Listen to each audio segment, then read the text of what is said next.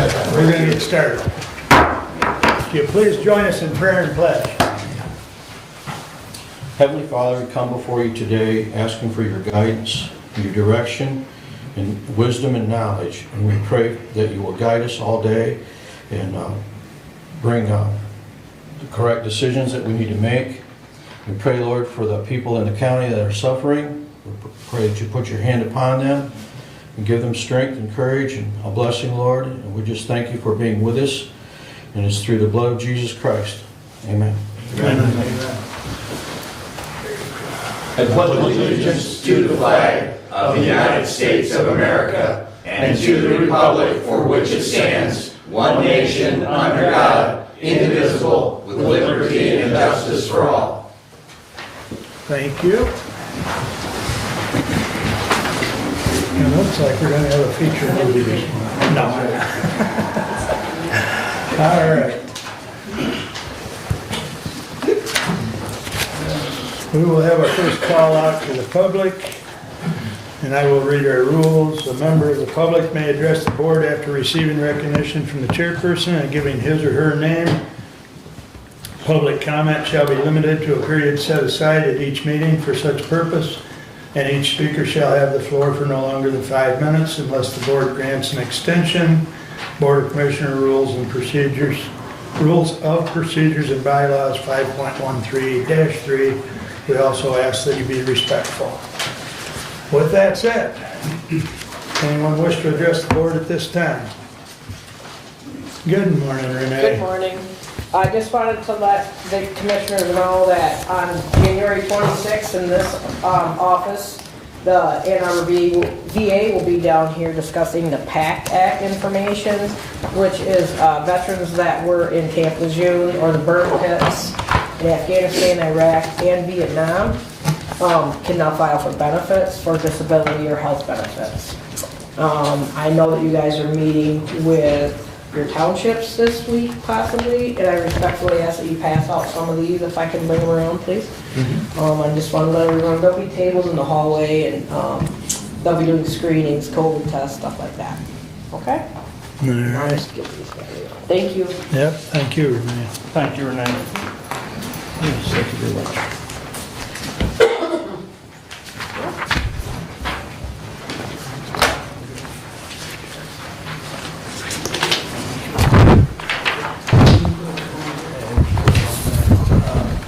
Anyone else wish to address the board at this time? Go ahead, Mark. Mark Nichols, Adams Township. I was sent an email, I believe since I was last here, a week ago. We get such bad, horrible things wrong with our government. Last week, you all took the oath of office again, and every one of you swore to support killing babies. Because Proposal 3, to my understanding, has been put into the Constitution. We've got to stand up against this stuff. The Muskegon, I believe I have the name right, and I'm going to tend to send it to each of you. I've already sent it to Mr. Lanius. Muskegon Board of Republicans, County Board of Republicans, not commissioners of the county party, adopted 2 resolutions in regards to this that maybe takes a person off the hook a little bit. You know, you're repudiating what you're saying in regards to the most recent Constitution or additions to the Constitution. No, I intend to send it to each of you, and I encourage you guys to look at this and consider adopting it yourself. Maybe even retake your oath of office under this understanding. I don't know how you all feel about it, but this is serious where we're at in the state and the things that they're ramming down our throats. And if we don't stand up against it, we're just as guilty. Thank you. Thank you. Anyone else wish to address the board at this time? I'm pretty good. Sorry. Good morning, Bob. Good morning, Mark. Last night, in attendance at the North Adams Township, Brad thank you for, for the information. I kind of drilled in to try to give you more information, not that it was accurate. Everything I have is mostly what I had to put out in a piece of letter, and I don't get it all right. So I thank you at least for addressing it. Thank you. The other is, I'd like to approach even the audience here, maybe what's appropriate and what's not appropriate. When a person is running in a political position, noting that whatever their children have possibly engaged in doesn't really need to be brought up, into light because they, are shooting up heroin or maybe, smoking marijuana and they're breaking car doors or getting arrested or whatever. It's just not appropriate to bring up their children. In addition to that, though, there's adults, and we are all supposedly accountable for our own actions. But with that said, in grade school, we've all come in with calling people names. And if we, kind of go through that in abandonment, we grew up not to really call people names. But at times, heartaches, people get hurt pretty hard, and you say things you don't want to say. And I think that, maybe if we can, kind of find a way to alter those things, because YouTube and the Facebook, are trying to say, people, if you say anything, we can censor you, take you off, do whatever. I've said many times over, here I find, Mr. Brady, the prosecuting attorney, I have no problem of telling him where to stick it. And I will continue to do so, because I don't think he's appropriate anyway, period. The other is that we have to say we can actually take this in the court of law. Has already been found that the people out in the public to speak in the public have the right to speak freely. And this may be a course in which we shouldn't be taking. Trying to say Facebook and anything else you might say is wrong for you to be able to put stuff out there. I think it's wrong. If you're going to engage, then you're going to get something back. You engaged, so why not? You tell me I'm an ass, I'm going to tell you you're a jackass. It doesn't matter. We have that right, and it's been granted that in the 5th District as well as going to the Supreme Court. So we do have something to look into. Again, thank you very much for your time. And Brad, I did appreciate, last night's comments, and I appreciate you coming back on it. And I will look into a few more of those subjects. Thank you. Thank you, Bob. Anyone else wish to address the board at this time? We will have another public comment at the end of the meeting. All right, thank you. Entertain a motion to approve the consent agenda. Doug? Commissioner, I'd like to pull 3 items from the consent agenda. 23008, 23017, 23018, and we'll put those under personnel. Would you please repeat those again? Yep, 008, 017, 018. And with those moved, I would move approval of the consent agenda. I will support.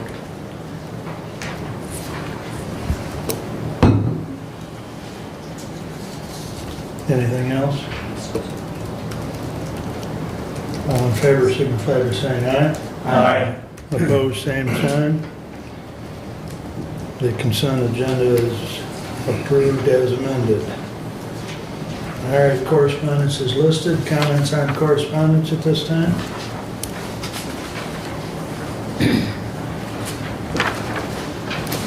Hearing none, entertain a motion to approve the regular agenda. Move to approve as presented with the additions of those 3 resolutions underneath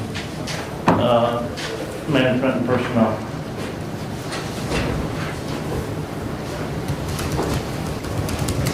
I'll support that. Thank you.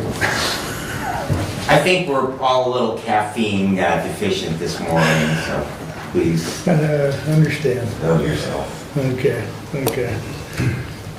Any other changes to the regular agenda?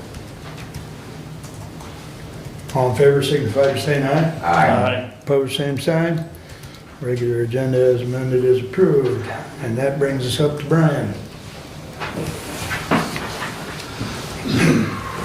And any of the commissioners that have questions, because I believe that's where we're at. Good morning, everybody. Good morning, Brian. I would like to start off with an apology for, on the 27th, we got you guys all that information the day before over the Christmas holiday. We received that information too. I want to make sure you guys understand this is a valuable project for us. It means a lot. We appreciate that you've trusted us with this work. I know we didn't look very professional. When we're here on the 27th, I'd like to apologize for that. There's a lot of reasons, but no excuses. I'll take the heat for all of it. So moving forward, we're better prepared today to answer all the questions you're going to have. Hopefully, you've had time to go over the information and have a lot of questions. And with that apology, we're ready to go. Go ahead, Doug. You've got questions or comments? Many of my questions and comments are more for commissioners when we get in our discussion, you know, in terms of what direction we're going to take. The questions and comments that I have for Jake and Brian,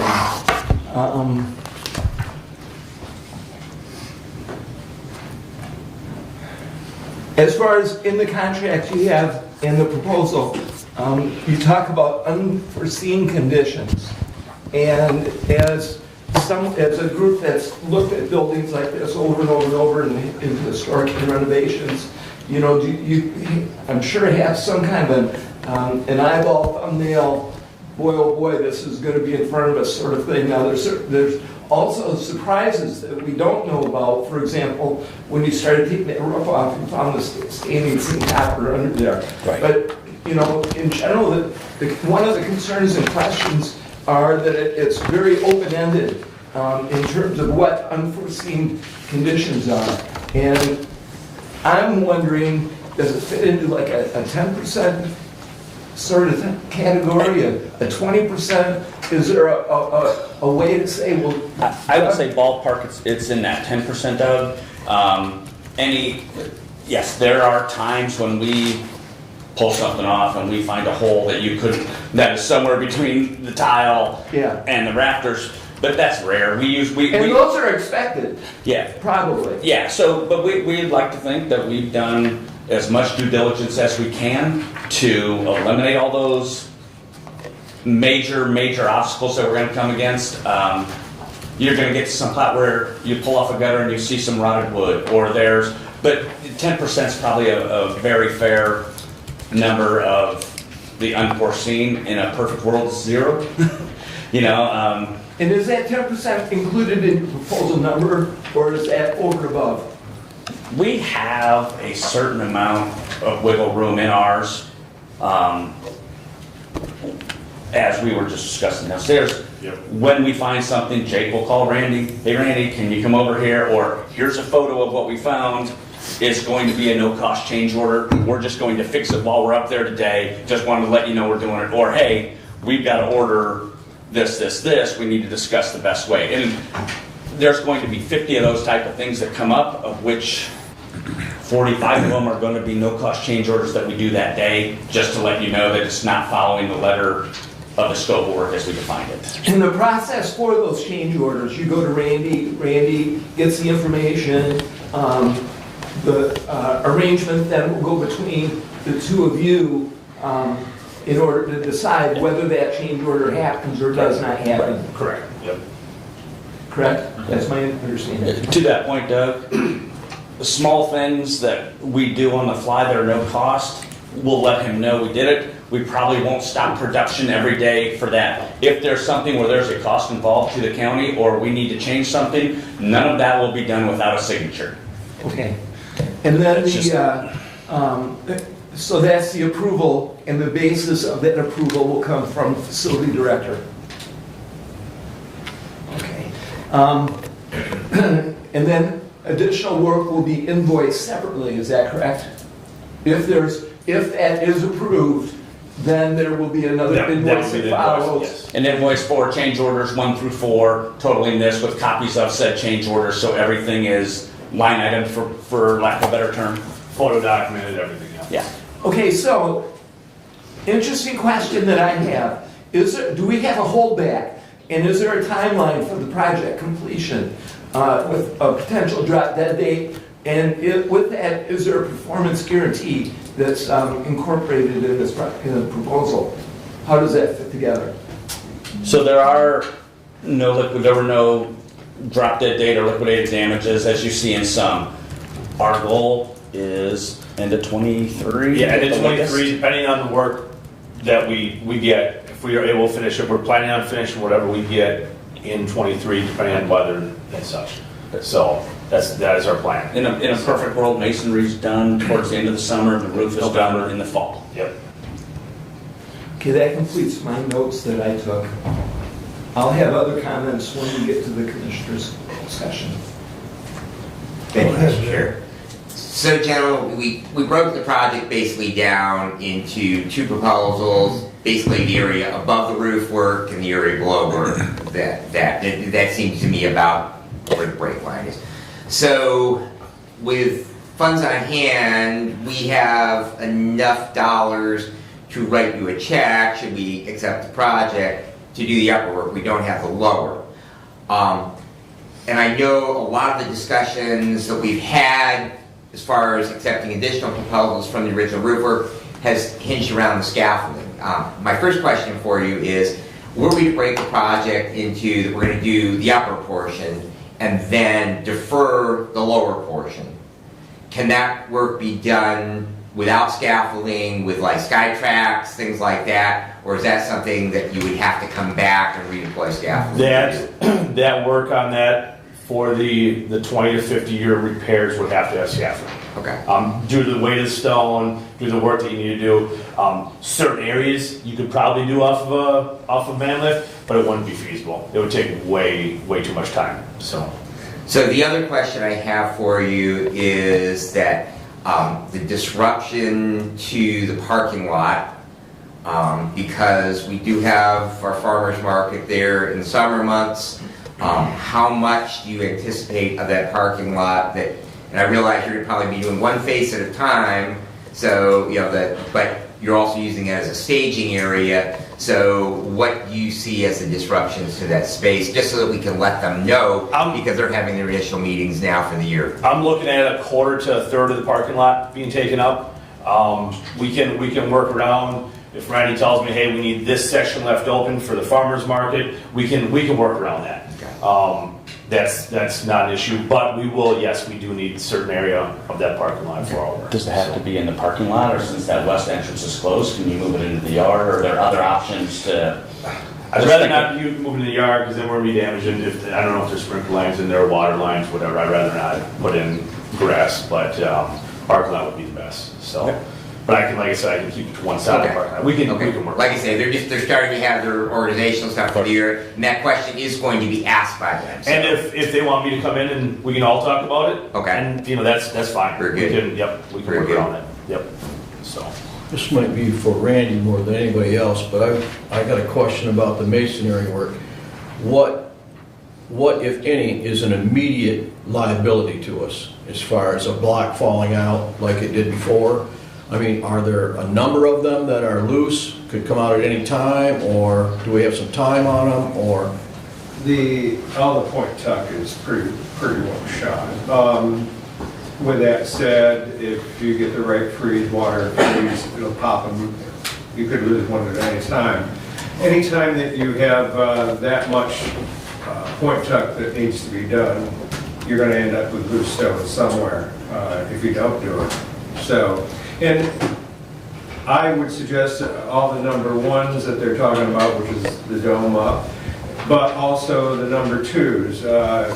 If anything that we do to that, if we don't fix it right, you're going to look at 5 years down the road, you got to redo it anyway. So I would strongly suggest you look at both. Just from that standpoint alone, the cost in 5 or 6 years when you have to redo it.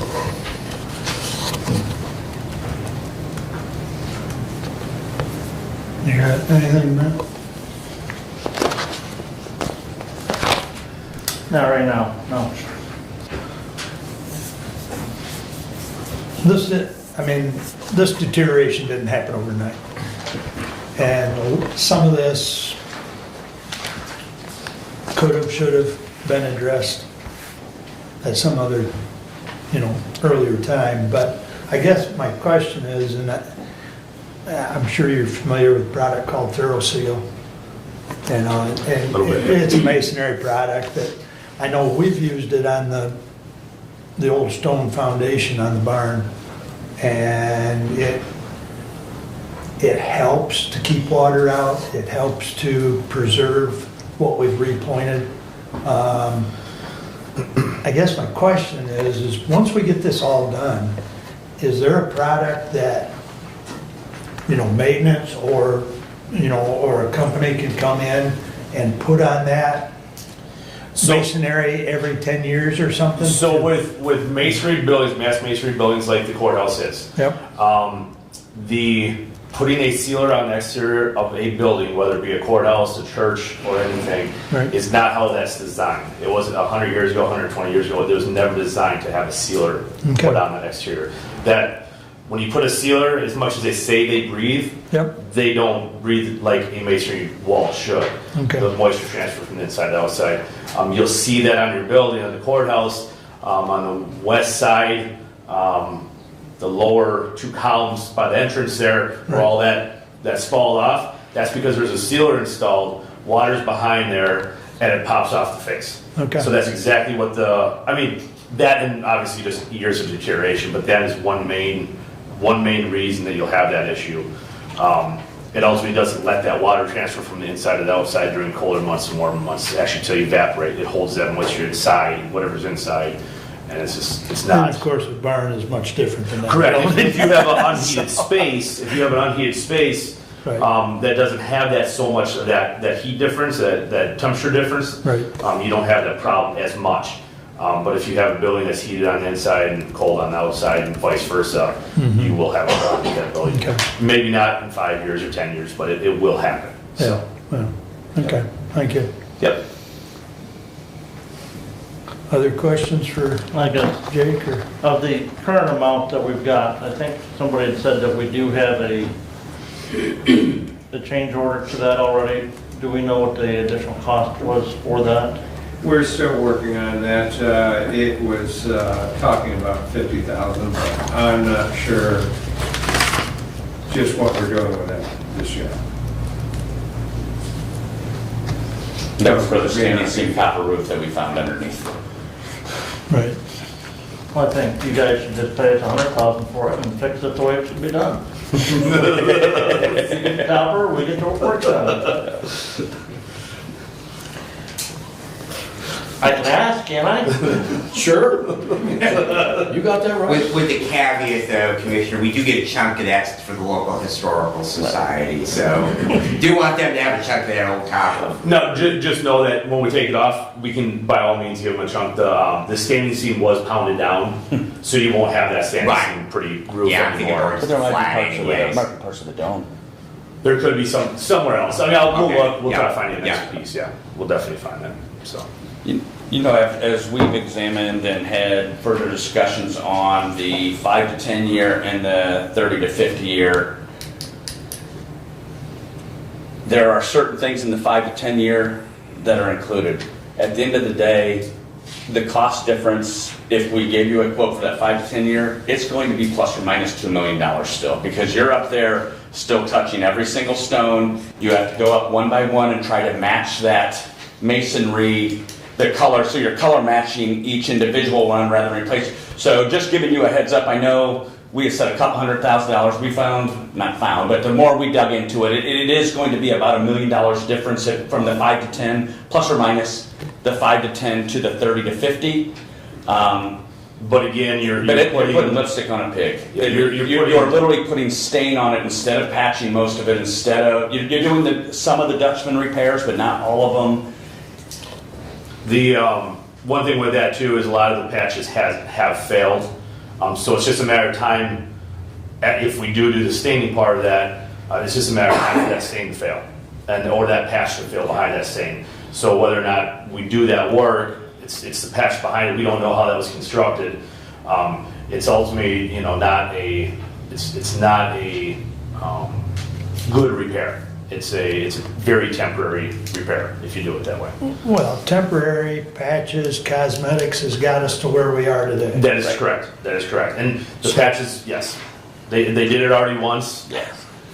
And Doug? So two commissioners went up on the scaffold and walked around and looked at it, and this commissioner saw a lot of what you're talking about, patches that are where the failures are. Many of the failures are there, which is bringing more water in from the outside that has compounded the problem as time goes on. So those temporary fixes that got us to today are also causing, much of what we're having to take care of today. So. And with a lot of the unforeseens, this is really a guess, but waiting 5 to 10 years, or doing this now in 5 to 10 years, that 2.9 is going to go up minimum of 30%, maybe as much as 50%. The scaffolding loan's almost $500,000 to get it back up. So It's a tough call. And again, it's easy for me to stand up here and tell you it's not my checkbook, right? But I know that it doesn't. The logic behind the 5 to 10 years doesn't follow for what we think is best practices. Is what for all the other work you're doing on the building. If you put the main building off for 10 years, do a couple of the ductwork repairs and leave everything else as is, would probably make more sense than the 5 to 10 year with the staining, to be honest with you. It'd be less money, but Well, we're just kicking the can down the road. yep. that's true. So it's going to have to be done, and like Randy said before, is when does that patch fail? When does that stone fall out? We don't know. I mean, you could have any engineer come in here and you could ask them the same question, they're going to say, Right. Well, it's Michigan and our weather is not kind to anything. correct. And That's each correct. winter is a new adventure. Yep. So speaking of the checkbook, maybe the budget chair has some ideas of how we're going to proceed.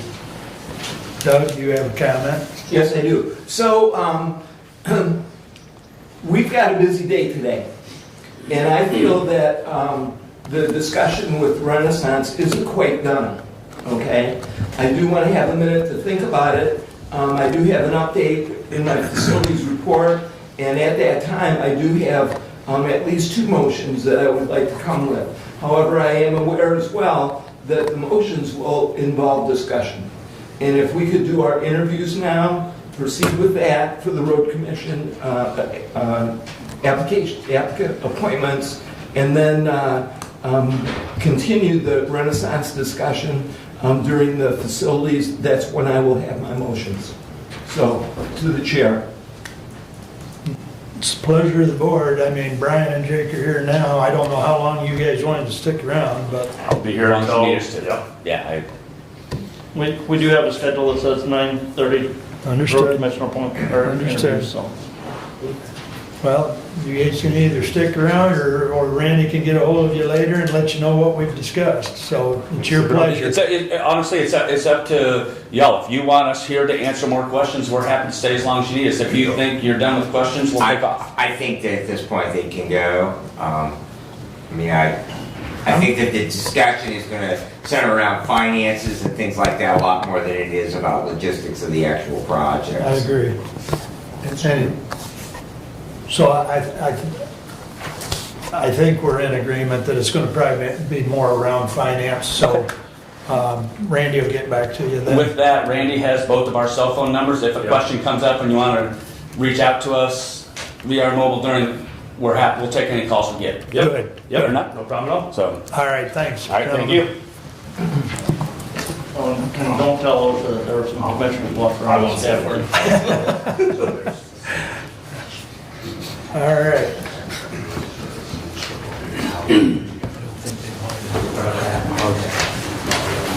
So as Commissioner Leininger indicated, we do have an agenda, and at 9:30, our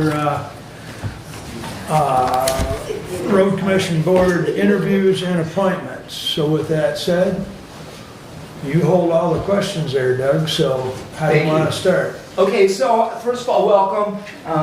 It's, great that we've had this process. We have 4, as it turns out, applicants. Bruce Sharp did withdraw, which brings us to 4. The 4 that we have today are Leon Kirkpatrick, Mark Klein, Kathy Schmidt, and Gordon Thomas. The process for today, we will have 2 appointments that expire 12/31 of '24, 1 partial term that expires 12/31/24, and 1 partial term that will expire 12/31/26. That will fit in with the 6-year election cycle that we currently have by statute, MCL 224.6, Section 6, subsection 1, not more than 2 road commissioners' terms of office expire in the same year. The appointments that we do today will expire on 12/31/24. Today I do have 4 specific and identical questions for each applicant. In addition, after those questions are asked, each commissioner will have an opportunity to ask a question. We have we have 15 minutes max for each applicant, and I do ask that the applicants will be out of the room during each individual interview with no YouTube access until after their interview. After your interview, you're welcome to stay, absolutely. At the conclusion of the questions, then commissioners will have a voice vote for appointments. Each commissioner, board of commissioners, will name 2. The top 2 are appointed. In case of ties, we'll work out how we want to do the ties, maybe do another vote. At the conclusion, when the 2 are determined, we will have 1 motion each regarding the appointments, and then the oath of office will follow within 30 days. Clerk, did I say 30 days correctly? I believe it's 30 days. That's my information. Okay, so there has been a pre-draw determination of the order. In today's order, we have Leon Kirkpatrick first, then Mark Klein, then Kathy Schmidt, then Gordon Thomas. Today you'll see that Leon Kirkpatrick is not present, however she is on WebEx. And Leon, can you hear us okay? Can you hear me? Try it again. Did you hear us? Yes, I can hear you. Can you hear me? Dave, Very so. change the volume on your iPad. And Commissioner, if we may want to get the other applicants to step out of the room. In a minute. I'm not ready to start yet. All right. Commissioner Benzing had a comment. Go ahead. Yes, Mr. Godfrey, I had a conversation with him last week. He did ask if we could get whomever is selected sworn in immediately because they would need to take the oath of office. So Abe, if you could help with assist with that, I believe that any notary can administer the oath, so perhaps you can do that at the conclusion. Yeah. Or we could come to our office immediately. Either way, but he did ask so that they would be ready for Thursday. Right. Yes, because the road commission has a meeting this Thursday. Correct. And they need to take the oath before they. Yes. Yeah. Before they serve. Okay, thank you for clearing that up. At this time, I would like to ask, we have Leon Kirkpatrick, and you can hear us, Mark Klein, Kathy Schmidt, and Gordon Thomas. Please step out. Randy will show you where to go right now, and then we'll bring you in.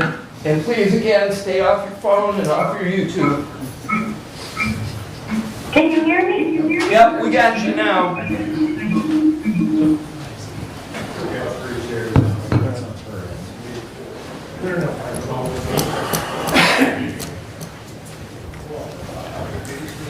Okay, Leon, thank you so much for coming on WebEx. I understand yesterday you contacted me that you have COVID and it's best that you are not present, and I thank you for that, but I'm also glad that we're able to work out this WebEx interview.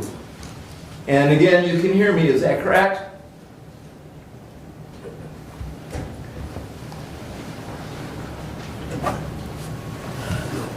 I lost her cell connection. So cool.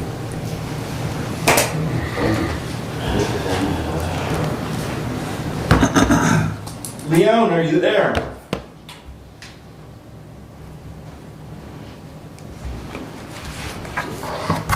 Cell connection dropped, Leon.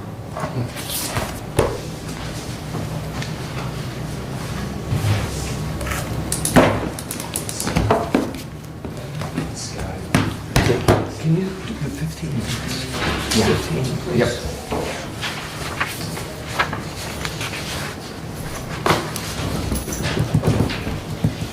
Leon, are you muted on your? reconnecting right now. Okay. Restarting now. Yep.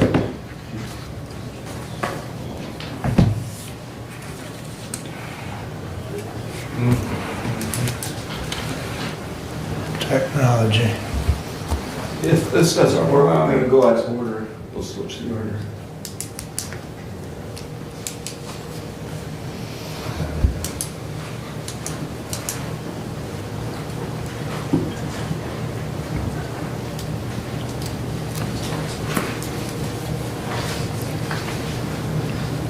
David, if we have to switch order, can we turn off her? Hi, this is Doug Ingles calling. Is Leon there by chance?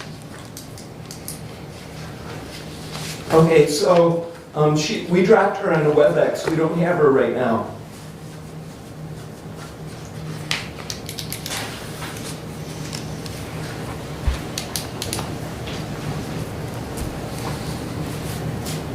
Maybe we go speakerphone on here.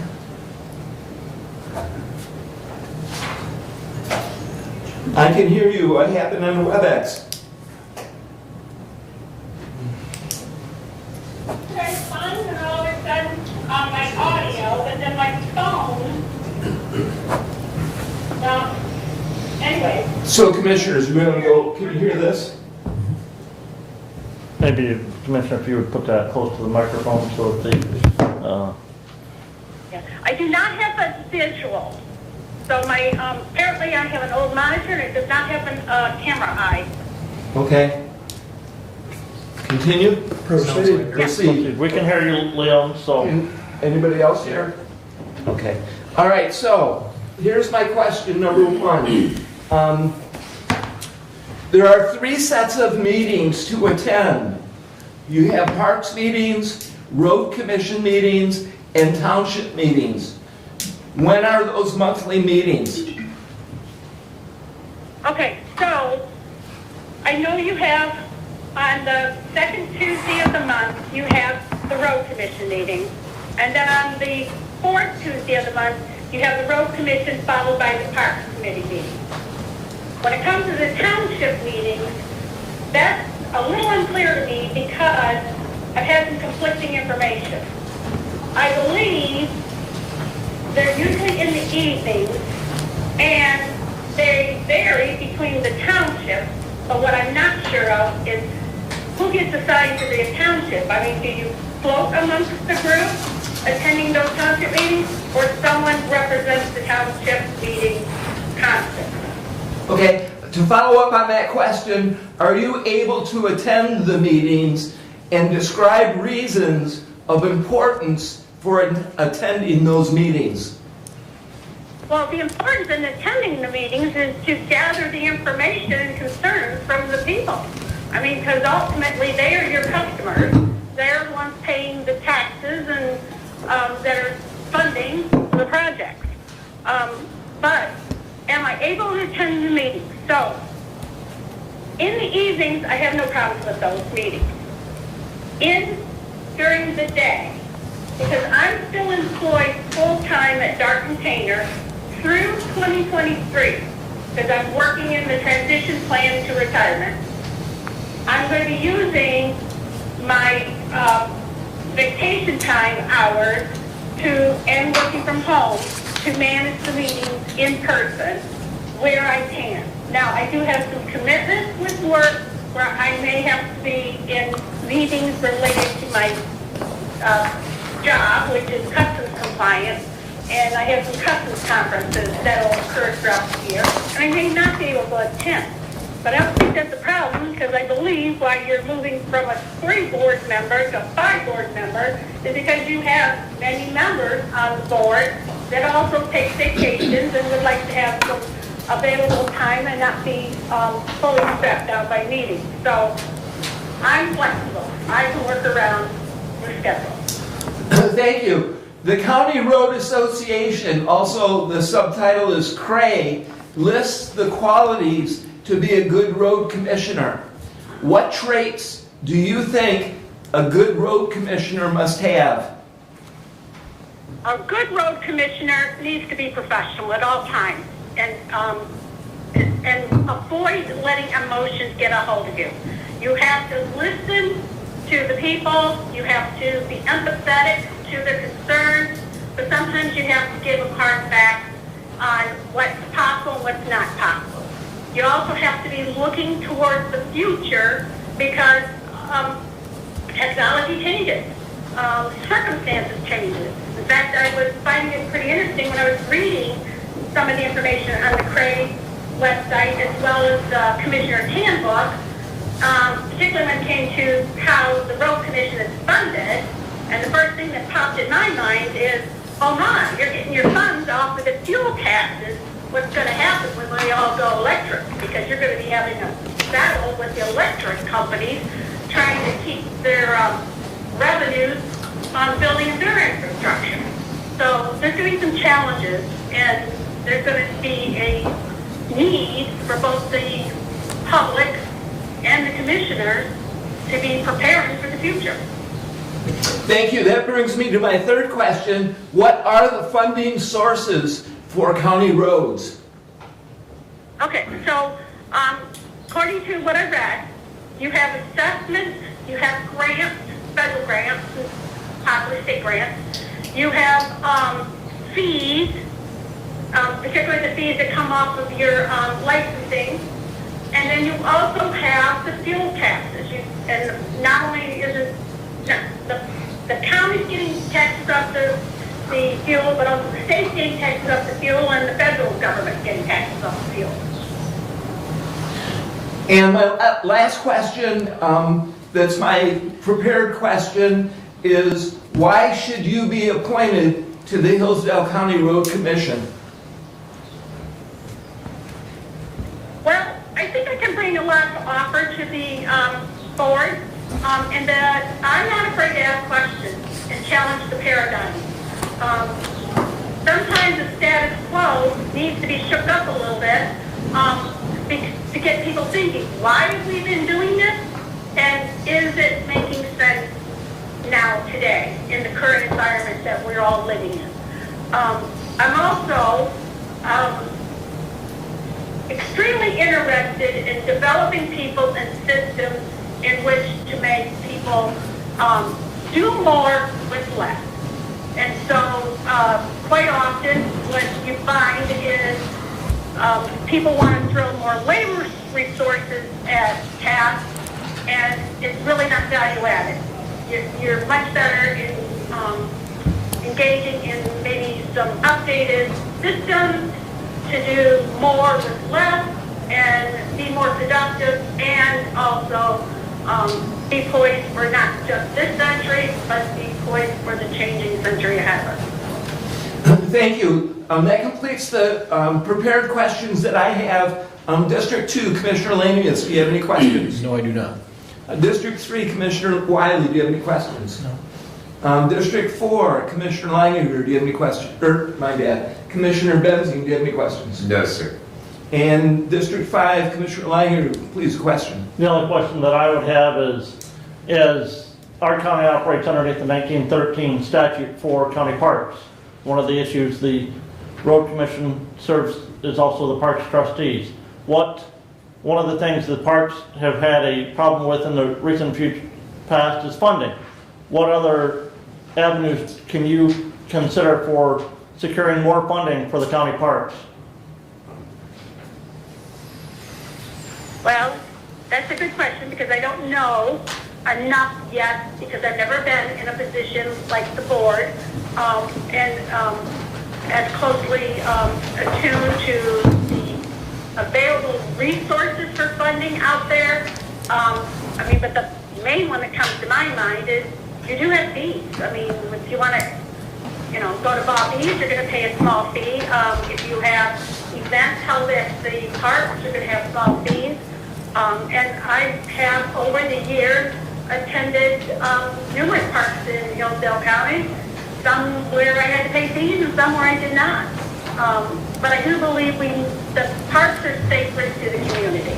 They are enriching the lives of the people of the county and that they need to be sustained. And so it's a matter of setting priorities and then getting funding in place for it. Commissioners, any other questions? No more questions from the commissioners. Leon, thank you so much. Do you have another comment you would like to make? You still have a little bit of time if you like.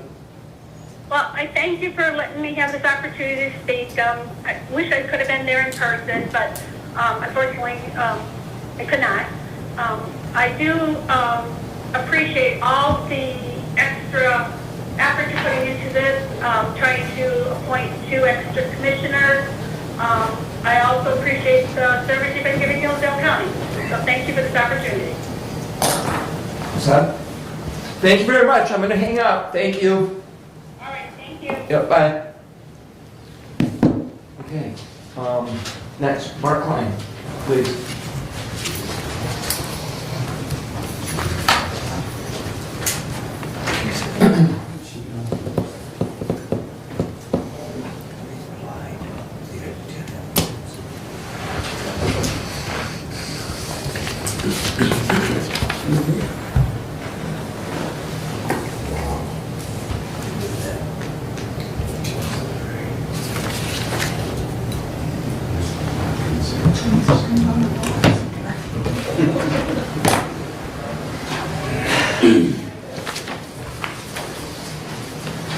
Hi, thank you so much.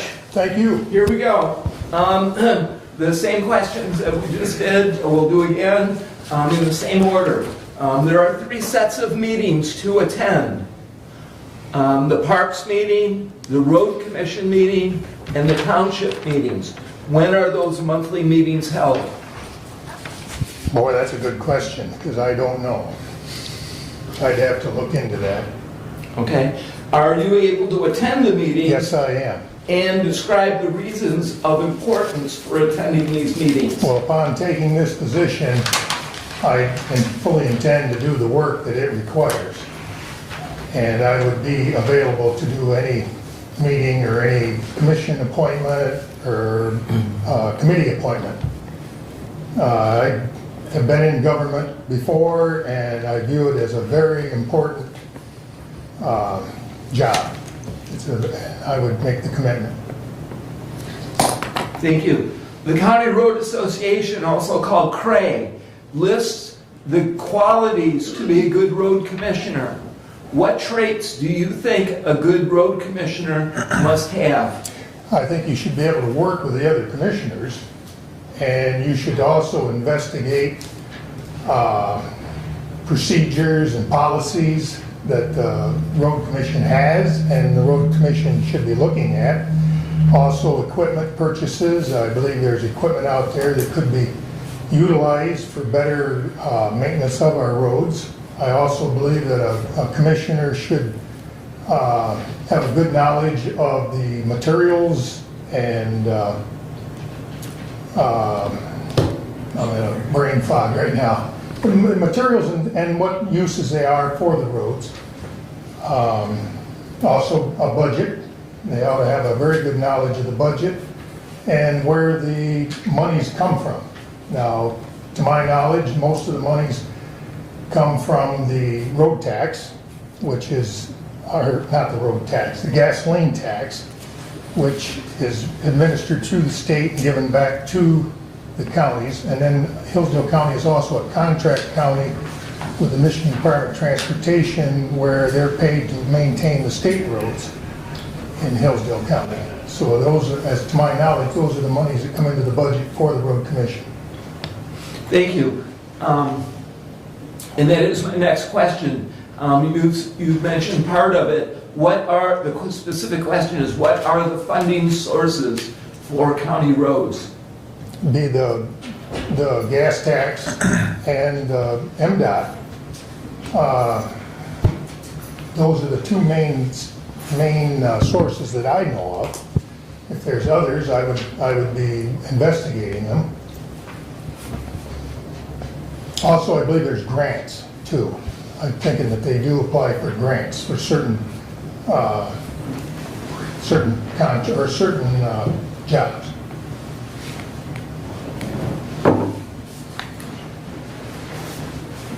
Oh, one other item, there's federal money too, for the bridges and other road projects. Okay, thank you. And question number 4, why should you be appointed to Hillsdale County Road Commission? Well, that's a tough one. That's a tough one. Well, as I stated before, I'm a lifelong county resident. I travel the roads in the county, and I travel the roads in the state, and there's been a general deterioration of the roads. Not saying, it's similar to the courthouse. It's been a kind of a Band-Aid approach for many years. I feel I have a knowledge of road maintenance, being worked for MDOT in the past, and also being a farmer. And I've seen many roads that have drainage issues that haven't been addressed. There's also been a lack of gravel applied to many of the roads in the county. And I believe the county has a source of gravel, it's just that we need to get it. I'm not saying I'm better than anybody else. I'm just saying that I'm willing to work to help improve the roads in Hillsdale County. Thank you. That completes the setup questions. District 2, Commissioner Lanius, any questions? Nothing from me. District 3, Commissioner Wiley. District 4, Commissioner Benson. District 5, Commissioner Leininger. Yes, Hillsdale County operates our parks under the 1913 statute, where the road commission members also serve as park trustees and are in charge of the county parks. The parks continue to need additional financial resources for maintenance of the existing facilities. If appointed to the road commission, what ideas would you bring to the table for raising additional funds for the operation and maintenance of the county parks? Well, I would explore grants for one item, to see if there's any grants out there that could be given. I'd have to talk with the rest of the commissioners to see if there's any, to actually see what is needed as far as the facilities or anything like that. And I guess I would explore maybe some bonding, talk with maybe the township, see if there's any kind of a tax, or if they could do some kind of a cost sharing. I guess I'm open to most any kind of a idea or suggestion on how we could improve those parks. Any further questions? Okay, Mark, you've got still some time if you'd like to make some more comments. If you have anything else you'd like to add, please do. Well, there's, in conversations with employees at the road commission, there's a lack of training, not safety training, but just proper procedures for plowing snow or grading roads. There should be a uniform training across the board to help these employees so that everybody's on the same page, that they know when they go out that, you know, we clear the center line first on a paved road. And so it's wide enough so with both lanes of traffic, the public can travel. I know at MDOT we had winter operations training, then we had summer operations training. And I'm willing to explore if those could be opened up for new hires or even to bring in people to help the road commission with training for the employees. I guess that's one of my biggest things is the training. I believe that everybody ought to be on the same page so they know where they're at. Thank you. If there's nothing else, that completes this. Well, I'm kind of a short speaker, I guess. I'm not. You did fine. I'm not much of a politician. I thank you for the opportunity, though, and I'm willing to serve. Thank you. You're welcome to stay in the room if you'd like. You don't need to leave the room. Okay. And we can get the next candidate.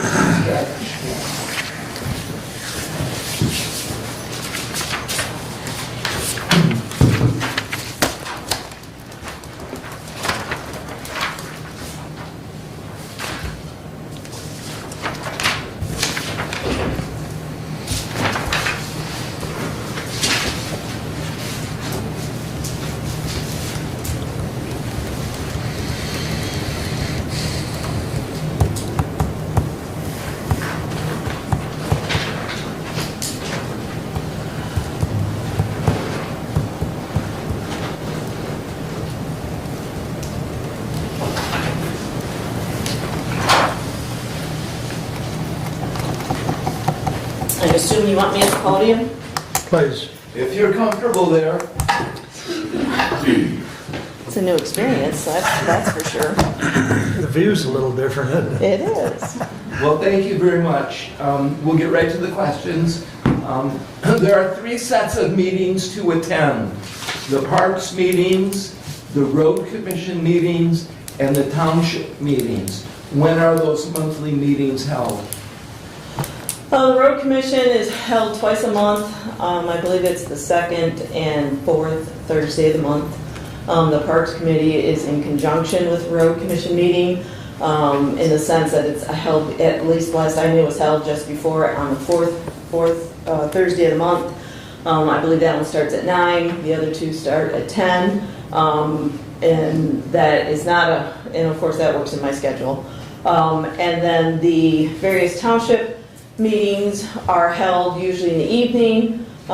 They can be either, it can be anytime. I know as county commissioner, the townships I was involved with at that time, the meetings were the first week of the month, whether it was on a Monday or a Thursday. Most of mine, I will say as county commissioner, I attended those meetings quite diligently because, again, part of this job is communication of what's going on at the time as county commissioner, what's going on at the county and giving that information to the townships and cities and villages. So as a road commissioner, that would be the same situation. And was there another set of meetings you were asking me when they were? Parks, Road, and Township. To follow up, okay. Are you able to attend those meetings and describe the reasons of importance for attending the meetings? Oh, I think I kind of already covered a little bit of that. It is very important to attend those meetings because communication is key to this position in the sense that we're all in it together. We're Hillsdale County. And if we don't work together, communicate, and understand expectations, we can't get on the same page and try to do the right thing. Much as when I was a county commissioner, it was important to me to disseminate that information to the various agencies or townships, cities, villages. That would also be very important to me as a road commissioner to attend those meetings and get the information not only to the townships but back to the road commission as well, their concerns and if they and how to address those concerns. That is key to this position. Thank you. The County Road Association, also called CRAE, lists the qualities to be a good road commissioner. What traits do you think a good road commissioner must have? Road commissioner needs to be able to listen and hear concerns of the various constituents and be able to assimilate those concerns and articulate a response to those concerns. I think a road commissioner also needs to be able to work within the group. I think they need to understand need to understand the ramifications of a decision, the background of that decision, what are the possible solutions to the various concerns, and then get behind whatever solution is voted on and work then as a county commissioner or as a road commissioner and get behind those decisions and implement them. You are the road commission, you're not an individual road commissioner, and to me there's no room for individual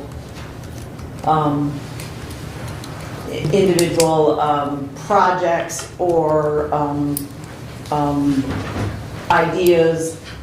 You're here for the county, for the greater good of the county.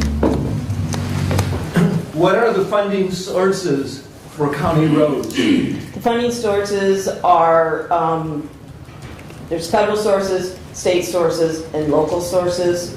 And that somewhat comes in line with the type of roads that you have in the county, whether they're state truck line roads, they're primary roads, or they're local roads. Hillsdale County, my understanding is there's only a couple of townships that have a road millage. Most of them do not. Some projects on the local roads have been done by special assessment. Other than that, the majority of the funding comes to the state based on the state allocation of the road taxes. And in Hillsdale County, I know in 2021, the revenue sources were about 10 million, the expenditures were about 11 million, so they did spend some fund balance that year. I did not see the 2022 numbers as to know where they think they are or how much, if they're over budget or under budget. Hillsdale County has a lot of roads to take care of, and their funding base isn't as large as a lot of people compare us to Jackson County. They have more money per mile to spend on the roads than we have.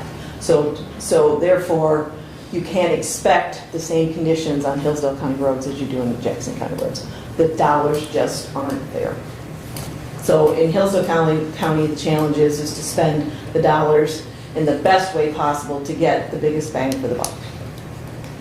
Thank you. Why should you be appointed to Hillsdale County Road Commission? As you all know, I have a financial background. I've been a CPA in Hillsdale County for over almost 40 years now. I have an understanding of how the funding works. I have an understanding how government works. I have an understanding of cost allocation. I will say, in looking at the audit of 2021 for the Road Commission, I was rather amazed that the benefit costs exceed the employee cost. And that was interesting to me, that the benefits that we're paying exceed the actual cost of the employees at this point in time. Of course, I don't know the specific details of that, but it's an eye-opening piece of information when you think about what needs to be done and the dollars it takes to do that. But could you repeat the question again? I'm sorry. Why should you be appointed? And so, in addition to that, I have familiarity, of course, as county commissioner for 2 years, so I have some understanding in the county. I've been attending those township meetings, and I'm familiar with that. I work part-time during I do tax season, preparing taxes. So I have, and that runs through about the middle of May. So I have the availability to put effort into the time it takes to do the job at the Road Commission. And I think that based on my experiences, I bring a lot to the table. Thank you. That completes the prepared questions that I have. District 2, Commissioner Lanius, do you have any questions? I do.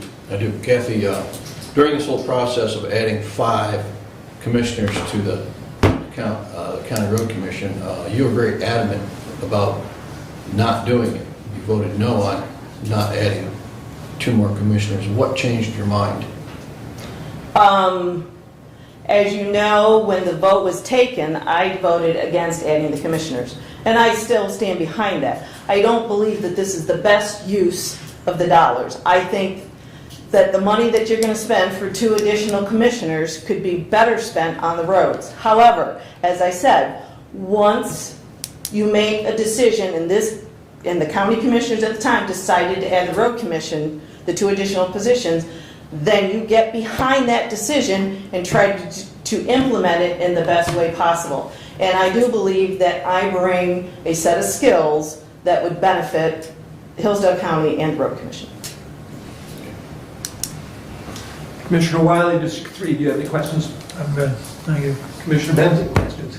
I'm good, thank you. Commissioner Leininger? Hillsdale County operates our parks underneath the 1913 statute, where the road commission members also serve as the parks trustees and are in charge of the county parks. The parks continue to need additional financial resources for maintenance of the existing facilities. If appointed to the road commission, what ideas would you bring to the table for raising additional funds for the operation and maintenance of the county parks?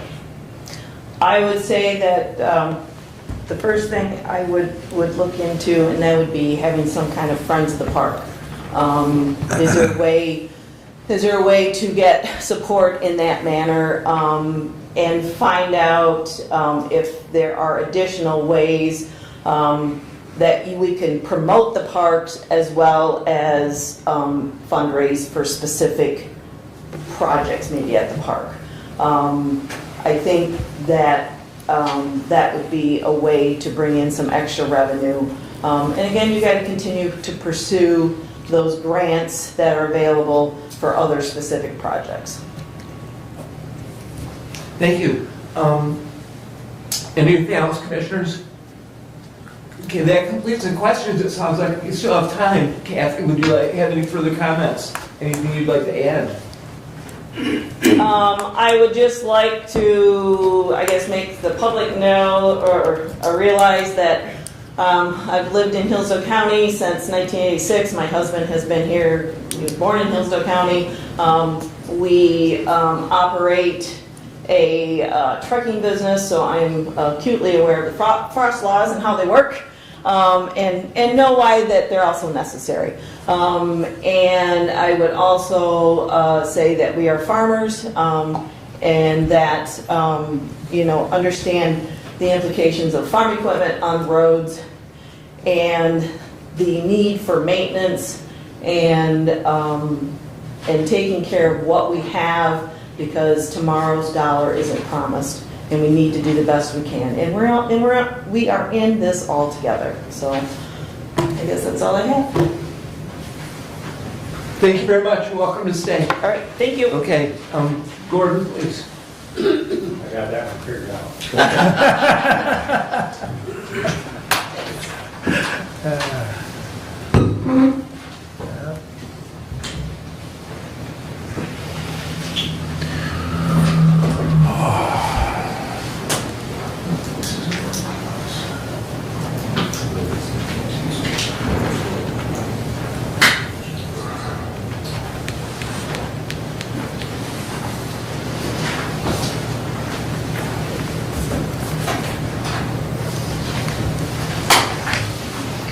Start writing the times down when we start.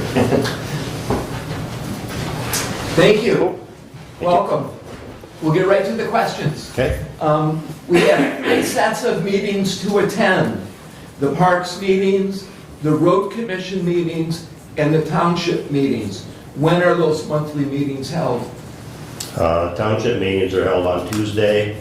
Your other meetings are held on Thursday. And are you able to attend the meetings Describe, please, the reasons of importance for attending these meetings. Well, I would do the best of my ability to attend all the meetings and would let the appropriate people know if there was a reason. But the importance is everything has to function. And without everybody being there, you don't get a true vote of what's going on and being able to accomplish whatever it is that they're trying to do, whether it's budgetary or whatever. The County Road Association, also called CRAE, lists the qualities to be a good road commissioner. What traits do you think a good road commissioner must have? The first thing, understanding of the products that are in a road, whether it's a gravel, whether it's a pavement, but the other thing would be knowing everybody's position and what they should be able to accomplish. And if it's possible, if it is your job duty, to keep everybody accountable for what they're doing and be able to set budgets and follow that and be honest with the public. To be able to let the public know if there's a reason, whatever it is, why something can't be done, or whether it's money or whatever. What are the funding sources for county roads? Taxes, we got gas tax, we've got other taxes, as far as I believe some of the property taxes, but you have some state funding for taking care of maintaining state and truck lines.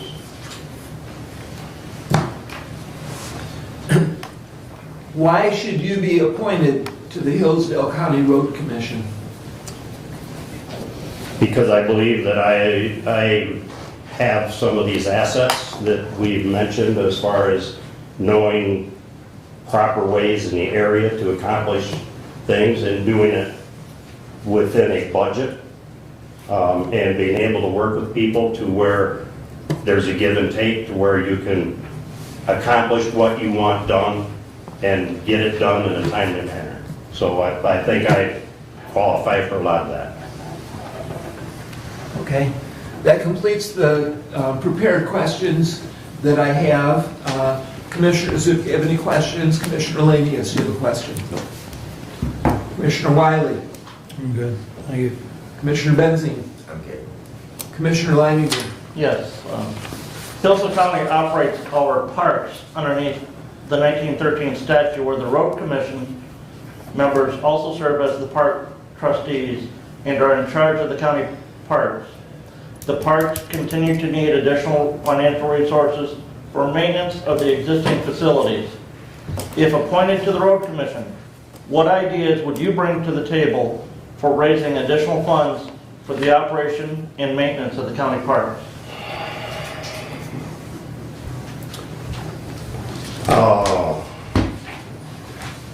Being able to maybe get the public involved more, grants, if there are any grants that are available,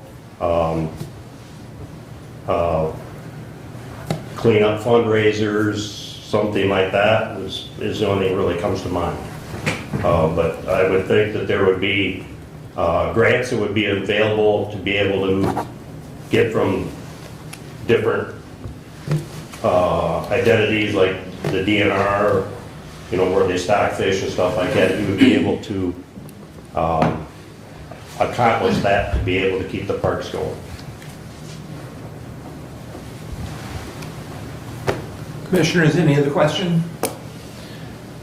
Gordon, you've got a few minutes if you'd like to make any further comments. Please do.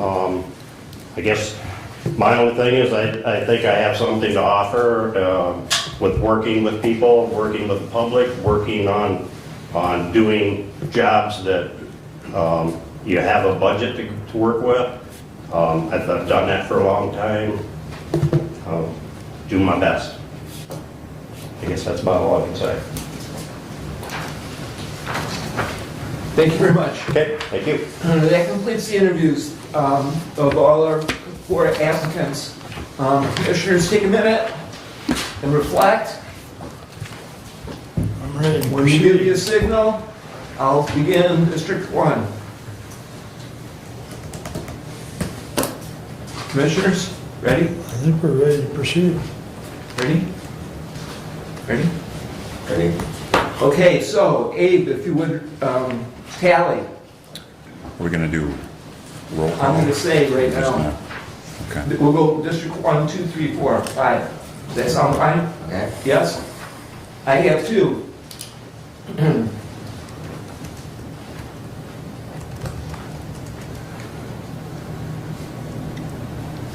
My vote is for Leon and Kathy. Steve? My vote would be for Leon and Gordon.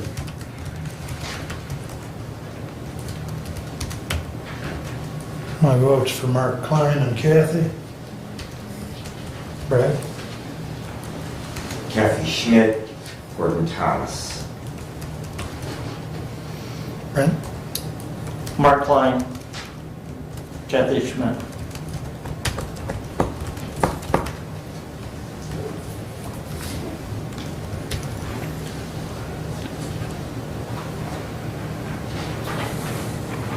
Mark Klein has 2. Leon has 2. Kathy has 4. And Gordon has 2. So we have undecided, correct? That's how I read it. Agreed? Yes, Kathy would be an appointment at this Yes. point.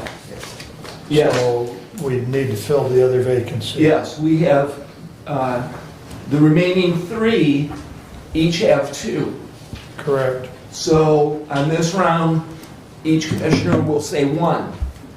Commissioner, Yes, sir. might I Please. ask, Please. if just at this point with the remaining pool, if my fellow commissioners would like to share any thoughts, we just might pause for that as far as the various candidates that are left, 3 candidates that are left. Go ahead. Start it off. I'm just simply I saying. think it's a good idea. So I'm looking at the answers that we've heard today. I will first of all speak that, Kathy was definitely, her preparation, her past knowledge, I'm sure reflected on that, very well prepared, interviewed very, very well. I think we have some really strong candidates. I'm a little concerned in regards to the lack of knowledge, research in regard to funding sources. And I appreciate Commissioner Leiner's question about parks, because that is, I think, that one of the things that we often forget in regards to the road commission, that they are also a parks commission. And we do have some true jewels within the county in those park systems. So that preparation on thoughts on them are well appreciated. I guess that I would speak to the individual that I had named a preference for. I think that Mr. Thomas, as he does have a significant amount of experience in regards to the construction, I think his preparation was fairly well. Could have been a little bit stronger in that regard. But overall, I do believe that his background and experience does come to the forefront in the remaining pool of candidates. Thank you. Steve, comments? No comments from me. Brent?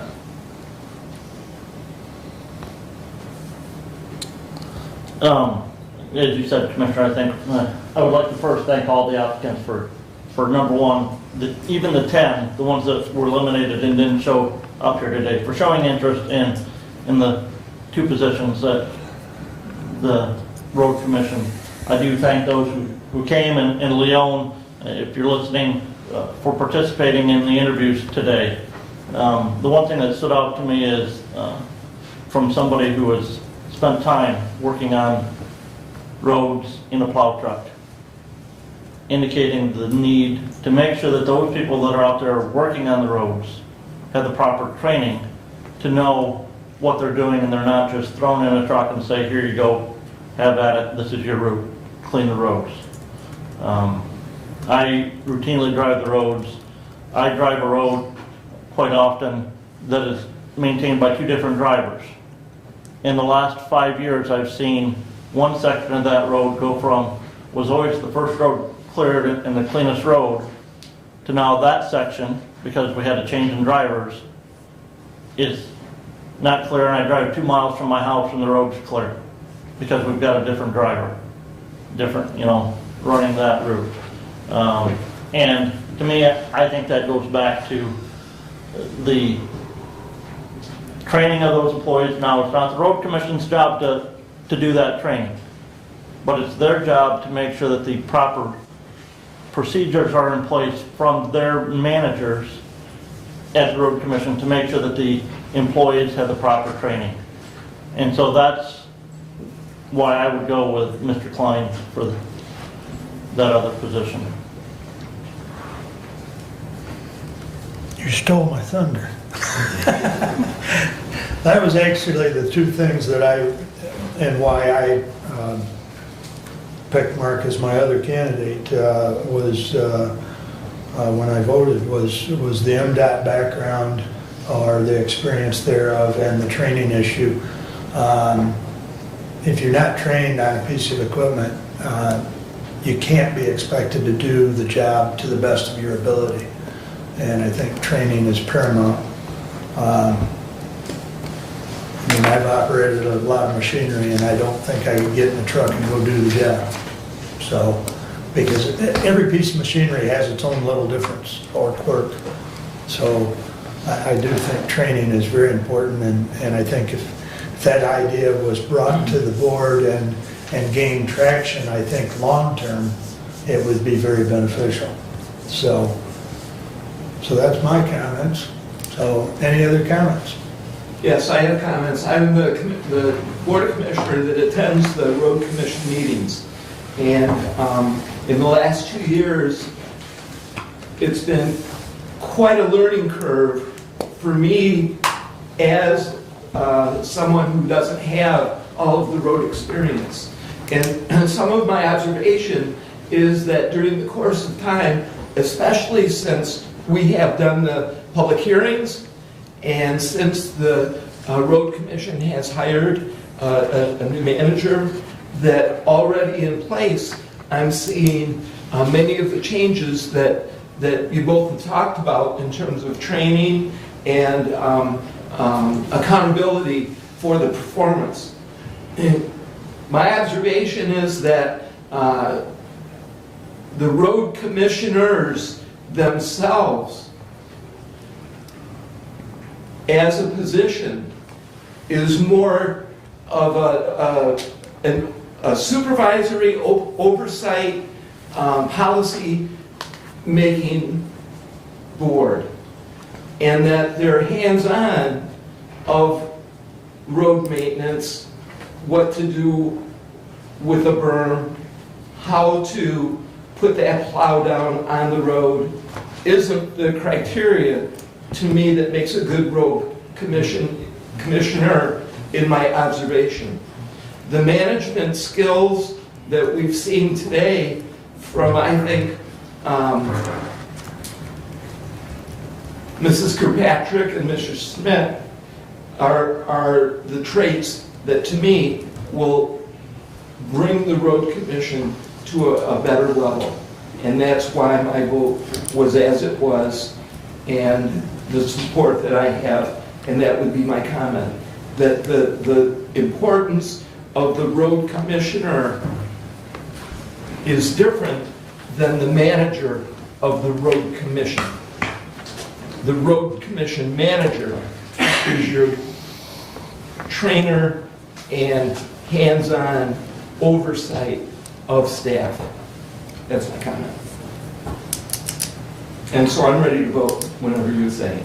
Any further comments? District 1. Leon. District 2. Gordon Thomas. District 3, Mark Klein. District 4. I appreciate the opportunity for the feedback, and I appreciate Commissioner Wiley and Commissioner Liner's comments and will vote for Mark Klein. District 5, Mark Klein. There you go. tally? 3 Mark Klein, 1 Leon Kirkpatrick, 1 Gordon Thomas. All right. So Mark wins the second round of votes. And with that, Commissioner, if I may, Please. I would move that the Hillsdale County Board of Commissioners make the appointment of Mark Klein to serve a partial 2-year term of office for the Hillsdale County Road Commission with a term of office expiring December 31st, 2024. Support. Moved and supported.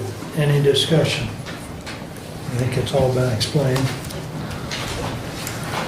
We shall do a roll call, please.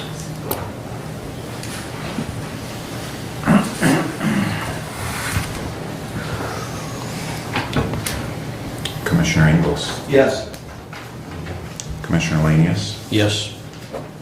Commissioner Wiley, Yes. Commissioner Benzing, Yes. Commissioner Leininger, Yes. Motion passes 5-0. And Commissioner, I will move to, that the Hillsdale County Board of Commissioners appoint Kathleen Schmidt to a partial 4-year term of office expiring December 31st, 2026 on the Hillsdale County Road Commission. I second. And for a point of clarification, the term is a partial 4-year term to get it into sequence with the Road Commission. The appointment will expire December 31st, 2024, and the individual, or that office will be on the ballot in 2024 as well. Because the statute says that our appointments end. We can only do 2-year appointments. Correct. So Correct. even though it's so that office will run for a partial unexpired 2-year term in 2024 and serve out the rest of those 2 years once elected, or whoever that person is, and then they will then have to seek that will be a 6-year office from that point forward. Yes, because what we have is 2 positions, one that is a 2-year and one that is a 4-year. Yeah. And so we're addressing the position. The term, yes. Correct. Okay. Any other comments or questions on the motion?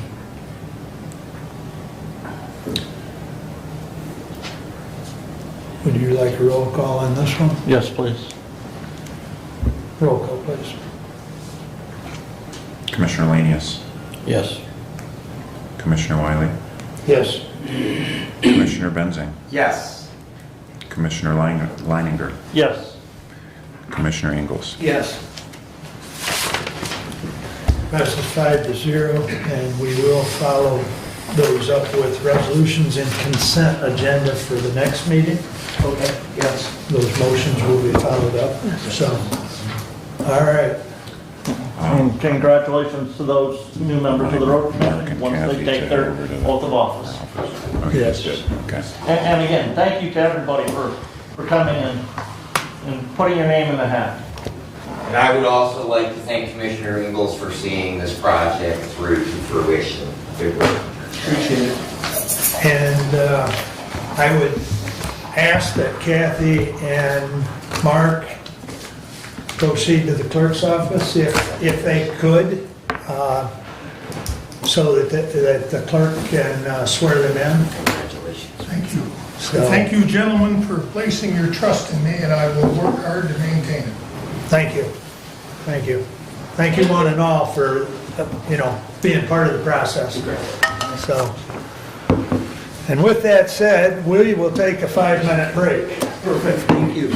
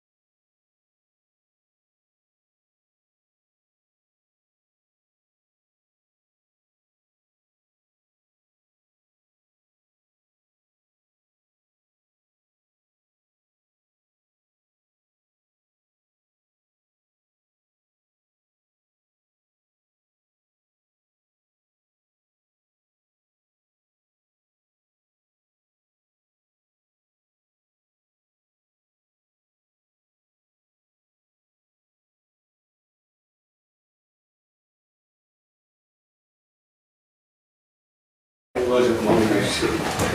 All right.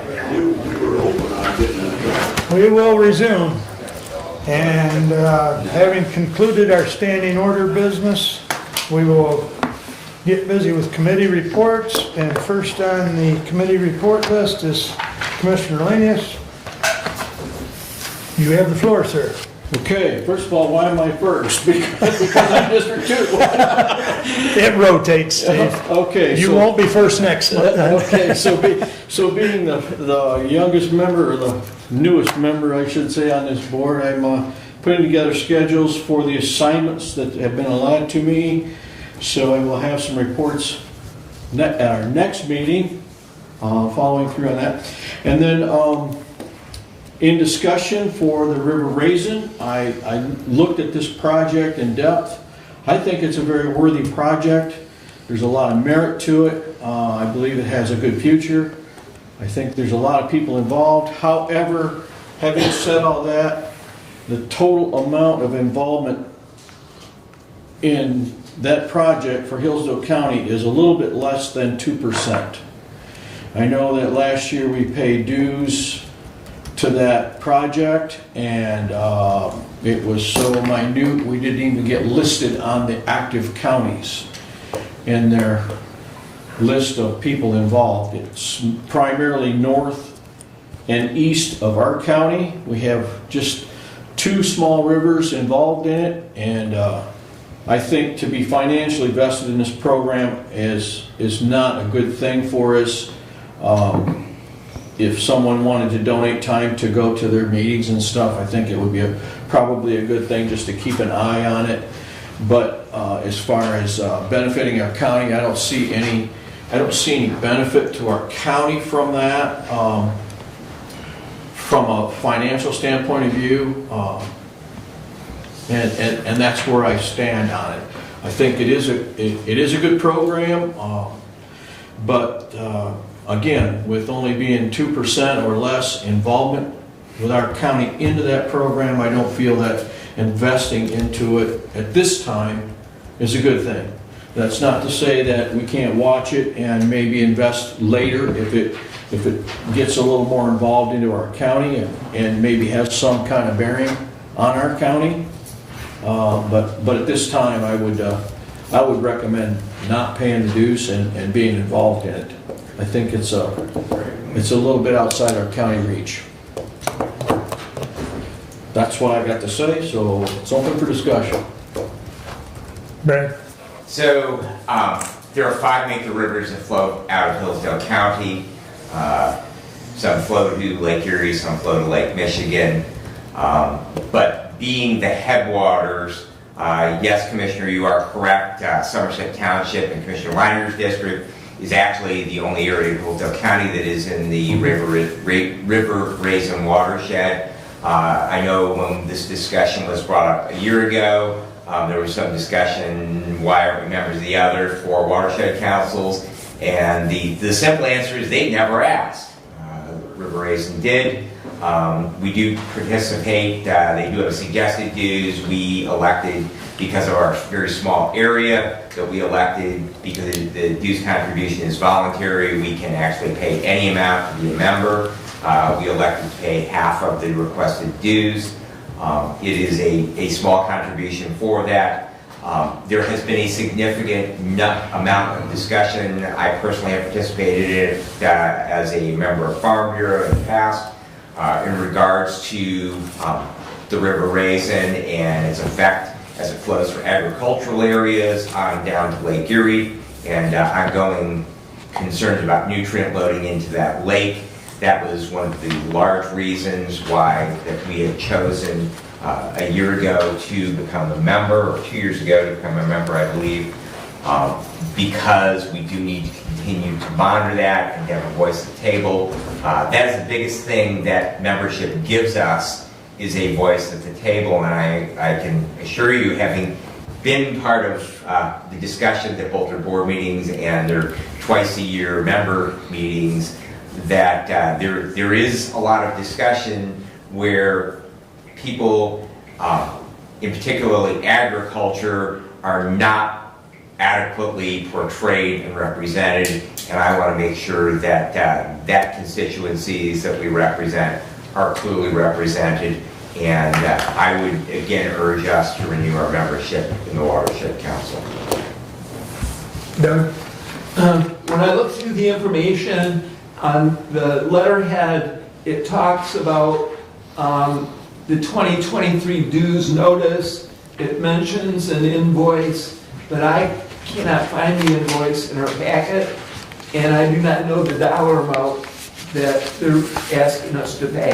$500. I do believe last year we paid $250. $250, and that was the discussion on that was because that we do have a significantly lower proportion of the watershed within that we reduce that down. And I believe that that also mirrors what Jackson County pays because they also have a larger than we do, but still small amount within the watershed. Right.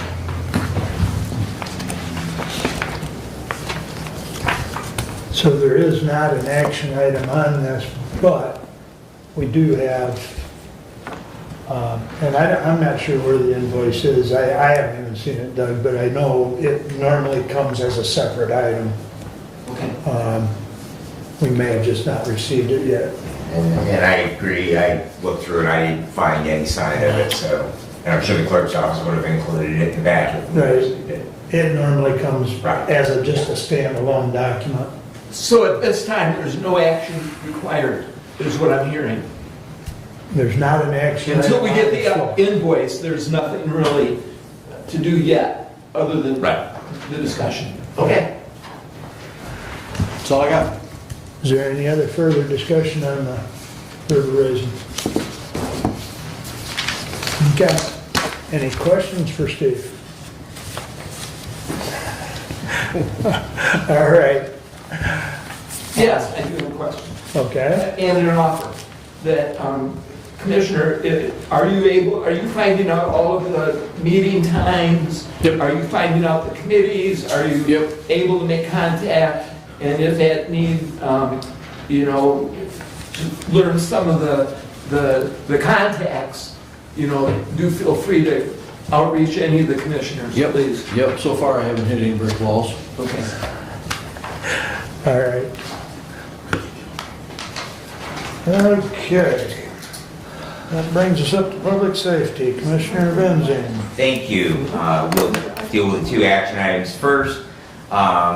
Interestingly, Commissioner Weiner and I had some discussion in regards to resolutions from previous sessions. And unlike the state legislature, our resolutions do not die at the end of the legislative term. And so therefore we will continue on with the 22 number. And so I would... If I may. Yes. As a point of order, we do not have to bring it up. Because it will die for lack of support if we just don't touch it. But So, your pleasure okay. is. My pleasure, thank you, Mr. Chair. My pleasure is I would, for just sake of housekeeping, would like to remove this item from the table, and so I will make that motion. If there would be support, and then we can simply vote the motion down, and then I will bring back the revised resolution. Therefore, that we can simply say that we have dealt with that, and it will go away. Simply for the sake of Right. housekeeping, I will Correct. support Correct. that. All right, so I would ask that we remove from the table 22-152. And I will support it. So 152 is moved and supported off the table. All in favor, signify by saying aye. Aye. Aye. Opposed, same sign. Please continue. All right, so just for a point of discussion on the resolution, there were some concerns because we had both the proposed contract language as well as a job description. In speaking with my fellow commissioners, they were comfortable with removing the language for the contract and simply having the job description. We would like to get that approved, and so I would ask that you vote down the original resolution, and then we will move on to the other. Any other comments?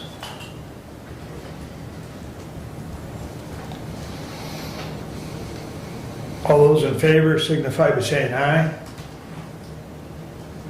Opposed, same sign. Aye. Motion fails. Please continue. Thank you, Mr. Chair. So I have 23020 to the Honorable Board of Commissioners.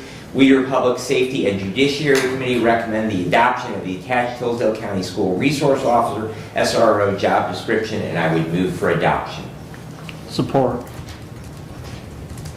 Discussion? Yeah. I don't like some of the language in it. I'm trying to find it right now. There is some language items in the very last part of it. And it says something about the officer being able to drag somebody. Which seems a little cruel to me.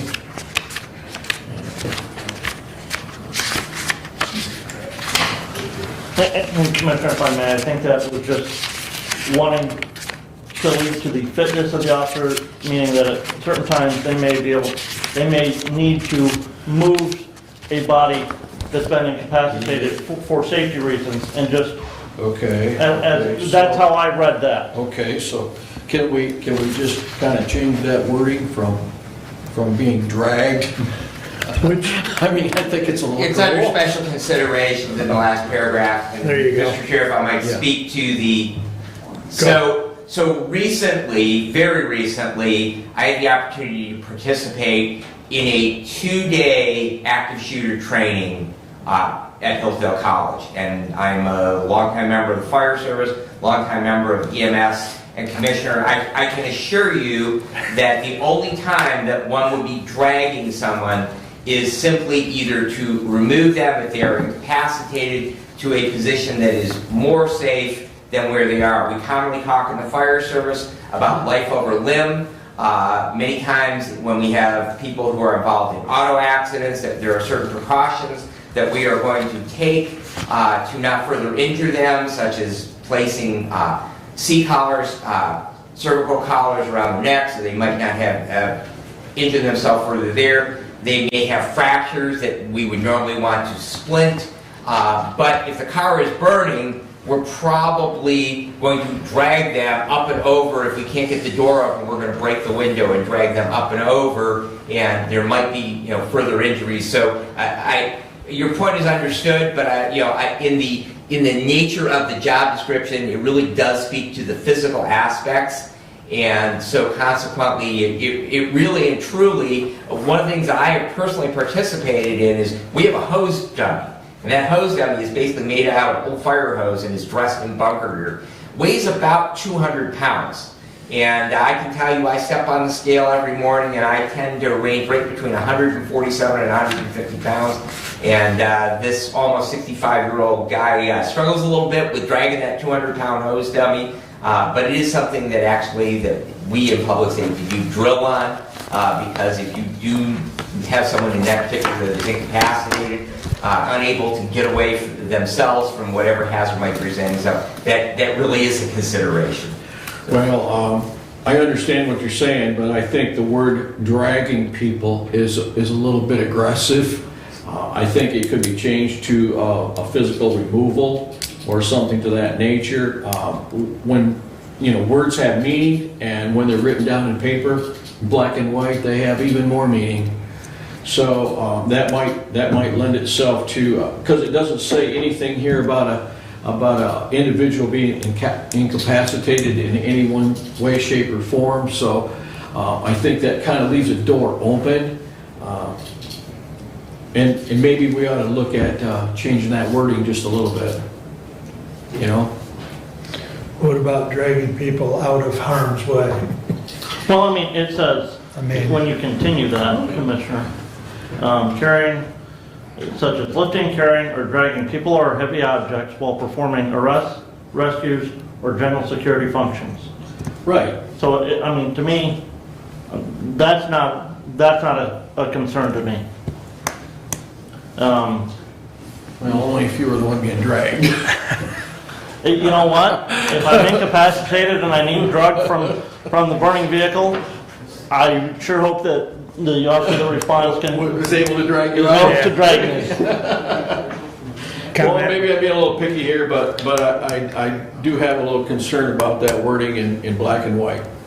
So that's my thought. Doug? So we're seeing a job description of characteristics of function that the officer is able to perform. This is not a job description of this is what you're going to do every single time. It's being able to require the heavy physical exertion characterized, for example, the activities lifting, carrying, dragging heavy objects while performing these functions. So it's a trait, it's a physical trait, not an instruction to do. The instruction to do goes with training that the school resource officer will have. So for me, as Commissioner Langmuir has said, if I'm in a state where I need to be able to be dragged out of harm's way, I want that 150-pound rescuer to be able to do it. So I think that the wording actually is very correct in this job description. And just to make sure in the housekeeping that I'm on the right job description, and then there are 3 pages. Yeah. And that's what the resolution. Correct. Okay. The motion. Thank you. I'm on track. And Commissioner, there was one thing that came to mind to me, and this is on page 208, qualifications. Okay. Yep. It talks education, then it talks experience. Minimum of 1 year experience as a police officer or deputy sheriff. And then it says, if no letters of interest qualifier or no letters of interest are received, the county shall have the ability to hire from outside the agency. To me, that sentence is more of a collective bargaining item than a job description. And I don't see the reason for that in the job description. The first sentence that, a minimum of 1 year experience as a police officer or deputy sheriff, to me is, that's the experience that's required with this job. Your collective bargaining agreement takes care of those situations in and of itself of dealing with when we have a new position open, what's the preference within the agency for an existing employee moving from one position to the next. I don't think you need that in the job description of the school resource officer. And I caught that last night. So, thank you, Mr. Chair. My only response to that, Commissioner, is we would need to lay these against all of the other job descriptions that we have for the Sheriff's Department.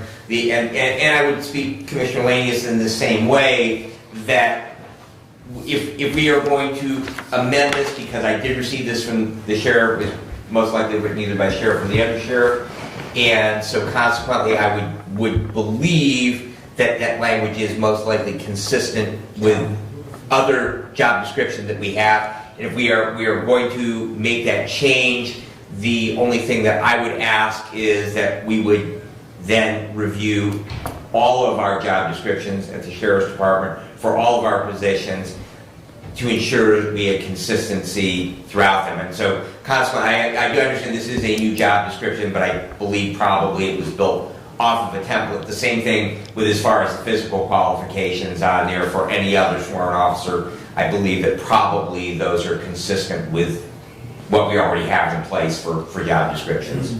And the other thing that I saw here, and just a kind of a grammatical issue in the other knowledge and skills abilities, the second line down at the end of it, procedures is required, period. Ability, and then you go to the next line, to speak clearly and provide presentations is required. And I really think that grammatically, that ability is supposed to be at the beginning of that sentence on that line and not the previous line above it. Somebody hit return. Where they should have hit return before they typed ability. I want to make sure that I am on the correct line. So Qualifications. Qualifications, other knowledge and skills. okay. Other knowledge, skills, and abilities, and you would just like to move that where? Okay, so in the... Okay. Ability right here. Okay, yeah, okay. So I believe that it just goes down with the exit, just formatting. Yes, Yeah, yes. it's So- just a formatting issue. Right. Another one. Just above that where you were before, Brent, after experience in the colon, you should probably have a space between the minimum. Oh, yeah. Well, with those things I think we can clean up. Those are just a document cleanup.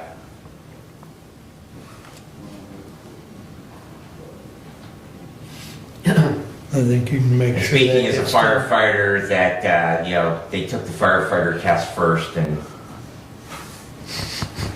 their grammatical skills weren't quite up to report writing. So that's why they became cops. Okay, so you'll follow up on the grammatic. Yes. If everyone is comfortable with that, we will ask that the grammar be corrected. Thank you. All right, anything else before we take a vote on this? Hearing none. All those in favor signify by saying aye. Aye. Opposed, same sign. Thank you, everyone. I appreciate your support of moving that position forward. All right, continuing on with my report. The Hillsdale County Fire Academy did commence last evening. I am honored to be among the instructor cadre with that class. It will run now through May. It is Monday night from 6 to 10, Thursday night from 6 to 10, and Saturdays from 8 a.m. to 4 p.m. Most of that training will be at Hillsdale Township Fire Department out on Bacon because they have that lovely training tower out there and many of the other things that we utilize for that academy. There are 17 students enrolled in that, so that is a good class size, and I look forward to working with the next generation of firefighters for our county. Pleased to update that Sheriff Hodshire has agreed to assist in seeking some grant money for the Rave Alert software for the county. We've talked about that enhanced panic button software for all of our employees. It would also give blueprints for all of our buildings. It's about, I believe, a $12,000 a year cost, and the sheriff has agreed that he will work so that we can get that deployed.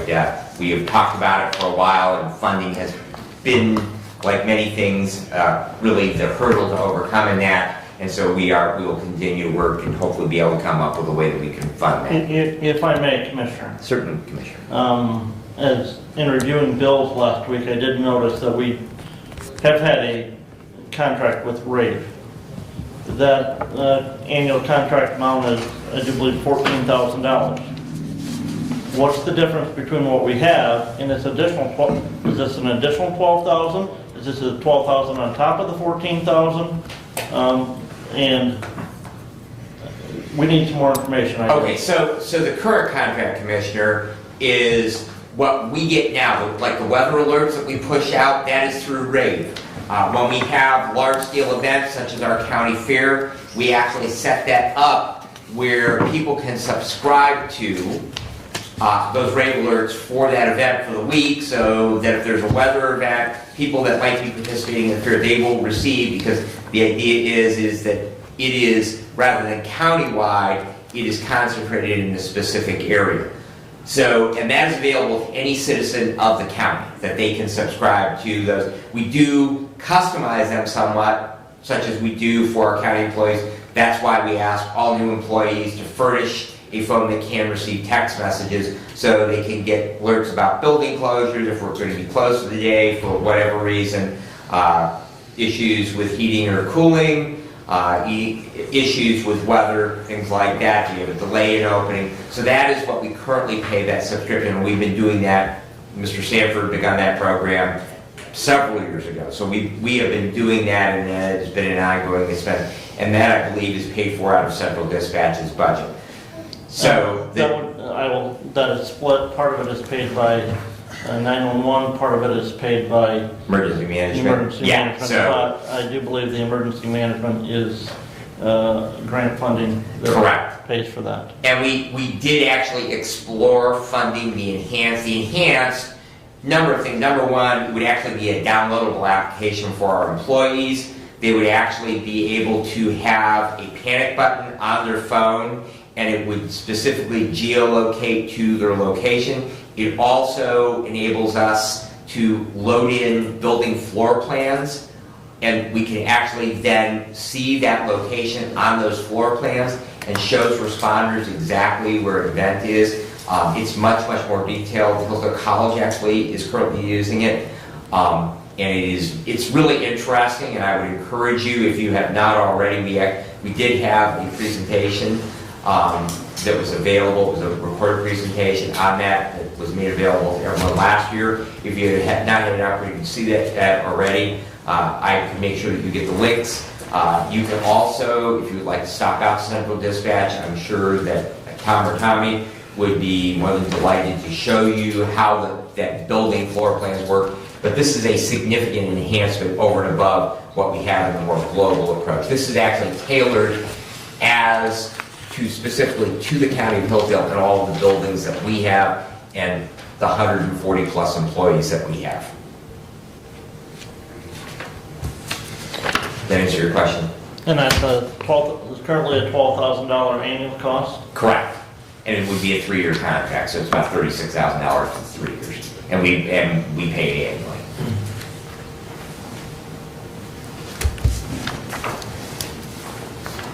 All right, moving on.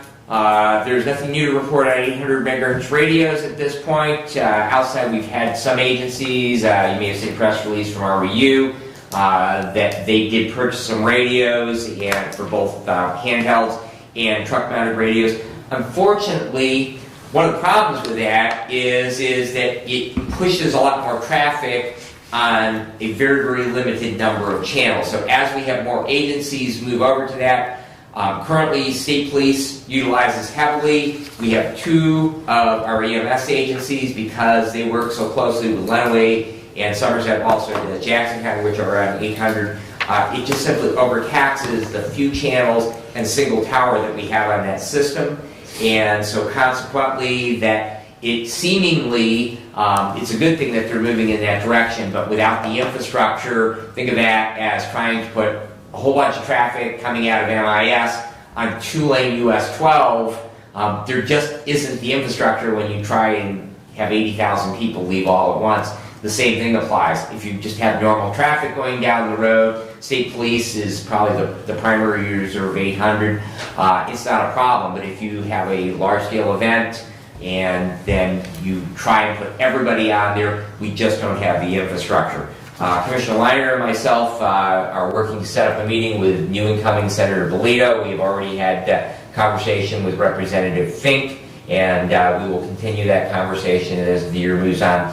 Hopefully, because of our proximity to both Ohio and Indiana and interoperability, and with those 2 states moving on to 800, we can possibly secure some funding either from a federal level or from the state, who has received some federal funds. But there really is nothing new at this point to report on that.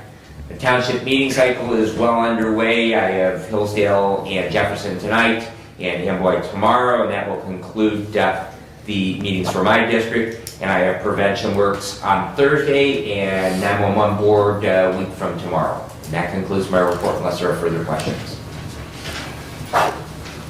Seeing none, thank you. Okay, thank you.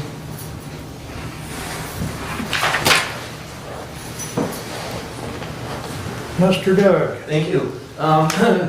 My update starts with the Blight Elimination Program that I attended, hosted by County Treasurer Stephanie Kaiser, many townships and a couple of cities were there, including City of Hillsdale and Hillsdale Township. The program, in a nutshell, is a $200,000 per county availability. Application deadline is January 31. With the March 31 distribution, completion date of December 31. So it is very time constrained, and this meeting was very helpful in trying to find out a direction that the townships wanted to move in. Bill Litchfield, city manager, did volunteer to spearhead. He is and will collect a list of properties from those who would like to participate. Several properties were discussed, And they are putting that list together, also establishing the dollars that they're requesting. And then naturally to follow would be to proceed with the application process. Again, it's the Litchfield City Manager that is putting that together. There are possibilities of rounds 2 and 3, but this is the initial round. And again, the amount is $200,000 as available for the county. And in the course of the discussion, it was noted that $200,000 doesn't really go very far. We spent 90,000 plus on one very small building. And that was brought up, and there are other examples of that very case. So that being said, that was a good discussion that was underway, and we'll have more meetings to follow. Commissioner, do those applications go to the state or to the county treasurer? I can answer. I have a couple corrections on the timeline.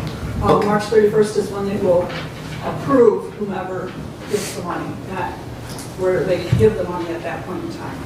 And the other correction, there's only 2 rounds that are out there right now. I don't think there's a third. Okay. What was the other question? Where did the applications go to? To the state land bank. The state land bank. Directed through the city manager at Litchfield? Yes. So the city manager at Litchfield is collecting. But then ultimately it goes to the land bank for decision. Thank you.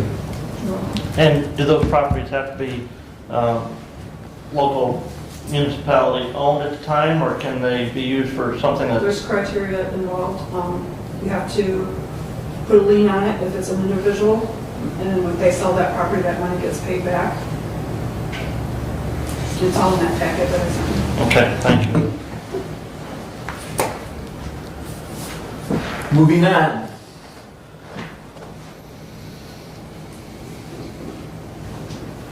I do have action items today.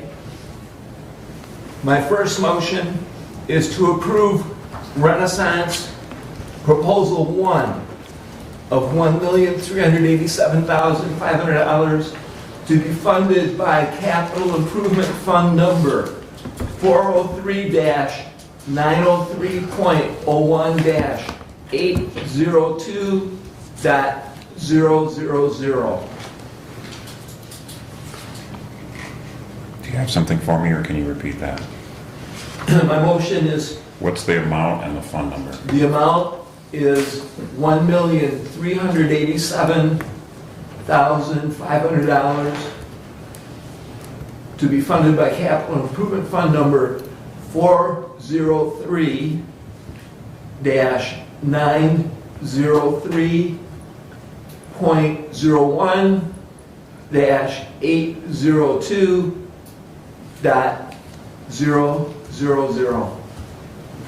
And I will support that. Did you get the account number from Derek? Yes. Okay. That is a contractual account number for contractual services. So that it things like it's right to me, because that was your question. That's right. And it was seconded? Brad supported it. Okay, so the comment is, this proposal 1 is for the upper part. It is for the number ones. And if we go through the drawings that we have seen, just the basic totals are: the tower was number 1s, the west facade, south facade, east facade, north facade, south facade addition, the east facade and west returns, the addition and the north facade is an addition. Those were all 2s. And if we recall the description from the notebook, the priority 1s are the life safety concerns. And the priority 2s are where there's water infiltration. Those number 2s are soon to be life safety number 1s. And the motion that we have for proposal number 1 is for that tower, which is the number 1s currently. That's my And discussion. that's basically everything above the roof Well, line, yep. correct? So Yep. it's just in my diagrams, Yep. basically Yep. there north. Yep. And that was as the proposal. Right. Hey, we're working off the notebook that we got Yep. 2 weeks ago or some such matter. Yep. And if I may, Commissioner, that contract amount was for $387,500. yes. Page you at. The page numbers aren't really, it was in that, Steve, it's in the Yeah, purple section. it's about midway through there. Another page, I think. Brent, if you look at the Yeah, I've purple got it. section, Yeah. okay. Yeah, one And, more. and, and Randy, as part of that project, Yep. the graffiti has to be I knew preserved. I seen it. Yeah, no problem. Okay. Okay.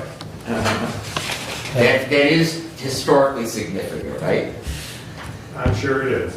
Now, in the proposal as well as the discussion point, the proposal does say, and it's just above the masonry restoration pricing, if you'd like to follow along, if we are required to stop work due to noise on a regular basis, charges for lost time and equipment fees will be required.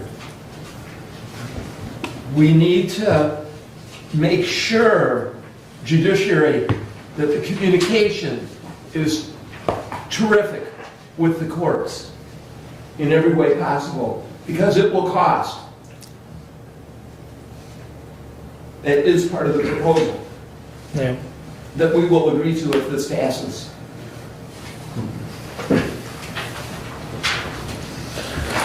So you're saying during the construction period, if they make too much noise and they're asked to stop, The meter's the still meter, running. the meter runs? Yeah, exactly. Okay. And I guess I would think in that instance, since we still have the annex building, maybe that courtroom could be used, Maybe this room can be used. maybe. This is where communications is gonna be of the utmost importance, because you need to be able to talk to those people and find out, okay, what day are you gonna use a jackhammer, right? Okay, so if you're gonna use a jackhammer on that day, then the court needs to move to another facility or a different area where they can resume business. Because we apparently cannot afford to Right.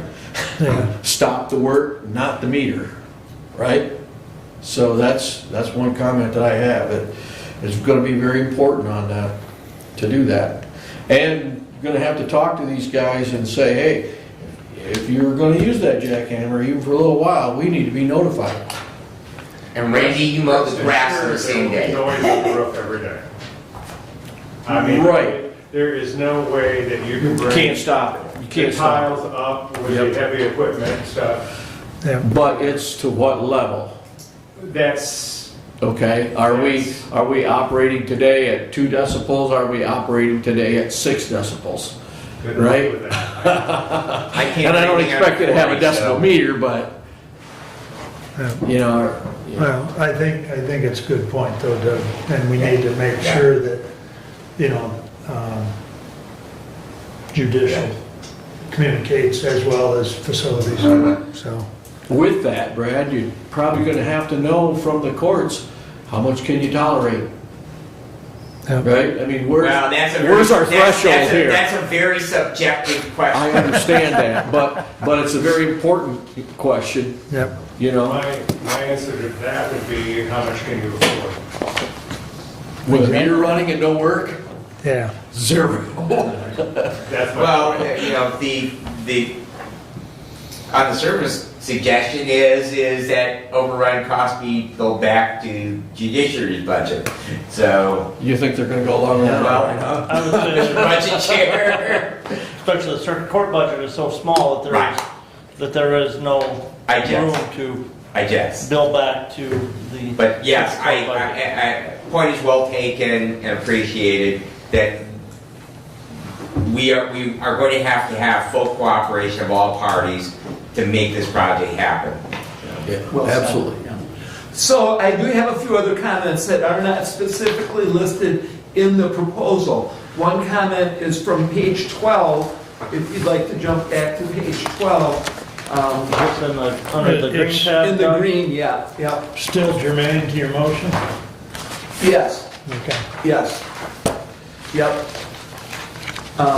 And so that comment is that in their statement of what needs to happen is that on, in the 1, 2, 3, 4th paragraph, the last line,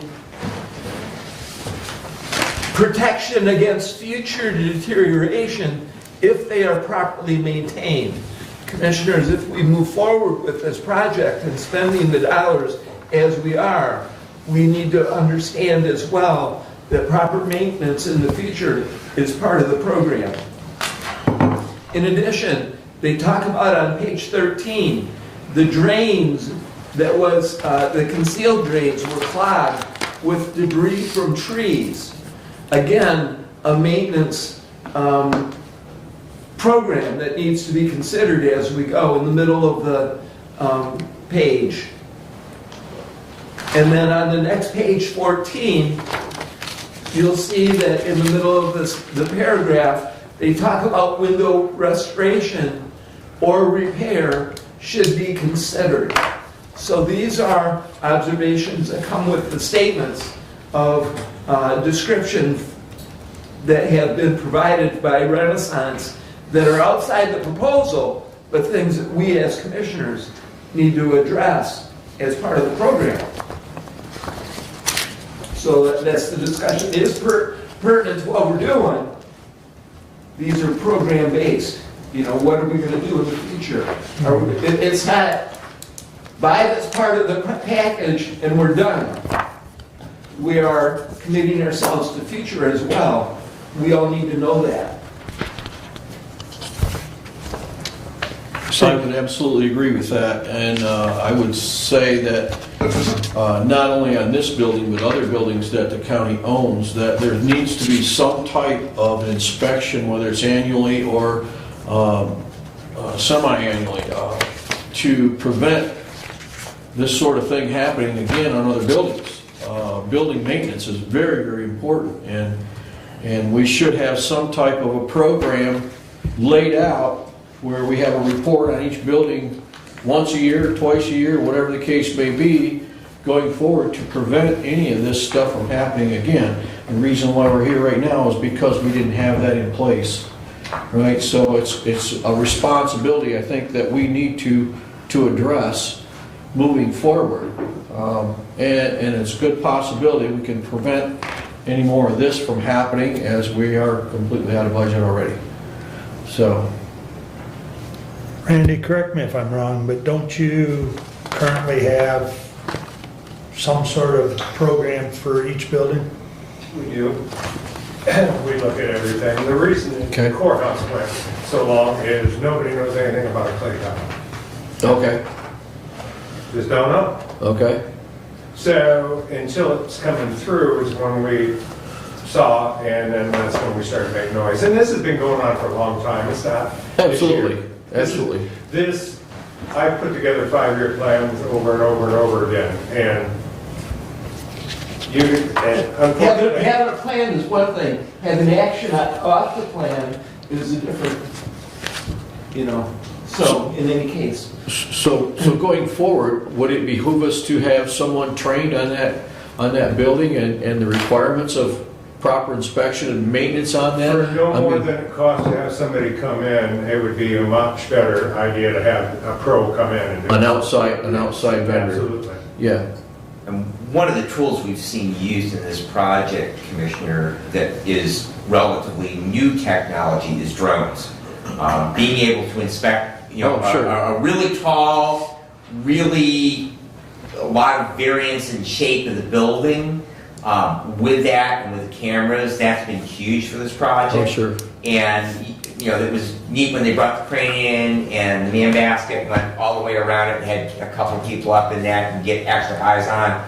But from a cost standpoint of being able to do that and having that inspection, that's technology that 10 years ago just simply did not exist. Mm-hmm. And I can tell you just from a historical perspective, because Randy joined employment with the county just shortly before my first tenure here began, we have come huge leaps in the inventorying and overall, at least the knowledge of our buildings in the period of time that Randy has been here with us. So he is to be commended on that, because we really have seen our facilities department become a true facilities department on his watch.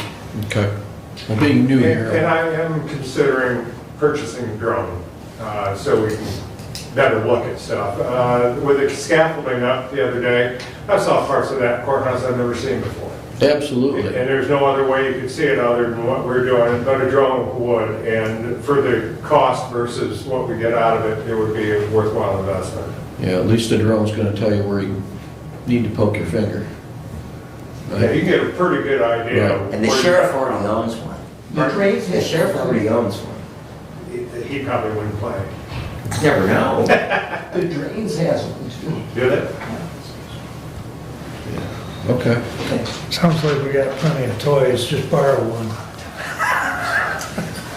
But, With that being said, MMRMA needs to know that if they have a drone, and I was not aware of a drone for drains, just the sheriff's department.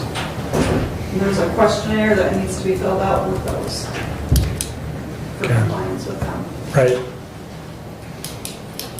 And license. so we'll follow up on that, I think, drains. All right. Any further discussion, anyone, on the motion to, basically proposal one? Yes, proposal one. All in favor, signify by saying, Roll call, please. thank you.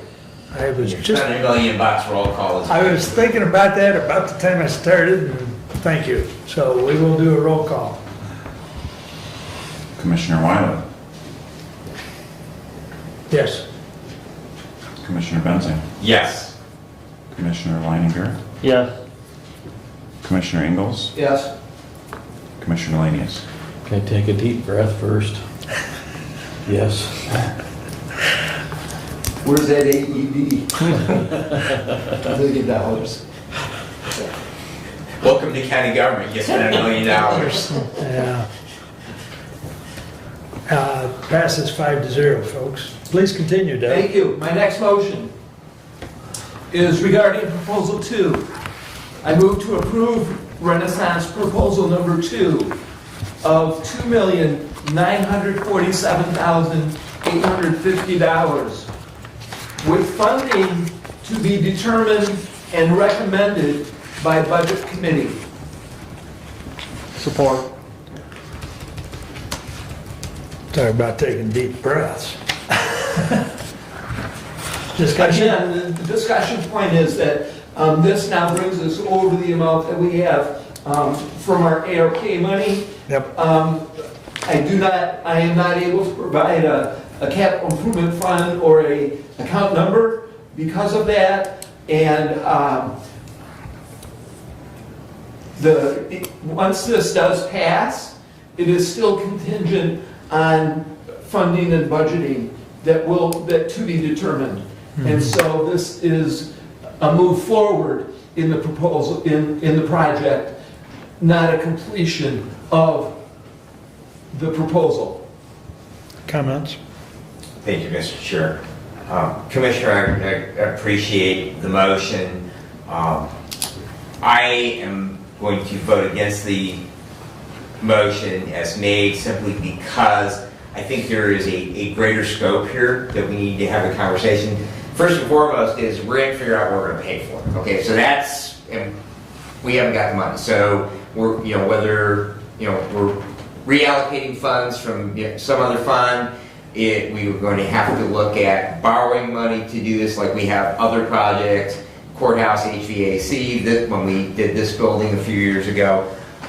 We're going to have to come up with a funding source, and I'm not willing to vote on a project that I don't know how we're going to pay for. But the other question I have is, well, wait, there's more. Because if you'll recall, you brought back a significant amount of information in conclusion of a report from the National Association of State Courts. And I think that if we are going to look at borrowing money, then we need to not borrow the money based on this project, but we need a whole number and how the heck we're going to pay for it, whether that means refining, current borrowing that we have and rolling it into, we are utilizing perhaps ARP funds that we have remaining to make a couple of years payments until we have our current bonding expense paid off.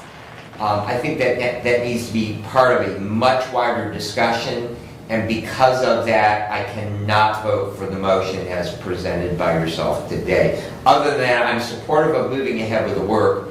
I just think that there is more scope to this project, and until we have a clear direction, and part of the problem we have right now with what do we do with the courts, we didn't have a clear direction when this board was seated 2 years ago by former boards, and I think that we need to have a very clear direction on what the cost is going to be involved. And so therefore, I think that at this point, we need to have a better handle on it before we approve it. Go ahead, Doug. Commissioner Benton, you're absolutely correct. That's my third motion. However, we have one at a time on the table, and you're absolutely correct in terms of the funding question, which is why the wording was as it is. The next motion will deal with many of the things that you just have brought up, and rather than doing things sequentially, I think sequentially is the right way to go, and that each motion stands on its own merit. And if there are questions, please do ask. I think that the proposal number 2, with the list of number 2s that are prioritized, we agree, as you stated, that the process of the project is worthy and that the funding is to be determined, and that is the big question. So the proposal and the motion, I feel very strongly and comfortably with.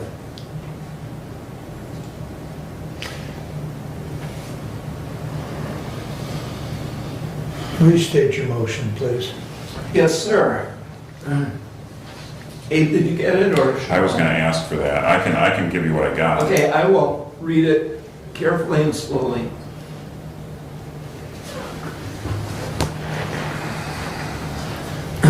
Motion to approve Renaissance proposal number 2 of $2,947,850 with funding to be determined and recommended by Budget Committee.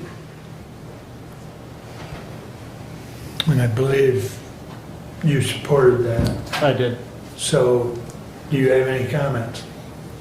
I do. Commissioner, I think we can easily find the way to pay for it. It would be through a bond, but I've shared some of that information with all of you already.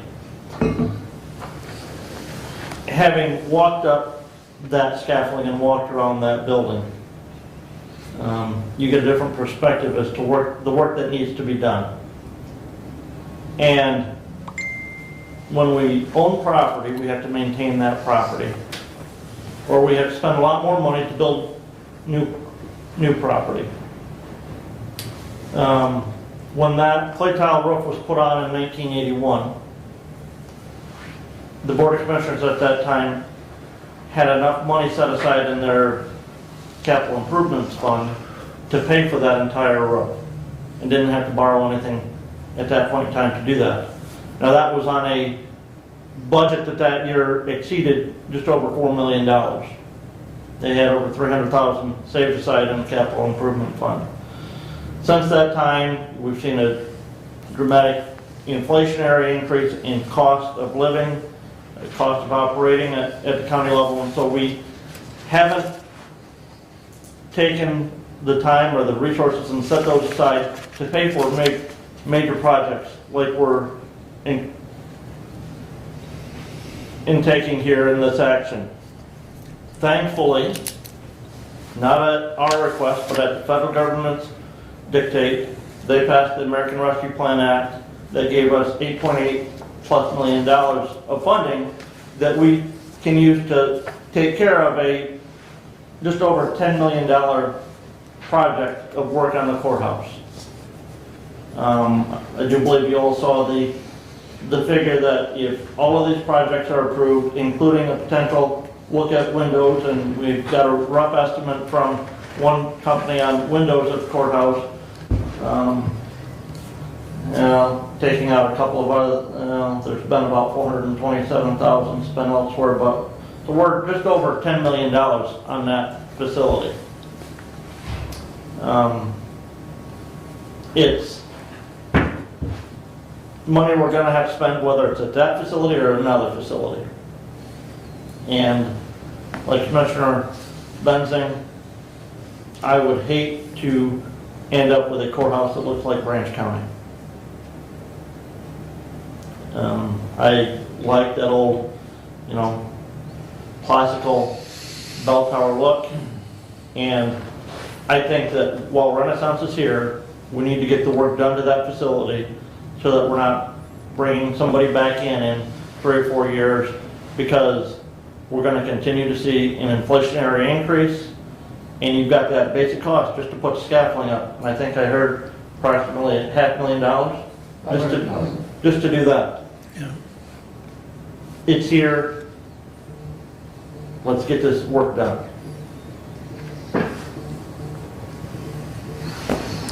Further discussion? Yeah, follow up. Go ahead. Thank you. And I've given thought to that, and the things that we were hearing from the work. I mean, they want to do the tower before they do the roof because they don't want stuff falling on it. But what we're discussing now is below that roof line, the stonework. So we're not endangering the roof. This is not a project that they're going to be done with at the end of the month, so the scaffolding isn't going away. The biggest question is their allocation of their resources, how long they're going to be here. And so therefore, I don't think that this is a question that needs to be decided today. I appreciate all of your comments, and I am in 100% agreement. As I've said in the past, I love that building. And I want to do everything I can to preserve it. The only use that it has is the seat of county government. Very honestly, nobody else can afford it. It's a really expensive building to maintain, right, Randy? But it's a beautiful building, and we have an obligation to our community to keep that courthouse there. And I agree, we've deferred maintenance over the years for whatever reason. Part of it is there's always the potential for different bunch of people to sit in these seats every couple of years. And they all have different reasons of why that they have or have not done the work in that building. I just think that since we are looking at this, and I will be delighted to hear your other motion, Commissioner, but at this point, I think that we do need to have all of the information in regard to how many dollars we're going to spend before I can comfortably vote to support moving forward with the project. So even if we approve it today, it's not something that I can't live with. It's just that I can't make a decision on this without having the rest of the information as to what we're going to spend on it, what we're going to do, a clear plan of what we're going to do, how much it's going to cost, and then we can figure out how we're going to pay for it. Steve. I would ask for Randy's input on this. Getting the roof and the tower fixed from the roof up, we get that all done. The next thing that would be towards sealing the building would be windows. Agreed? Yes. So if we got the roof done and the windows done, what kind of shape are we in as far as building being sealed up? Much better. Without doing the block work? Without doing the block work. No, that's not an option. But at the end of the time, we'd be in a better financial situation, because this isn't going to happen overnight. We're going to be a year doing that, right? Yes. Okay, so in a year's time, is there any way we can come up with more money to continue the project with the scaffolding not being removed? Let me just kind of, I had an in-depth conversation with them this morning before we come in, and part of the problem that they have is the scheduling of the crews. Right. Okay, and they have other projects other than us waiting. So we can only afford to go so long, and then, you see what I'm saying? Yep, okay, Because okay. We are at the head court in the tube, you know, so we've got everybody else back there. So they are waiting up for us to make a decision so we can get this done. Otherwise, eventually, they're gonna have to back away and commit their crews to somewhere else. That's the reality of it. So it comes down to keeping our name on the list. Pretty much. Now, as far as my understanding of the brickwork, they're gonna do the tower and everything first. That's gonna take a while. And then the brickwork will start, the block work. So you do have time to research the number twos. And I agree with Doug, the number ones have to be addressed. We lost a block out of there, and if they were left there rough, we'd have killed somebody. So the number ones have to be addressed. The number twos will be number ones within 5 years, 5-6 years is what I'm getting. They can patch them in and everything, but they're saying no more than 10 years, but more likely 5, maybe 6 years. So, yeah, you're saving the county money right here, right now, but in 5 years, when you gotta go back up, scaffolding's gotta go back up, you know, we're talking some serious money, again. So, that's the dilemma you're in. Okay. The way I understand it from talking to Doug and talking to Randy, the intent of the motion is to make sure Renaissance knows that we want it done. So just like Randy was talking, we don't lose our place in line. And so I'm okay with it. I mean, yes, budget's got to do some, So essentially, we're signing a good faith agreement. That we want this done, we've got to come up with the funding to finalize that we're doing it. Right. And Commissioner, to your point, your question as to, well, can we wait a year and will that put us in a different financial situation than we are now? The simple answer to that is no. An extra $1.6 million just doesn't Come out of nowhere. Because that's the rough estimate as to where we're gonna be if we look at windows and we do all of that block work and the tower is over the money that we were allocated from the federal government is that 1.6 million. And really the only feasible way to get that in a short time frame is through bonding using general property tax revenue obligations to repay that bonding. Okay.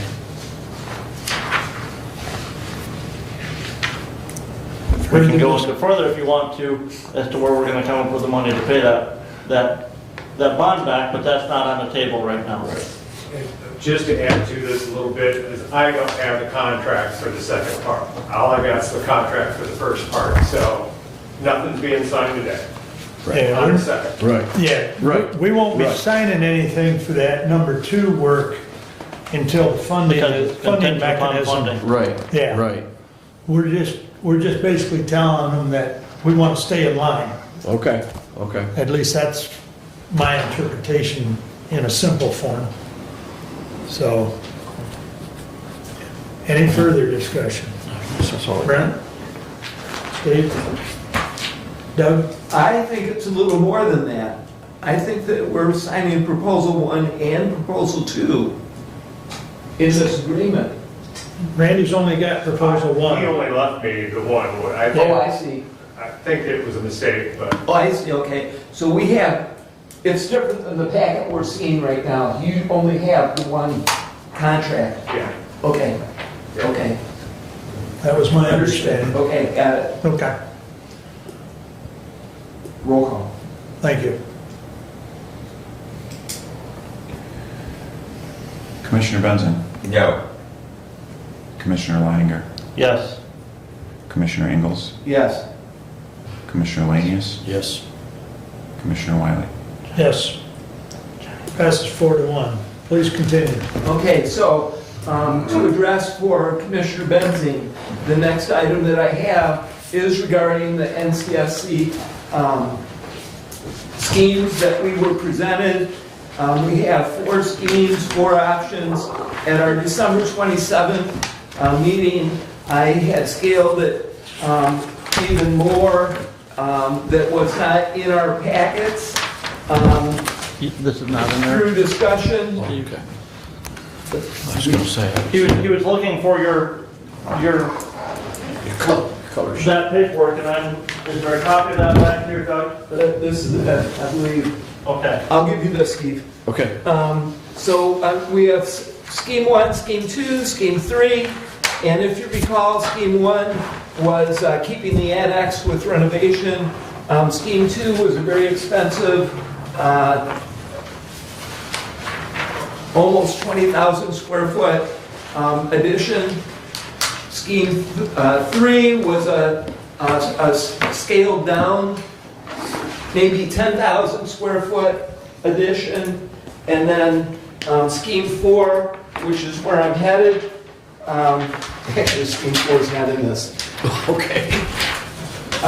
Is an even more scaled down version that, I had sent you that in the email. I think I did see this. Yep, you've got it in your Yep. email. So Scheme 4 is the scaled down version that NCS did prepare. And my motion to move this project along so that we have intention on where we're headed, my motion is to approve NCSC Building Option Scheme 4 in a phased process as funding becomes available. That's the motion.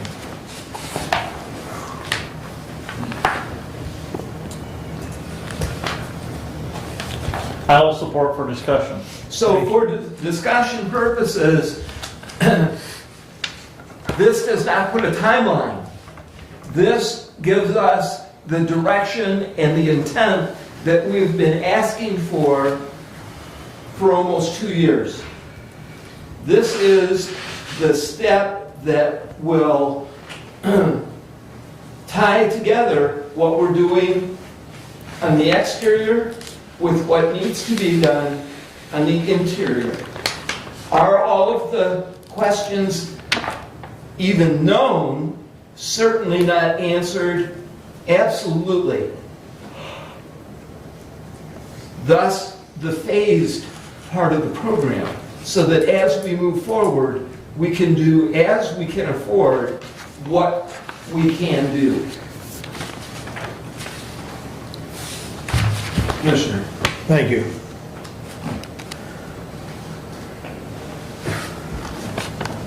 I agree with the idea of getting a direction. My question is in the explanation that he provided us in the letter that was dated December 22nd, option 4 under disadvantages does not provide space for the district court. Our intention was, I thought, to get district court out of the annex and be able to sell that building. So if option 4 doesn't allow for that, how do we sell the annex? I guess that's my question. So, The schematic I saw in option 4 had a space for the district court. On the little, in this report he gave us, Doug, he states that there's no room for it. I got you. So, well, that's, go ahead. And to that as part of that proposal, that we have needs that are unique to, because it does mean we keep the annex building. There is no way that it will work And so we need to keep the annex building. And so any discussion of that needs to include what are we going to do with the annex? Because the annex has the same issues. In other words, that if we're going to address security issues in the historic courthouse, we have to address those same security issues at the courthouse annex building. And we also have significant interior renovations that need to be done, not only to improve security, but also just to improve functionality within that building. Commissioner, I would like to withdraw my motion.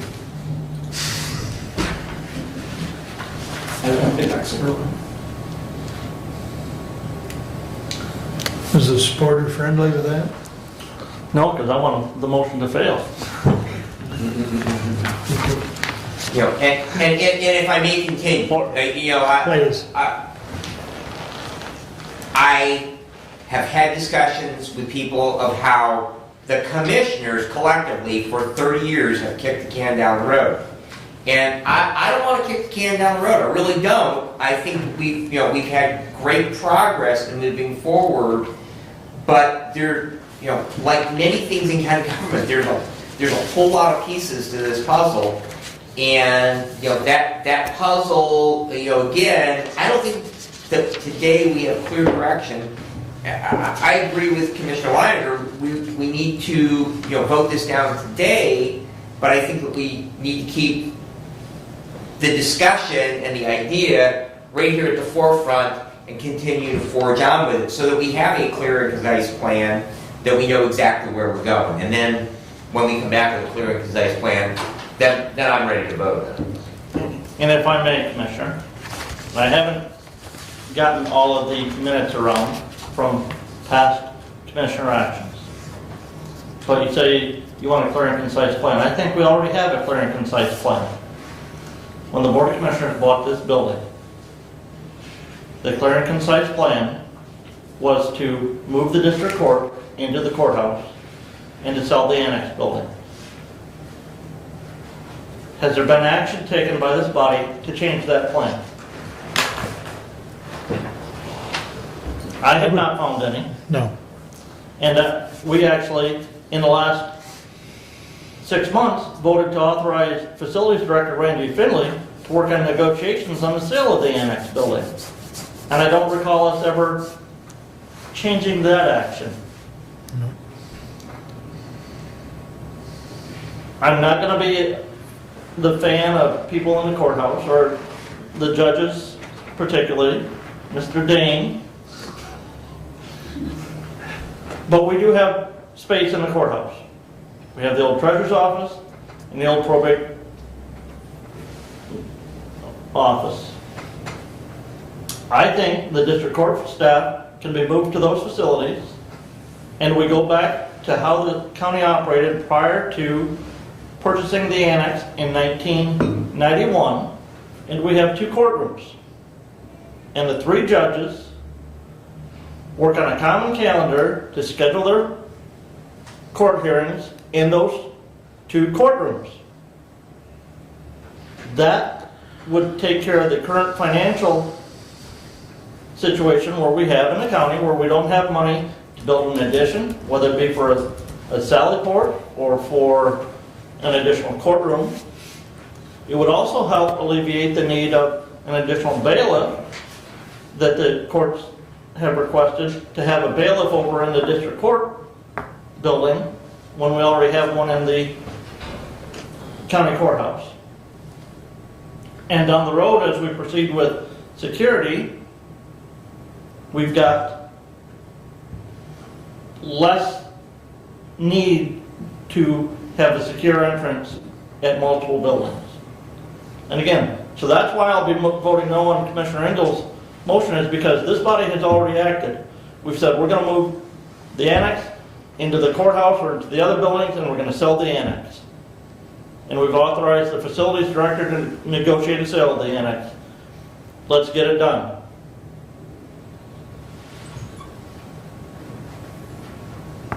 Mr. Chair. Please. I would just like to add the historical perspective, because Actually, I was the one who brought the proposal to purchase this building. And the original proposal was to move all 3 courts into this building. We would have a single place for them. That plan was torpedoed by one of our judges. And so the thought was that we would move all of the non-judicial offices outside of the courthouse, and we would have the space there, and that included the county clerk. Now, I understand that the clerk does have a necessary interface, but we don't need to necessarily have the front-facing public face that we do.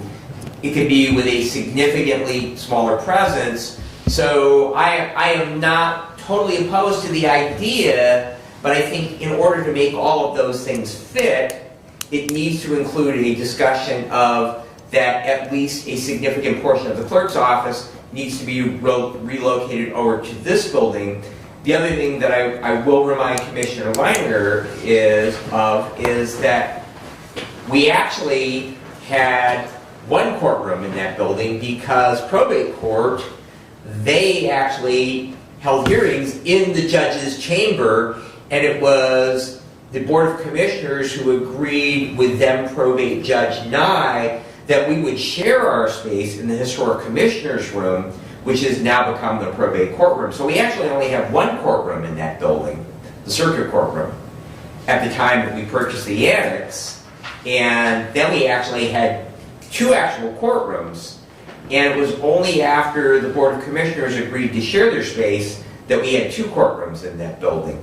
So just to have a little bit wider, and I have been here for at least a portion of those discussions.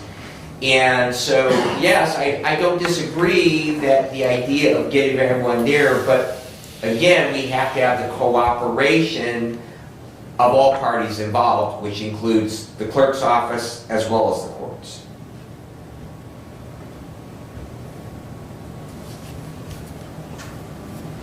Further discussion?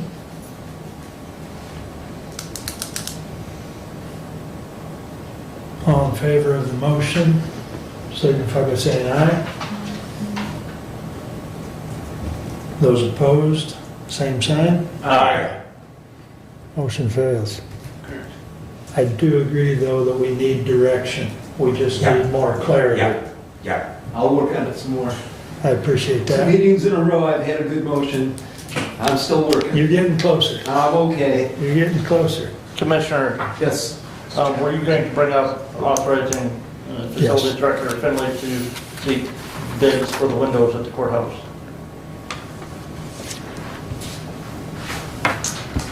Commission's pleasure. We have asked and received from a local vendor an estimate. It was a quick estimate of $394,000+ to do those windows. I don't know that we're at a point where we want to authorize a bid. If that is the direction, for the purposes of finding money that you're going to be on the budget side, then I will provide that motion. If we're looking at the entire courthouse and making sure that it's weathertight, I think we need to include the windows in that whole project, especially with the HVAC money that we've spent just under $750,000 on here recently. You know, we don't need to be losing energy to the exterior of that building. And so it's time we need to proceed with looking at replacements for those windows that are 130 years old. Okay, and so because of the dollar amount, we need the bids. I move to authorize Facilities Director Finley to proceed with the bid process for windows in the main courthouse. I'll support. Randy, comments? If you go forward with this and we send this out to bid, then we're more or less locked into it. So I'm just saying that if you're serious about spending the money, then we'll take it to bid. If you're not serious about the money, then we need to hold up. Well, we can accept or reject any or all bids, right? Well, yeah, but you can only do that so many times before contractors don't work with you anymore. Yeah. Well, I Because think, it is sizable a lot of their time. Mm-hmm. That's understood, but I'm in agreement with Commissioner Langer that we need to do those windows. We've talked about this, Randy, we talked about this 12 years ago, and the amount of heat loss and using a thermal imaging camera, and we have to address these windows, and as part of this project, I think we would be foolish to take any other action. Now, I did talk with the Renaissance this morning. They can duplicate all the windows just like the original, except in newer form. They have a company that can do that. Our local company here, they gave us a price, but talking with my carpenters and what have you, to do it and do it right, which means doing inside work too on the window, you can double that number that they gave you. So everybody's kind of in the same opinion that if you're going to do windows, it's going to be around $700,000. If you're going to do them right. If you're just going to change them on out and do everything from the outside, it's going to be that $400,000.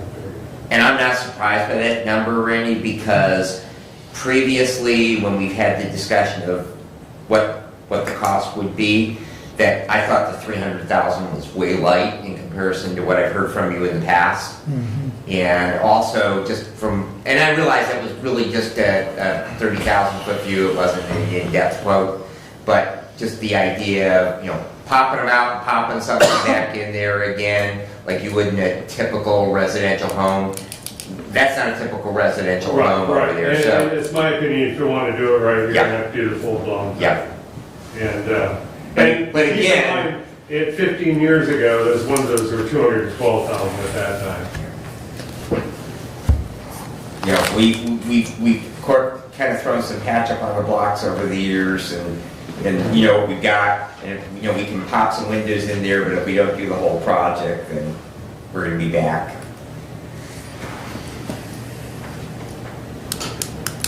So the motion is, Abe, could you read that please one more time? To authorize Facilities Director Randy Finley to proceed with bid process for windows in main courthouse with support from Brad.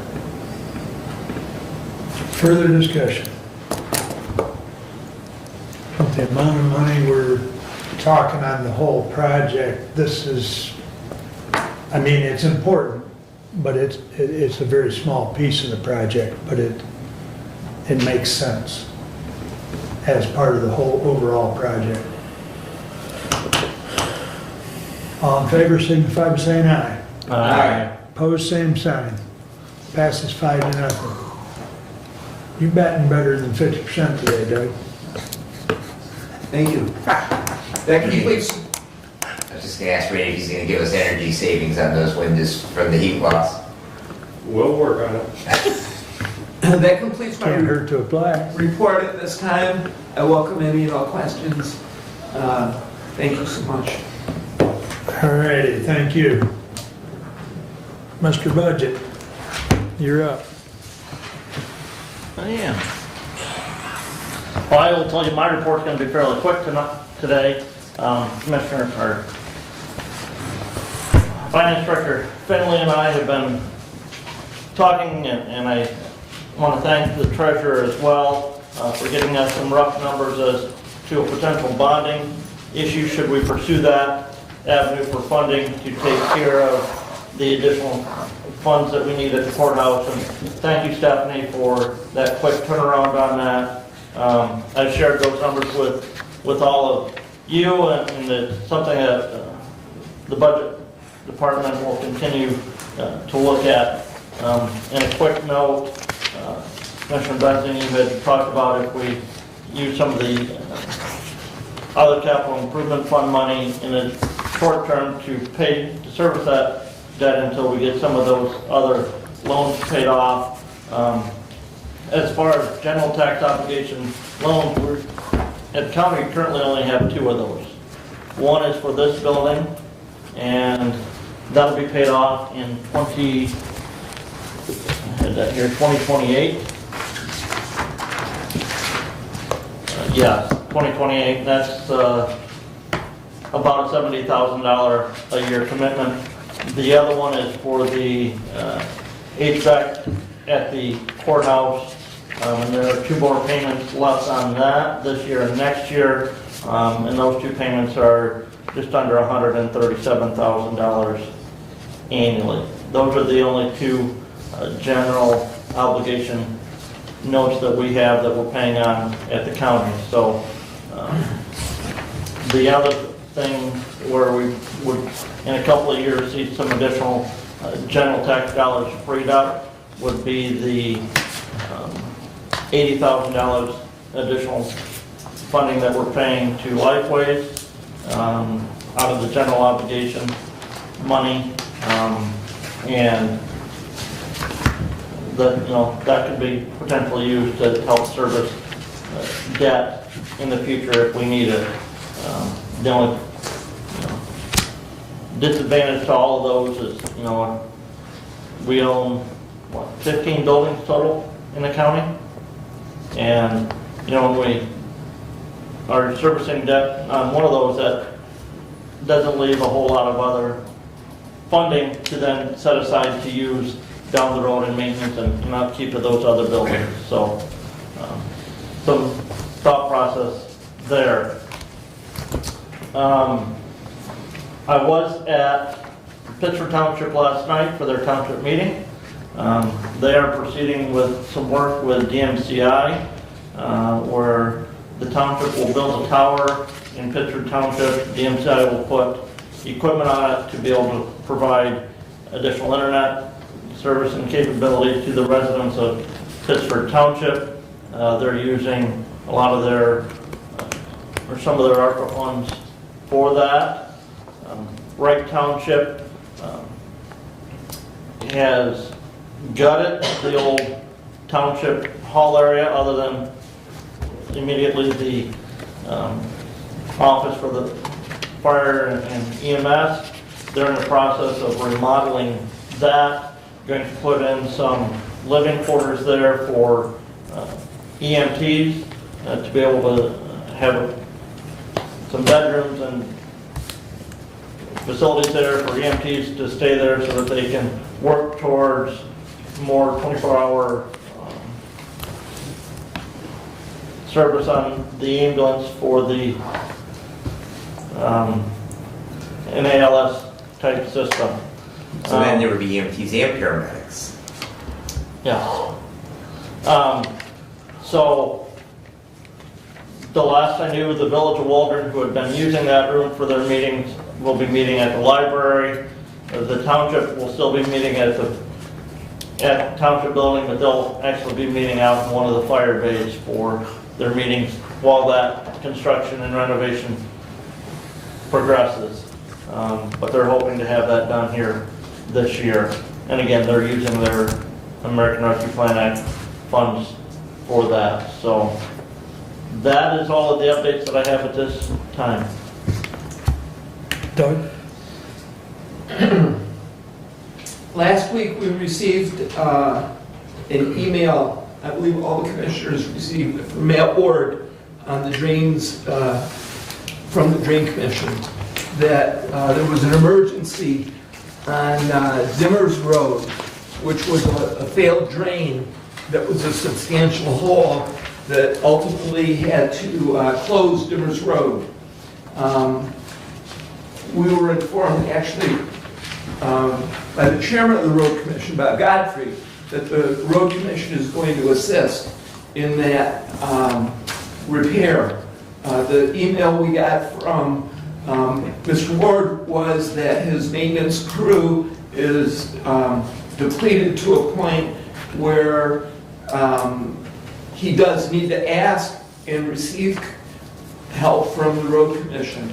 The Drain Commissioner specifically in the email asked us as a board to help remedy his staffing by adjusting a pay rate. He provided a job description for what he needs, and it's posted actually on the message of the day, as well as other places that I've seen and provided as well.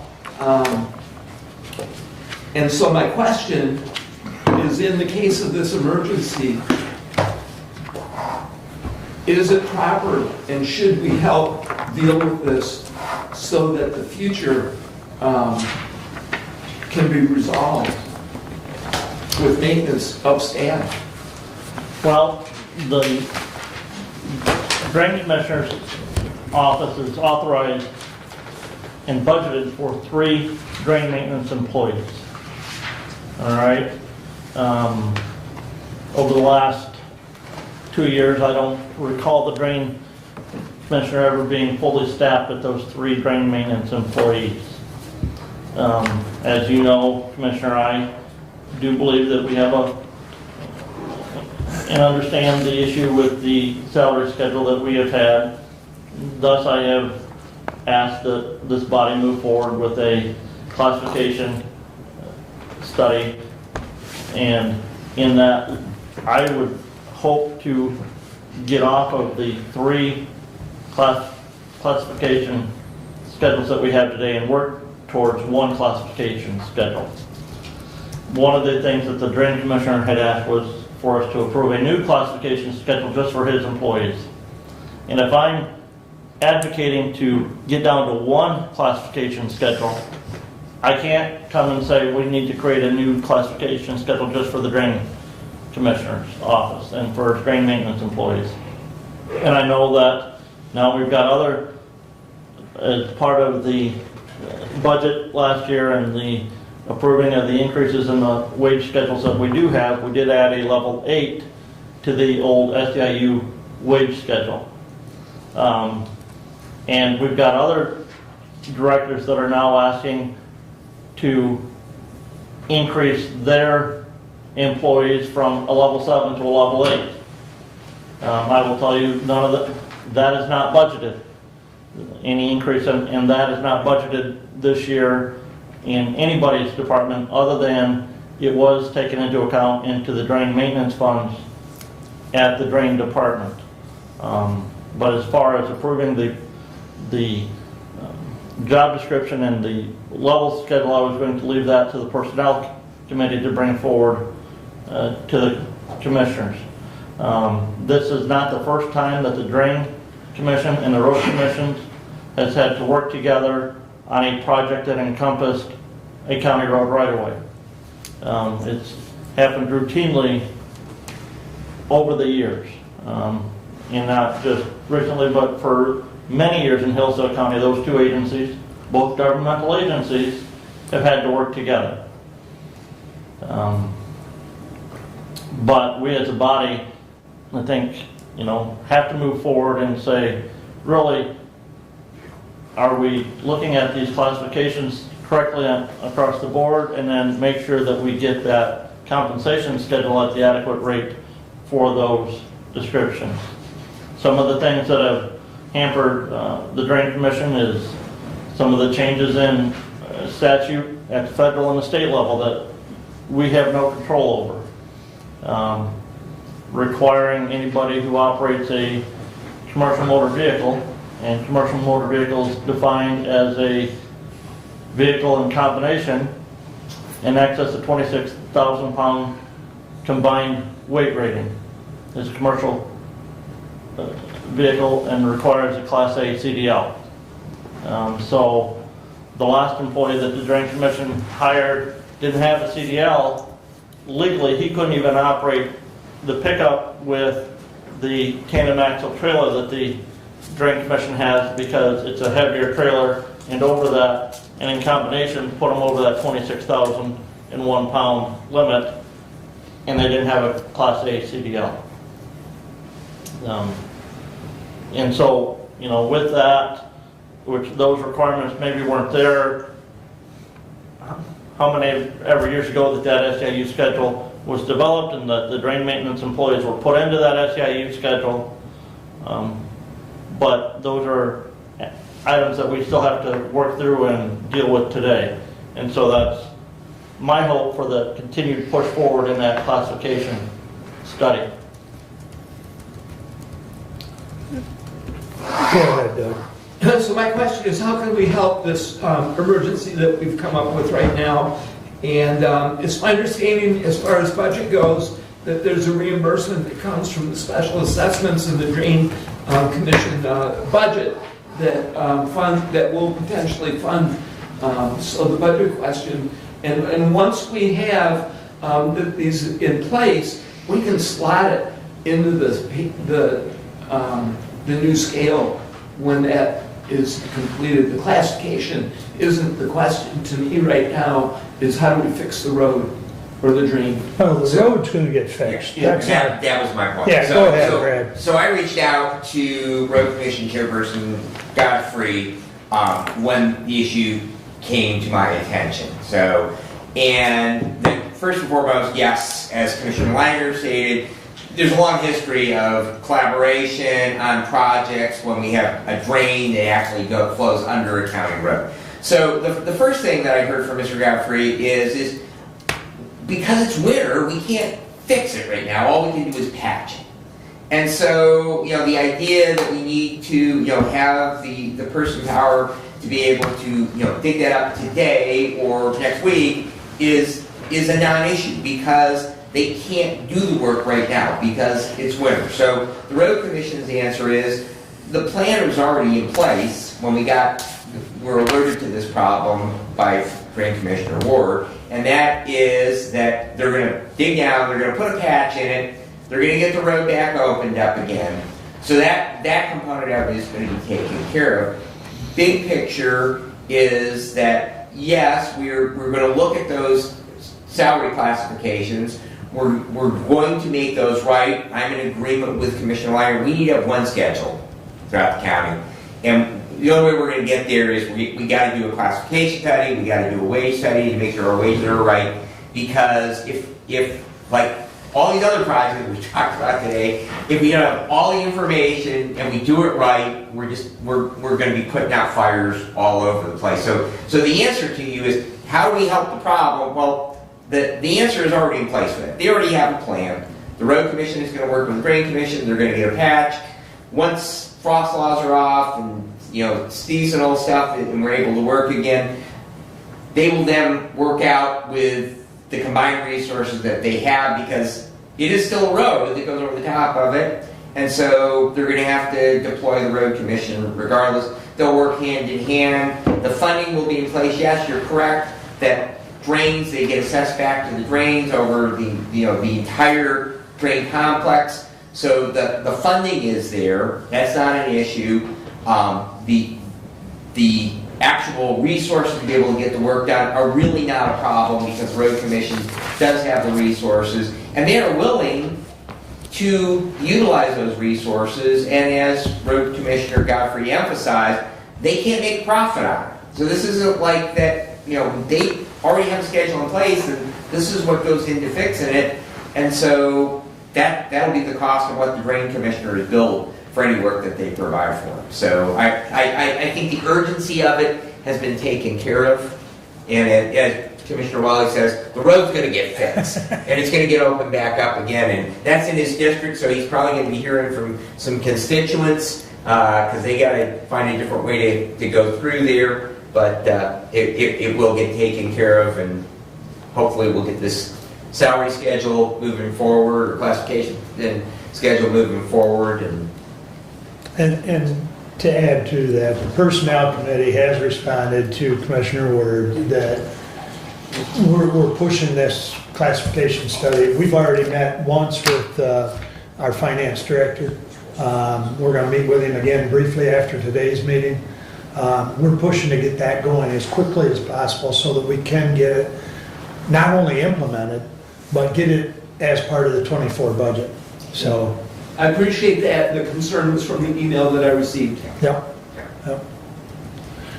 Anything further, Commissioner Leininger? No, sir. All right. We've got a couple housekeeping items, and then I'll take up the action items that were pulled down.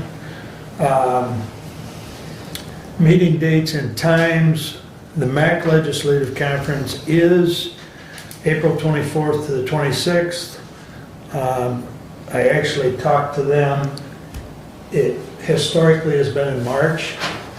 They have had trouble with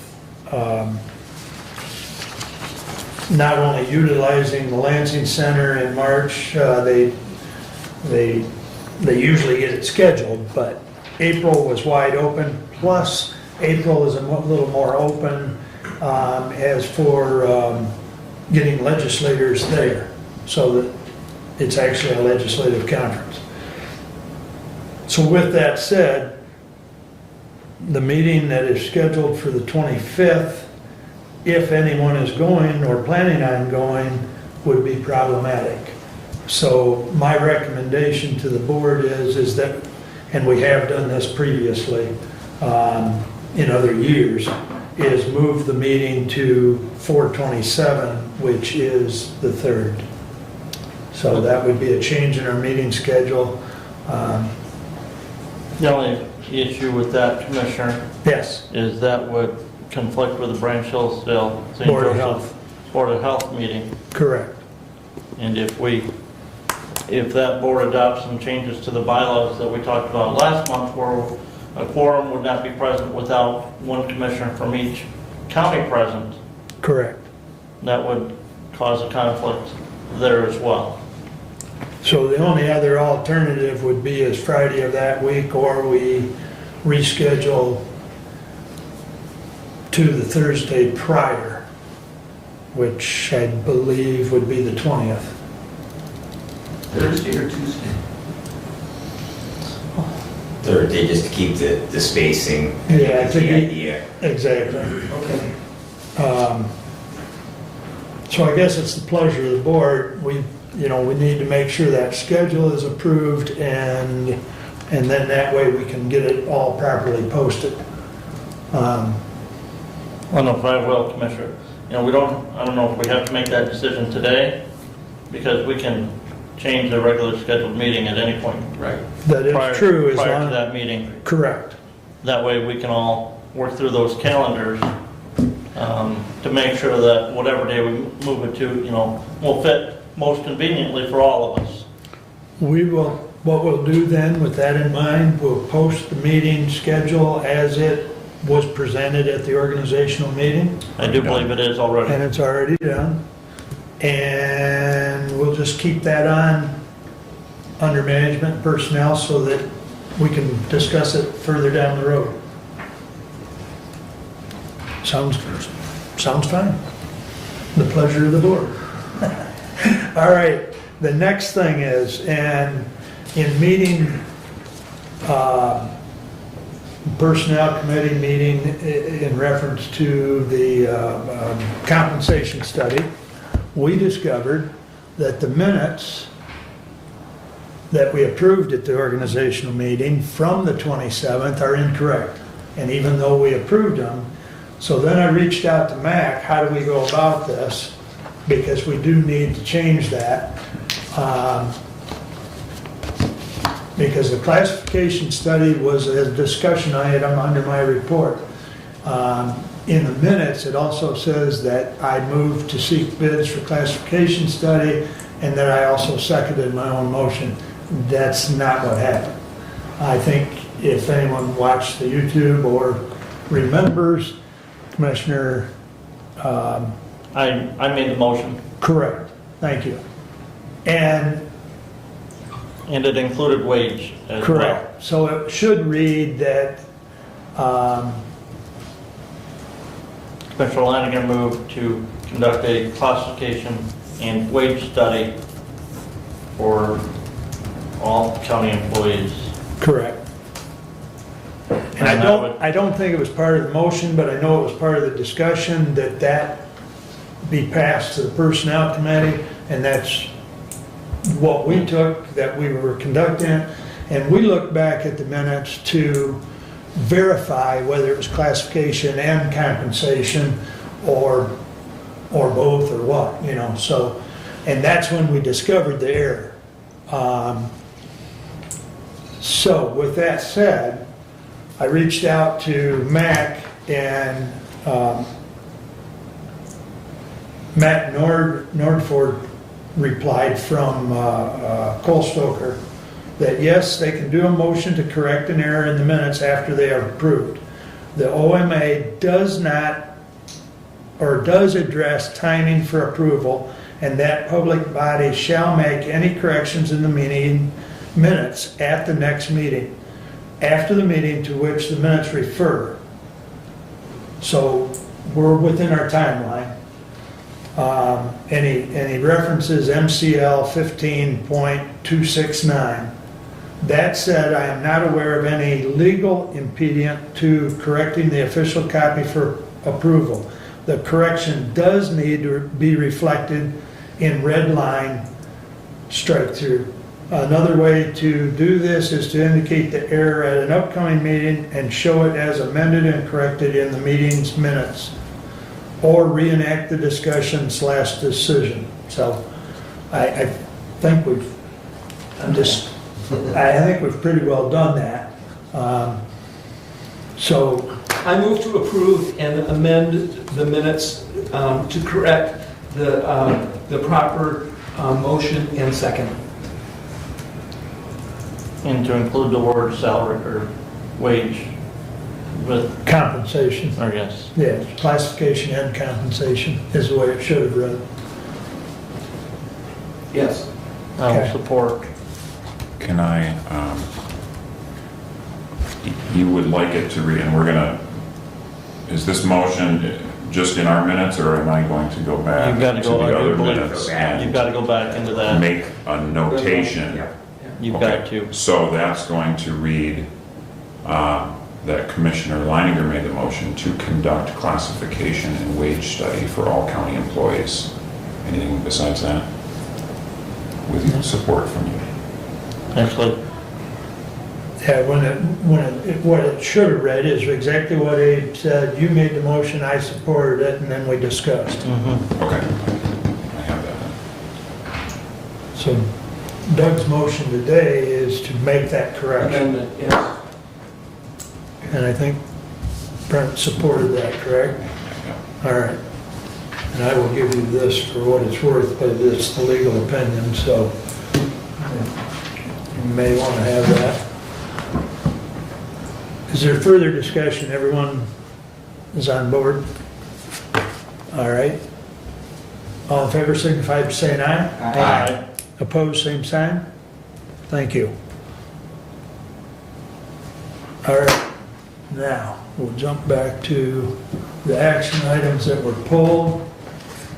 If I can keep it up. That screen keeps wanting to jump. Whoops. All right, Resolution 23008. To the Honorable Board of Commissioners, we recommend the following commissioner reappointments to the Tri-County Health Department as follows. Brent Leininger, first appointed 1/12/21. Term of appointment, full 2-year term expiring 12/31/24. Mark Wiley, first appointed 1/1/15. Full 2-year term expiring 12/31/24. Respectfully submitted, Mark Wiley, Board of Commissioners, Chair, Management and Personnel. I'll support. Thank you. Discussion. So discussion is that I requested to pull 008, 017, 018. Yes. As part of that, the 017 you'll see is committee assignments. Correct. In committee assignments, the vice chair positions will be approved shortly. Okay? And based on how that vice chair position is approved, to me will determine 008 and 018. So I would request to go through 017 prior to 008 or 018. Well, that request should have been made prior to reading this because we now have a motion on the floor. Right, so. I'll move to table. Support. It's privileged motion. That's right. Shame on you.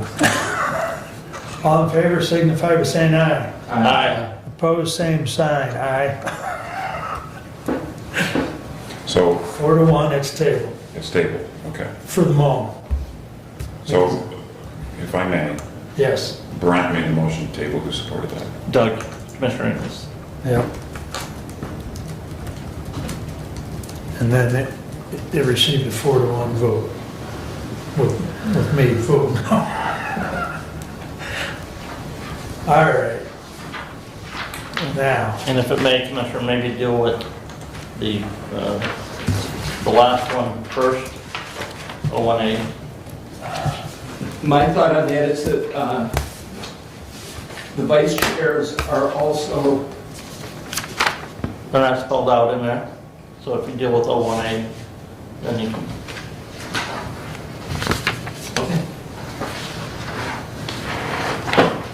well, let me just say something that the Personnel Committee has talked about, because Commissioner Benzin and I have spent a fair amount of time going over these, as far as the assignments, as far as the committees, and the way our rules read, personnel and management make these appointments, and you either want personnel and management to do it or you don't. I would beg to differ on that, sir. Well, I'm just saying, budget has assignments, personnel and management have assignments, and we've brought forward what we thought was pretty good package. And just on this, and the committee assignments, and I've got to find the page there, in the rules, even what we're going to be adopting here today. Yeah. This is on page 108 of the packet. Okay. yes. Article 6, committees. The board may create such standing and special committees as deemed necessary to accomplish the work of the board. The chairperson of the committee shall be recommended by the chairperson of the board, subject to board approval as follows. Yes. And then the rules, as we have adopted already, this is a change to those rules, says nothing about the management and personnel being the ones who make the committee assignments of the vice chair.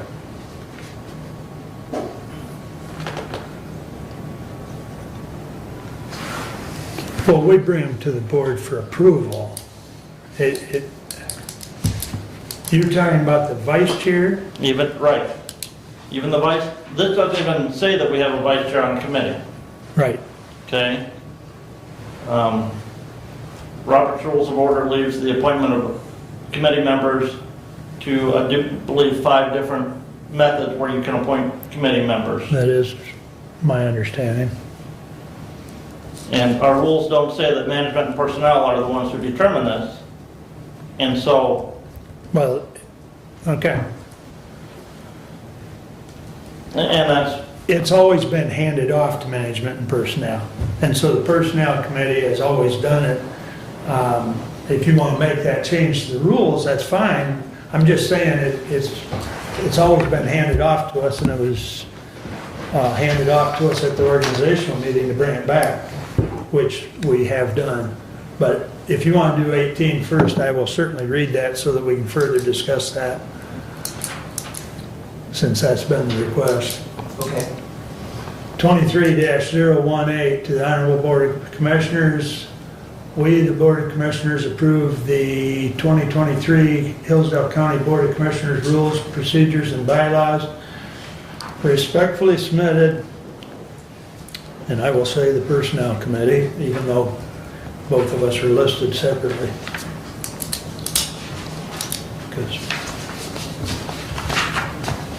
Do we have support to discuss it? I will support. Thank you. Please proceed. Okay. In the bylaws, we have the committee assignments all listed, and that will be part of what this discussion is all about. And in the listing of the committees. The chair, not only are certain committee assignments listed, there are, the committee chairs are listed, and the committee vice chairs are listed. I have points on committee vice chair to discuss, and I also have certain committee assignments to discuss. No, we're How talking, would you like to? we're talking on the rules and procedures.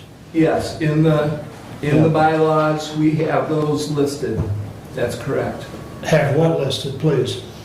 The committee assignments. The committee assignments, yes. The chairs and vice chairs are not listed in this form that we brought back. In your packet on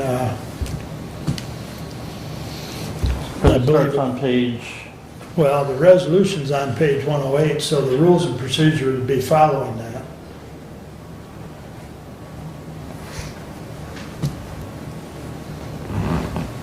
The committee vice chairs and chairs and the assignments will and have been on the website. They will be updated once we conclude. Right, and in the bylaws, on page 9 of our bylaws, Article 6, Yeah, 6.1, lists the committee assignments. correct. Okay, so I will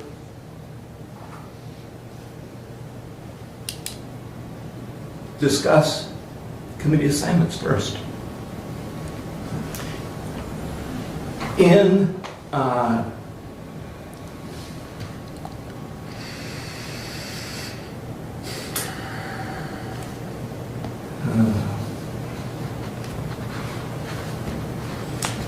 in the human services, the River Raisin Watershed is listed as one of the committees from Human Services.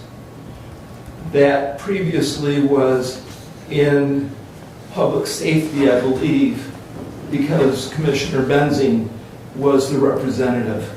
Correct. Correct, and they're actually, Commissioner, the minutes may even reflect that discussion, but the discussion originally was that Commissioner Liner, number one, because the sole area within the watershed was actually within his district, and also that fit as far as interfacing under Human Services, it fit very well. However, Commissioner Liner did not have the individual time in his schedule because of his already, especially many multi-county. So therefore, because I had brought the resolution, the question was, well, you're asking us to join this, are you willing to step up and commit the time to do it? So I did take that on, but that's the reason why. I did have the discussion with Commissioner Lanius after our organizational meeting, if he would be interested in doing that, and he at that time, at least it was my understanding, that he was open to the idea of representing the county on that, because, and again, it realigns better in that. I don't have a problem doing it, okay? I thought it was a mistake. Yeah, in that yeah, no. I didn't realize that, right. so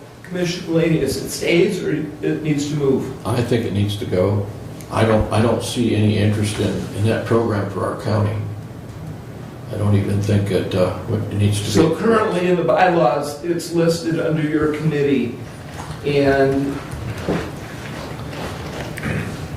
you are not able to attend, maybe the same request could be made. Well, right, and I guess there are two different points, whether or not we continue to be a member. Currently, we are a member, and so the same question could come up, do we wish to continue on in a number, do we wish to continue on with Human Services Network?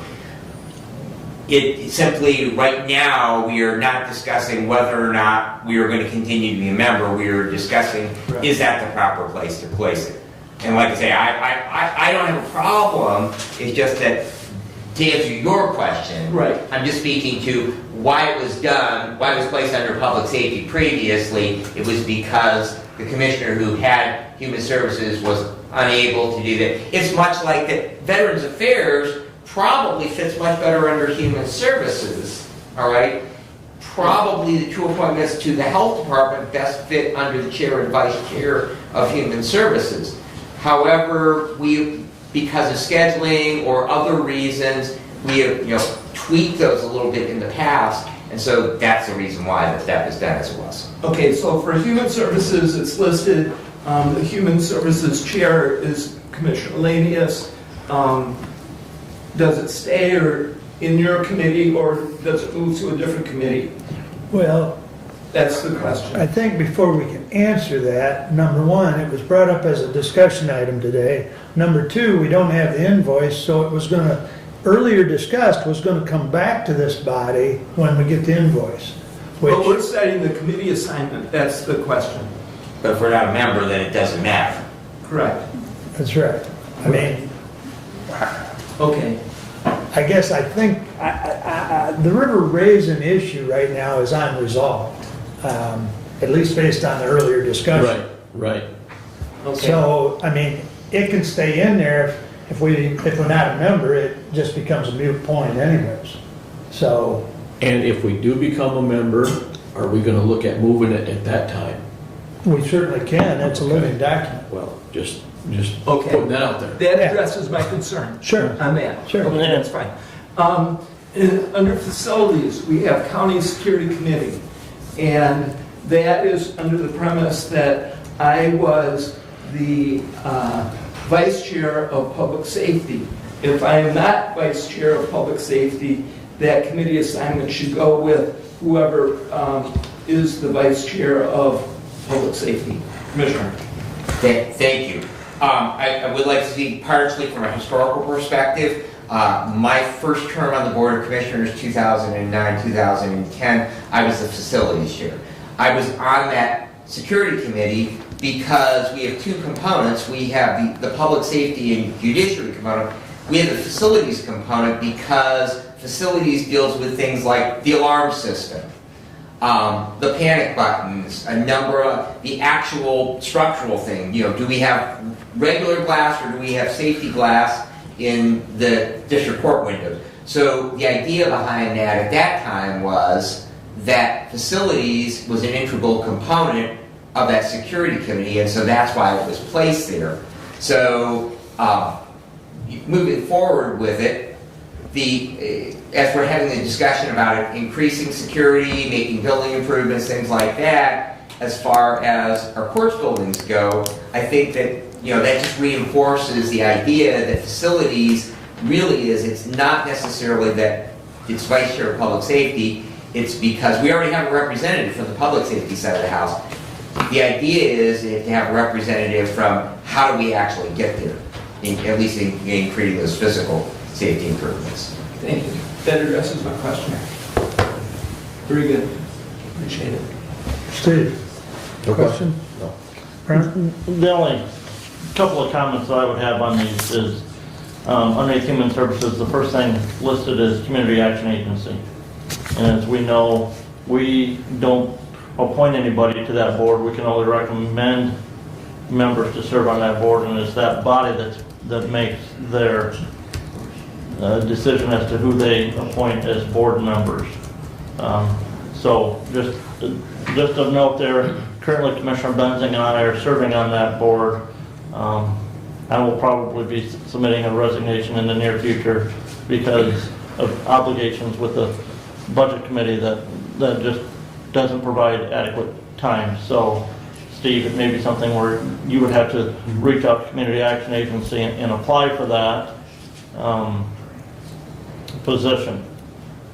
So you make a good point. And Commissioner Benzing and I have had a discussion that it does not necessarily have to be two commissioners. It can be any elected official in the county. It does. And I would tell you that there currently is another citizen of Hillsdale County who is an elected official serving on that board, but they're serving in a capacity Like a as citizen at large? As a recipient of services from Community Action. And forgive me, I forget the three classifications right now of board members that they can serve. So if they could find somebody to fill that individual's position, it could easily, they could move her to a public sector appointment and find somebody else for her position. The other thing is, and I know the city of Hillsdale and the BPU at the city of Hillsdale is a big recipient of funds back from the Community Action Agency. And one of the conversations that Commissioner Benson, or Commissioner Ingles and I have talked about is maybe the city of Hillsdale should have an elected council member serve on that board, because there were some big issue in the last year about that Roundup program, and well, why are we doing this, and where are those dollars going, and we have no oversight and reporting of that. And so, you know, I will discuss that with Toby, you know, when I submit that letter of resignation to the Community Action Agency board. Go ahead, Brad. And Commissioner Meyer, first of all, you and I have had that discussion, and so that then it kind of branched off. I had a discussion with Toby in regards to that, and that's where that it can be any elected official from within the county. I've actually reached out to a few elected officials. One of them is in Commissioner Lanius's district, the supervisor of Moscow Township. He declined because of obligations that he has. I currently have reached out to John Reed from Wheatland Township, and Mr. Reed was going to get back with me. I have not heard back from him this week. I did speak with him late last week. I will follow up a little bit later on this week and find out if he has been able to clear time within his schedule. But that we have been working on those elected officials. Your point is well taken about the city of Hillsdale.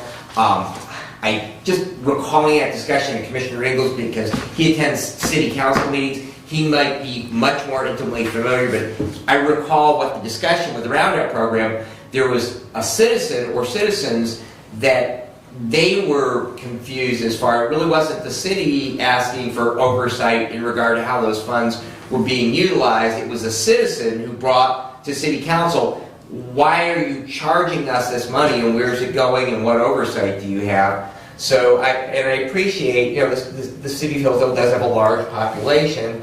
I just look at the makeup of the council, city council, and as you and I are both aware, having served on that board, that the board meeting obligations and committee assignment meetings are through the workday, and that often becomes a challenge for those of us who are not self-employed or retired or independently wealthy. I certainly don't fall into the last category, so. Yeah, the concern was the opt-in, the automatic aspect of the Roundup. So, but yes, and as far as where it falls right now, if Commissioner Lanius, you know, first of all, first and foremost, I would say to him, if he wants to serve that body, I would be delighted to have another commission. Because we do touch so many different areas, so you know that's phenomenal if the Human Services Chair, if in fact he is appointed today as Human Services Chair, because that's one of the questions we have before us, those appointments. If he wishes to serve on that body, I'd be delighted to serve with him. I would be delighted to step aside and allow him to be the commissioner representative, and we find a representative from local government, whatever meets the, you know, what this body would like to do. The biggest thing right now I have in regards to Community Action Agency is that I was appointed by the mayor to serve on the homeless task force. Community Action Agency, of course, they actually have accurate information on the homeless in Hillsdale County, and so that serves as a tidy interface. But again, I don't have to do those things. I certainly have lots of other places I can be assigned or allocate time. So, with that all said, if Steve is so interested to be on community action, and that's entirely your choice, you have to go through the application process, because they have an application and they do the appointment. we make a recommendation. Right, we make the recommendation. Okay, I guess at this time I would like to know more about the Community Action Agency and what it all entails and the involvement of it. You know, I don't want to... Have that discussion with either Brent or Brad. They've been on that the last 2 years, I believe. Okay. So, and I'm sure Toby would be happy to answer your questions as well if they can put you in touch. Multi-county board, and so, but we can... Jackson, Illinois, and Hillsdale counties is... Pardon me? Our Community Action Agency board encompasses Jackson, Lenawee, and Hillsdale counties. So Okay. you've got representatives from all three counties Okay. serving on that board. And they meet how many times a month? There's generally two meetings a month. They don't meet, I believe, in the summertime. They take a little break in the summer, and then our December meeting changes up a little bit. Usually it's earlier in the month, and we try to navigate around the Thanksgiving Well, schedule. there isn't, right, there's maybe no November. meeting. November meeting, there's an early December meeting, so you know, So, and when Commissioner Benzing said 2 meetings a month, you would be on at least one of the committees, the Community Action Agency, and then the board meeting. So that would be where the 2 and meetings a month. the come one from. Okay. thing about that for time and obligation is the committee, because they are a private nonprofit entity, and therefore their bylaws say they'll follow the Open Meetings Act, but their committees don't have to, so they can meet virtually. And so committee meetings are generally, because we have multi-counties, and a lot of times the committee meetings only last 20 or 25 minutes. So generally committee meetings are virtual, and your iPad works really great for that. And I have done those sitting in my truck pulled over someplace and putting my iPad up on my dashboard to participate in those. The board meetings, we actually are now back to alternating since we are back in person completely, and we alternate amongst the 3 counties. So you would have one month it would be in Hillsdale, the next month it might be in Jackson, next month it might be in Adrian. So, Okay. so that's the budget for time. Okay. You can think about it and talk to them, and, Yeah. Okay. and if you haven't been out to the community action, physical location, I would encourage you to tour that facility and talk to Right. some of those folks. Okay. That's out on the corner of Bernard Street and, Yeah, I was trying, in Greenwood. yeah. It's around the corner from Johnny Or is that Tibbs. Vulcan? I guess it's both. It's between, I think it's up on the hill, right? well, it's Across the there- cemetery. Yeah, across from the cemetery. Yeah. Yeah. Yep, I know where it's at. And bike path. Yep. The other item of note in here, and, on the per diem compensation underneath 1.6, we have been, the board has been paid many years for per diems for our attending county commissioner meetings. I know in the past 2 years, Jody would put that in for us when we did attend the meeting.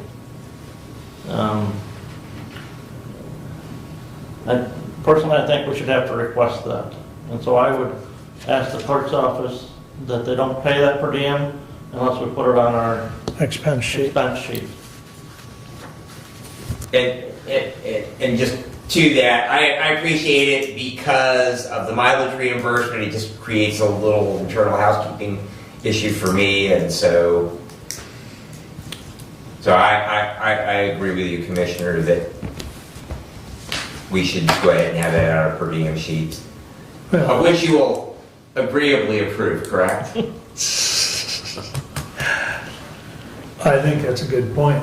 Now, me personally, I've always put it on there, but it's indicated with a 0. Correct. Because that It was is also a summary sheet, for me anyways, of my activities of the month. So, I as well include it as a 0, so I can keep track of, Yeah, the Right, variety. but again, I think we should put it on there, not get paid directly from the clerk's office, but put it on there and put the $30 on there or $35 on there for that per diem. Yes. duly noted. Okay, Changing anything with this wording, or is? nothing will change with the Yeah. wording, it'll It's just, an internal procedural thing with the clerk. yeah, exactly. All right, anything else with the rules of procedure and bylaws?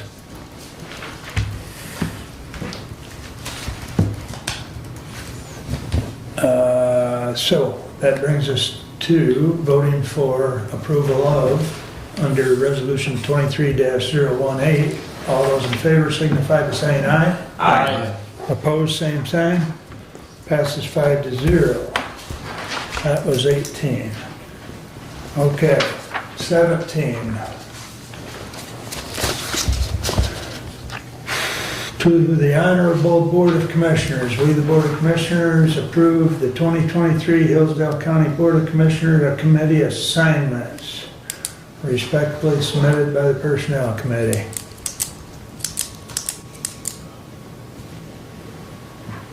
I will support. I have Go ahead, discussion please. and then an amendment. So for the vice chair, now we're talking about the committee assignments and vice chair. Correct. For personnel, Commissioner Benzing. For public safety as vice chair, Commissioner Lanius. For human services, Commissioner Leininger. For budget vice chair, Commissioner Ingalls. For facilities vice chair, Commissioner Wiley. A couple reasons in particular I suggest this is that it gives each commissioner a vice chair position, and it also, in the combining with the chairman and the vice chair, does not duplicate so that no two commissioners overlap as chair, vice chair, or the alternative.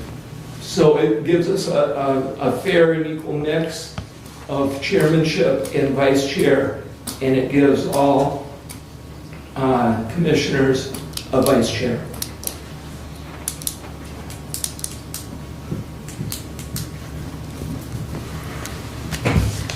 Would you move that? I will move it as an amendment. I would support the amendment. Can I get those repeated, Please. please? Yeah. Personnel, Commissioner Benzing. Public Safety, Commissioner Lanius. Human Services, Commissioner Leininger. Budget, Commissioner Ingalls. Facilities, Commissioner Wiley. And you're just speaking about the vice chair positions, right? Correct. Correct. And Brent, you supported that amendment? Yes, that is correct. He did.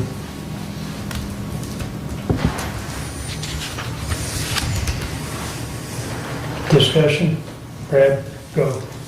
So, in beginning, having the chairperson as vice chair, I think is probably the reason why that has not been traditionally that the chairperson of the Board of Commissioners has a vice chairmanship is because of the additional duties that goes along with being chair.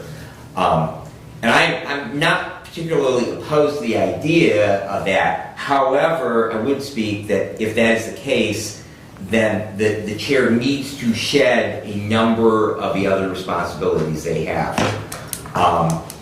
One of those is the assignment to the health department. I also have another point when we get down to that resolution in regards to because I believe that when the first appointment was on there, it was incorrect on that resolution. But I think that we need to look at things that the chair does and consolidate that a little bit, and so they have less responsibilities. A number of the things that they do, OMI, actually they're traveling out of state, not just out of county, but actually out of state, although I realize they're pretty doggone close.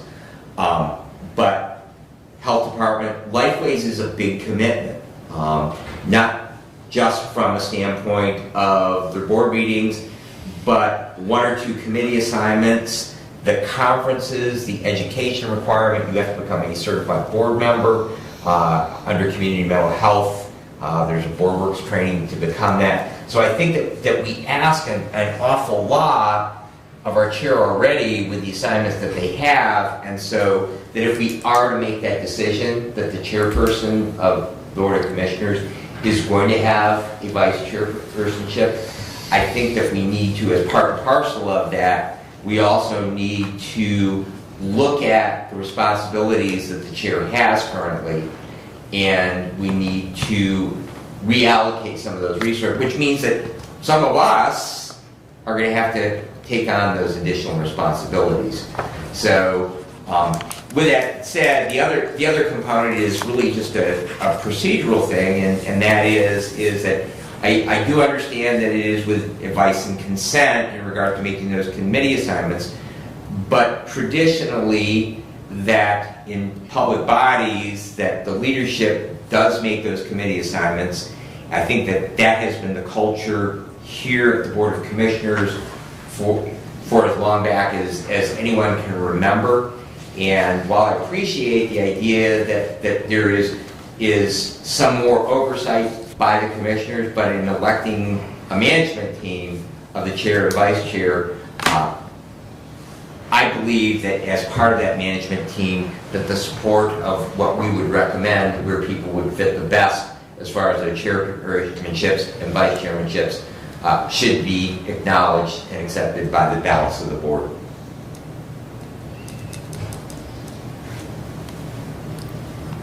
Further comments? Doug? Ron?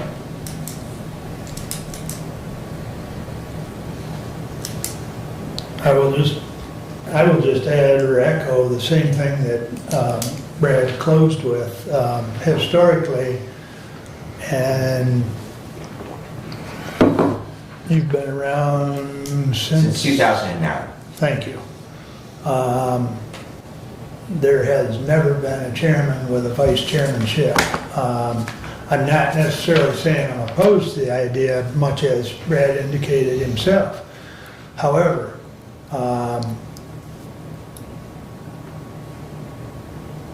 if the body wants to do that, then he is absolutely correct. There are some things that need to be shed. And personally, I like the workload I've got on this. And I'm fine with it. But, that's what the Personnel Committee has brought to you. And once again, at the organizational meeting, it was kicked back to us to bring to you. So, any further discussion? The motion is on the amendment, correct? The motion is on the amendment. All those in favor of the amendment signify by saying aye. Aye. Aye. Division, please. Please. How do you want to do it? Just do a roll call, it's easiest. That is probably the easiest, thank you. So this is a roll call on the amendment? Correct.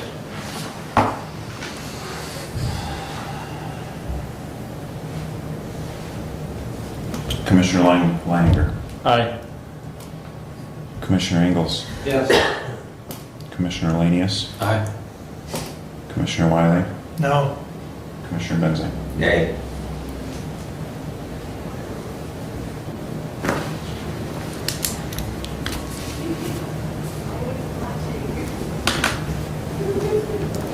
I believe the amendment passed 3-2, correct? Yes.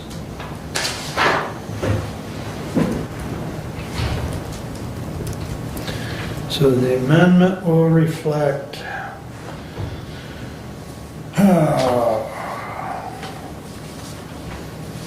Commissioner Lanius will be Vice Chair of Judiciary and Public Safety.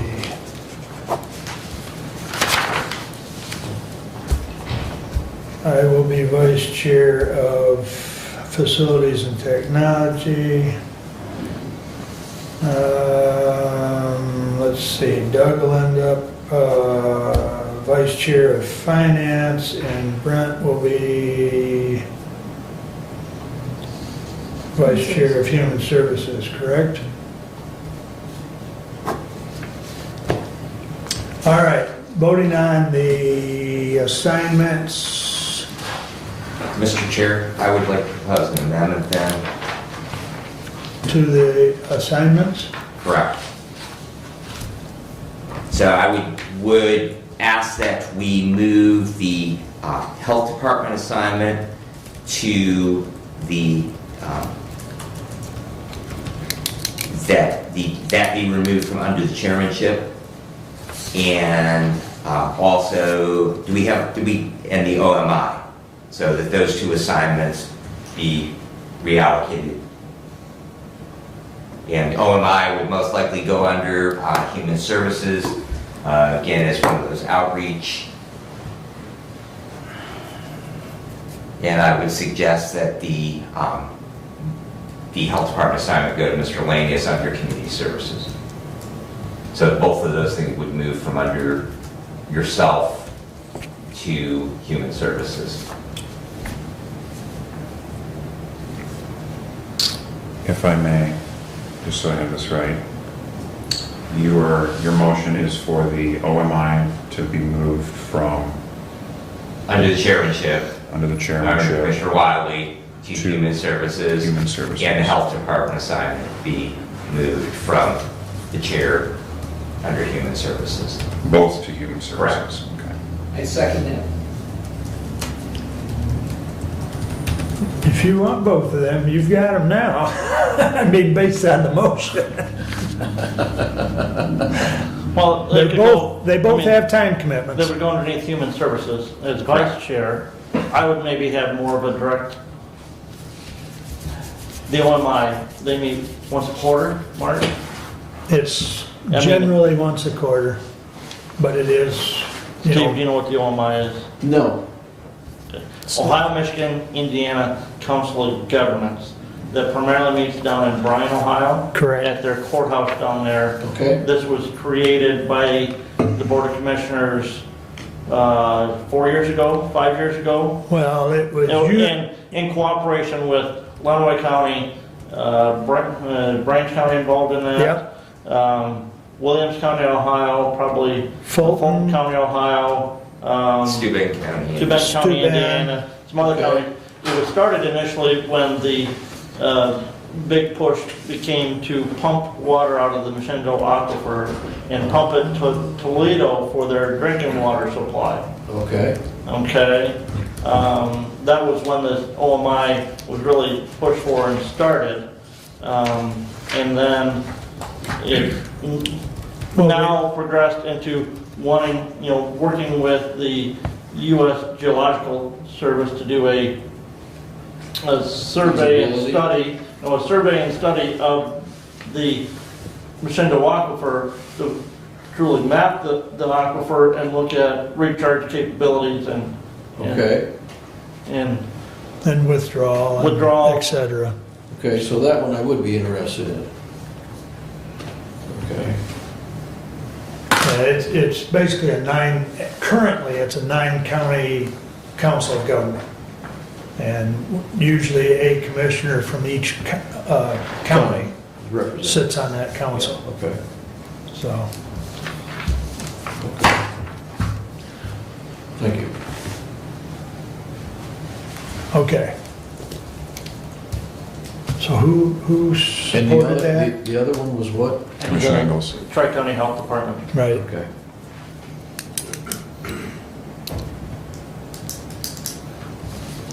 Okay. Any further discussion on that amendment? All those in favor signify by saying aye. Aye. Opposed, same sign. Aye. I'll make it 4-1. And I have one other to share. Go ahead. So, and I don't know if this was an oversight, but we did have a discussion about moving the county surveyor. It's seemingly that, and county surveyor, it's an elected office.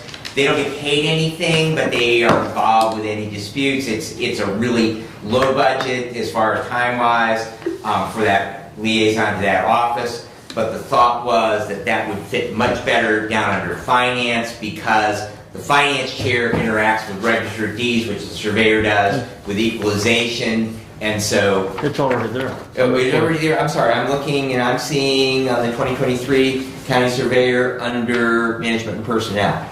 Did it not get deleted in the one space? Yeah, it just didn't get deleted. Yeah, okay, so that was, so it didn't get deleted, it got moved, it just didn't get struck from, Okay, so we need to make that correction, and then I'll withdraw my amendment. Well, we So, would need to but- move to strike that from that. Yeah, so I would move then that we strike that from under the chairperson, and it only reflects under the finance chair, Budget. or budget, I'm sorry, correct, under the budget chair. Thank you for the clarification, Commissioner. So the motion is to remove county surveyor from the From chair's the, committee, and but it's already. It's already in the listed. Already findings, there, so we're just so removing right, it. right, yeah. really, the Yeah. motion is strictly to strike. Just to it. strike. Right, yeah, Yep. yeah. Support? I mean. I Who don't have any- supported? Brent? I did. Thank you. All in favor signify by saying aye. Aye. Opposed? Okay, it's done. It was more of a clerical error. Okay, yeah, so But- I just saw that actually here, I didn't. So, thank Yep. you. All right. Anything, any other amendments? All right. Let's see. 23-017 as amended. All in favor signify by saying aye. Aye. Opposed, same sign. All right. I would move to take 23-08 from the table.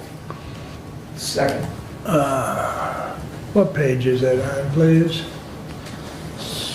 Do you That have is it? on page 10. Because it was under consent Oh, originally. that's right. That's why I'm not finding it. Page 10.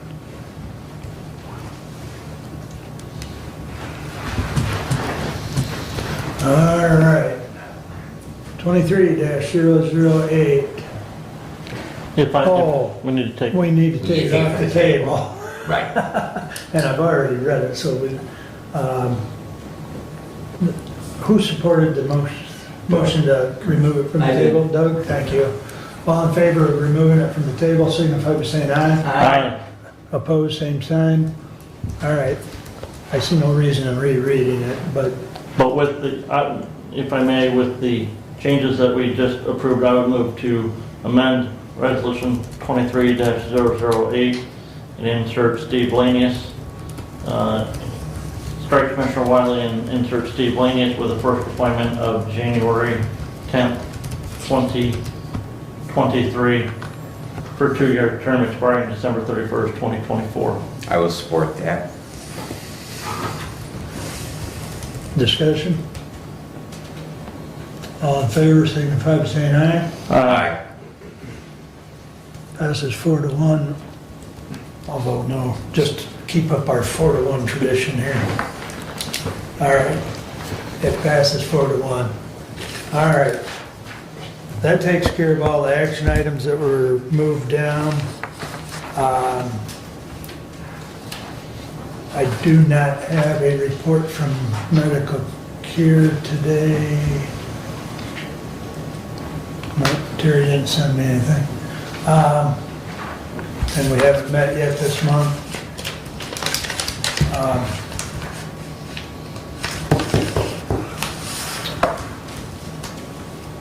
So I think, I don't have anything else other than we'll go to public comment. If I may, Commissioner. Please. And I forget if we make those appointments to the MSU Extension Advisory Council by resolution, or with that committee assignment. And again, I forgot to look back to 2 years ago.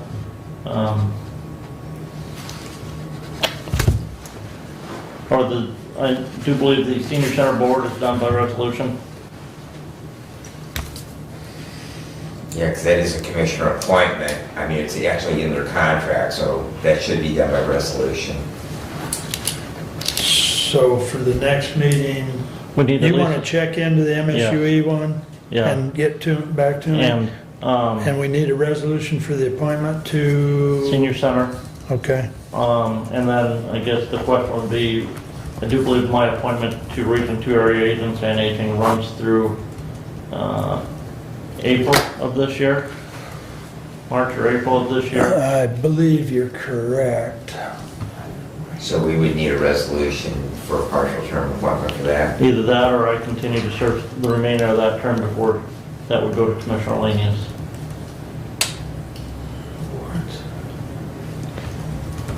That's, And if we are going to do that, my only comment would be, let's go ahead and do the resolution now, so it doesn't get overlooked. We'll do the resolution that that appointment would begin on, you say, the end of term. Yeah, I can't remember if it's the end of March or April. Yeah, so we need to clarify that, but that would be my only suggestion if we are going to just go ahead and let you finish out the term, Commissioner. My suggestion would be we go ahead and make the appointment now so it doesn't get overlooked. I will, Yeah. I'll look when I've got it in here somewhere, but in the I'm quite essence sure of it won't be time. overlooked because So- the AAA is very good at sending notice that these appointments are. Yeah, Greg's on top of stuff. So, I have it right here. okay. 4:30, April What's it? 30th. So we'll just create a resolution for the next meeting to appoint Steve commencing, May 1. correct?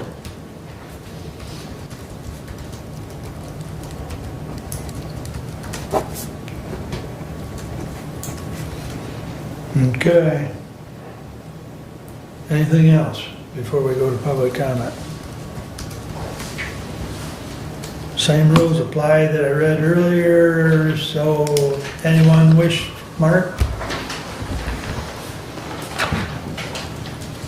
Thank you for the opportunity to address you again. I want to speak to you in my personal and official capacity, that being I'm Mark Nichols, Adams Township Supervisor. I listened with interest and appreciation to your grappling with issues of preserving our main courthouse. I appreciate the sentiment to preserve the aesthetics and the historical value there. I believe that I'm with you in that matter. Brad has brought to our board, Mr. Benzing has brought to our board as our commissioner the costs of replacing that building, and it's a lot both ways. But that's something you have to deal with. I guess we can't meet in tents.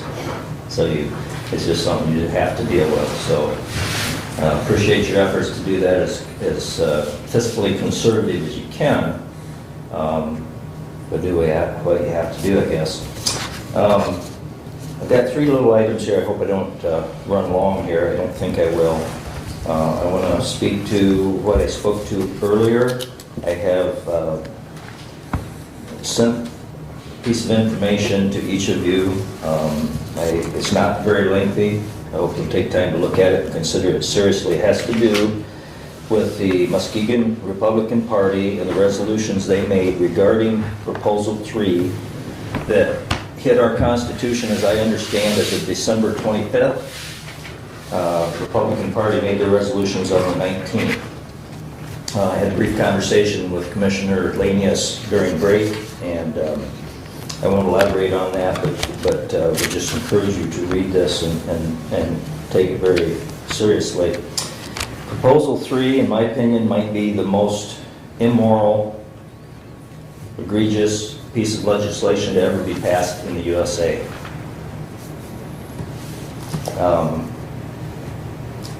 I don't really believe that the people of Michigan voted for that, but then I think we have a lot of voters that don't look very seriously at their responsibility of voting, because that legislation had a lot in it, and there may have even been open-endedness to it, to the respect that they could write additional things and insert it in our Constitution. I'm not quite certain of that. The Women's Republican meeting group locally had a speaker on this item before the vote. I would encourage you to check out the Women's Republican meeting. They're not the same as the other Republican parties in the county.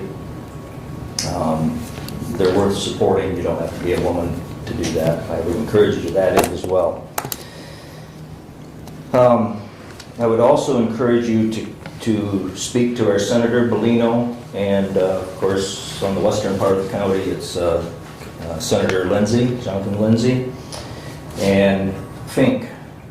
our representative think regarding this same matter of Proposal 3 and what might be done going forward. Commissioner Laney has suggested that there is perhaps something in the wind in Lansing with that. I don't know what it would be, but if there's any changing of that, I think it's something that you should definitely be on board with. You know, when you look to the physical attributions of the county as buildings and what have you, that's one thing, and that's important. This is the moral fabric of our state. And so go to the states, so go to the nation. So please do give that due consideration. I want to thank Mr. Ingalls and the board for your action on the road commission. I guess I was rather in favor of expanding it.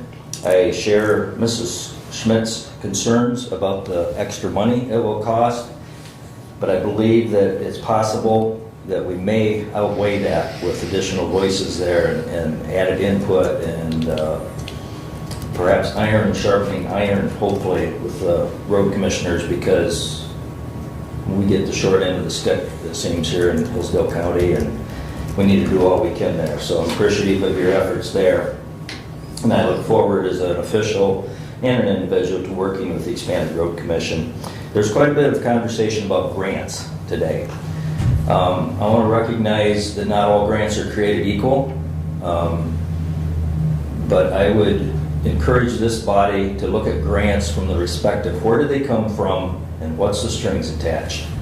Don't just say, there's a grant over here and let's go chase it, like the ADHA squirrel, or maybe I didn't have the acronym right, but chasing a nut.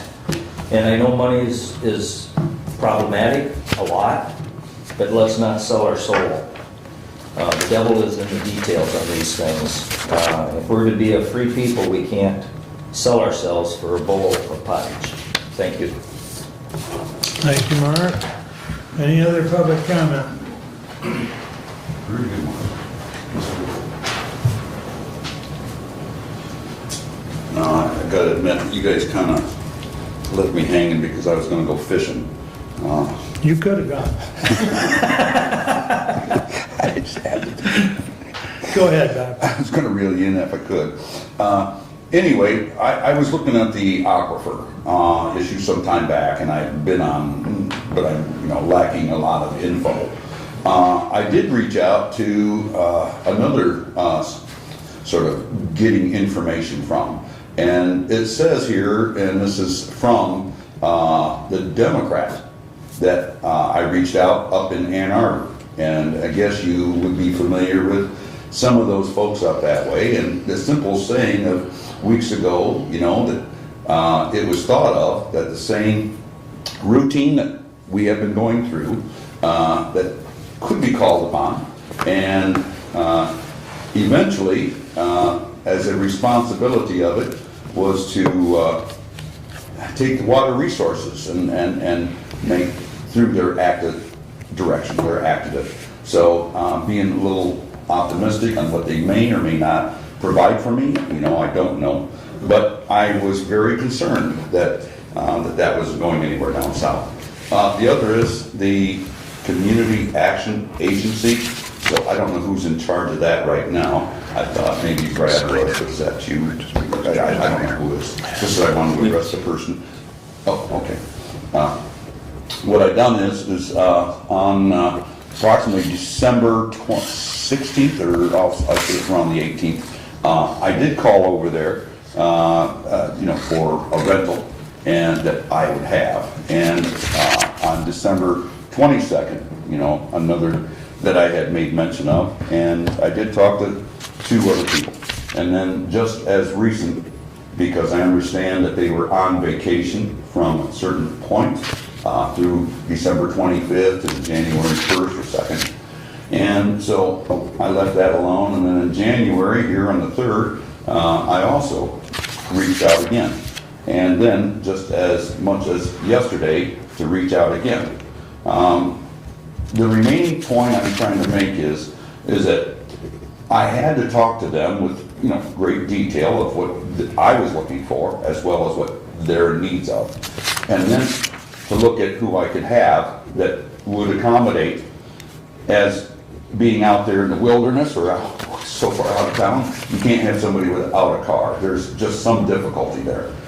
But other than that, I'm just trying to say, can we reach out to them and maybe say, hey, my phone number's been left over there. I have talked with is it Terry Spratt, I think it is. I'm not real sure how you pronounce her name. She's in the constructive part of it, in addition to Willenbeek or something like that. But I did talk to them. And you know, so I'm reaching out again, where, I have no problem about going over there. I've been there 3 or 4 times, just trying to, engage, find out what they're all about, because I've never utilized any of theirs, and never had to, I should say.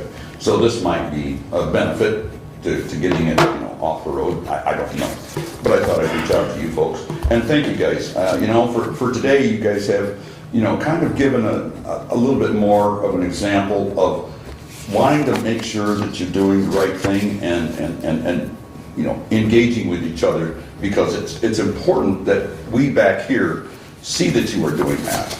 And so, anyway, thank you for the day. Thank you, Bob. Anyone else wish to address the board? I want to say thank you, all you. Your name, please? Joe Mason. Thank you.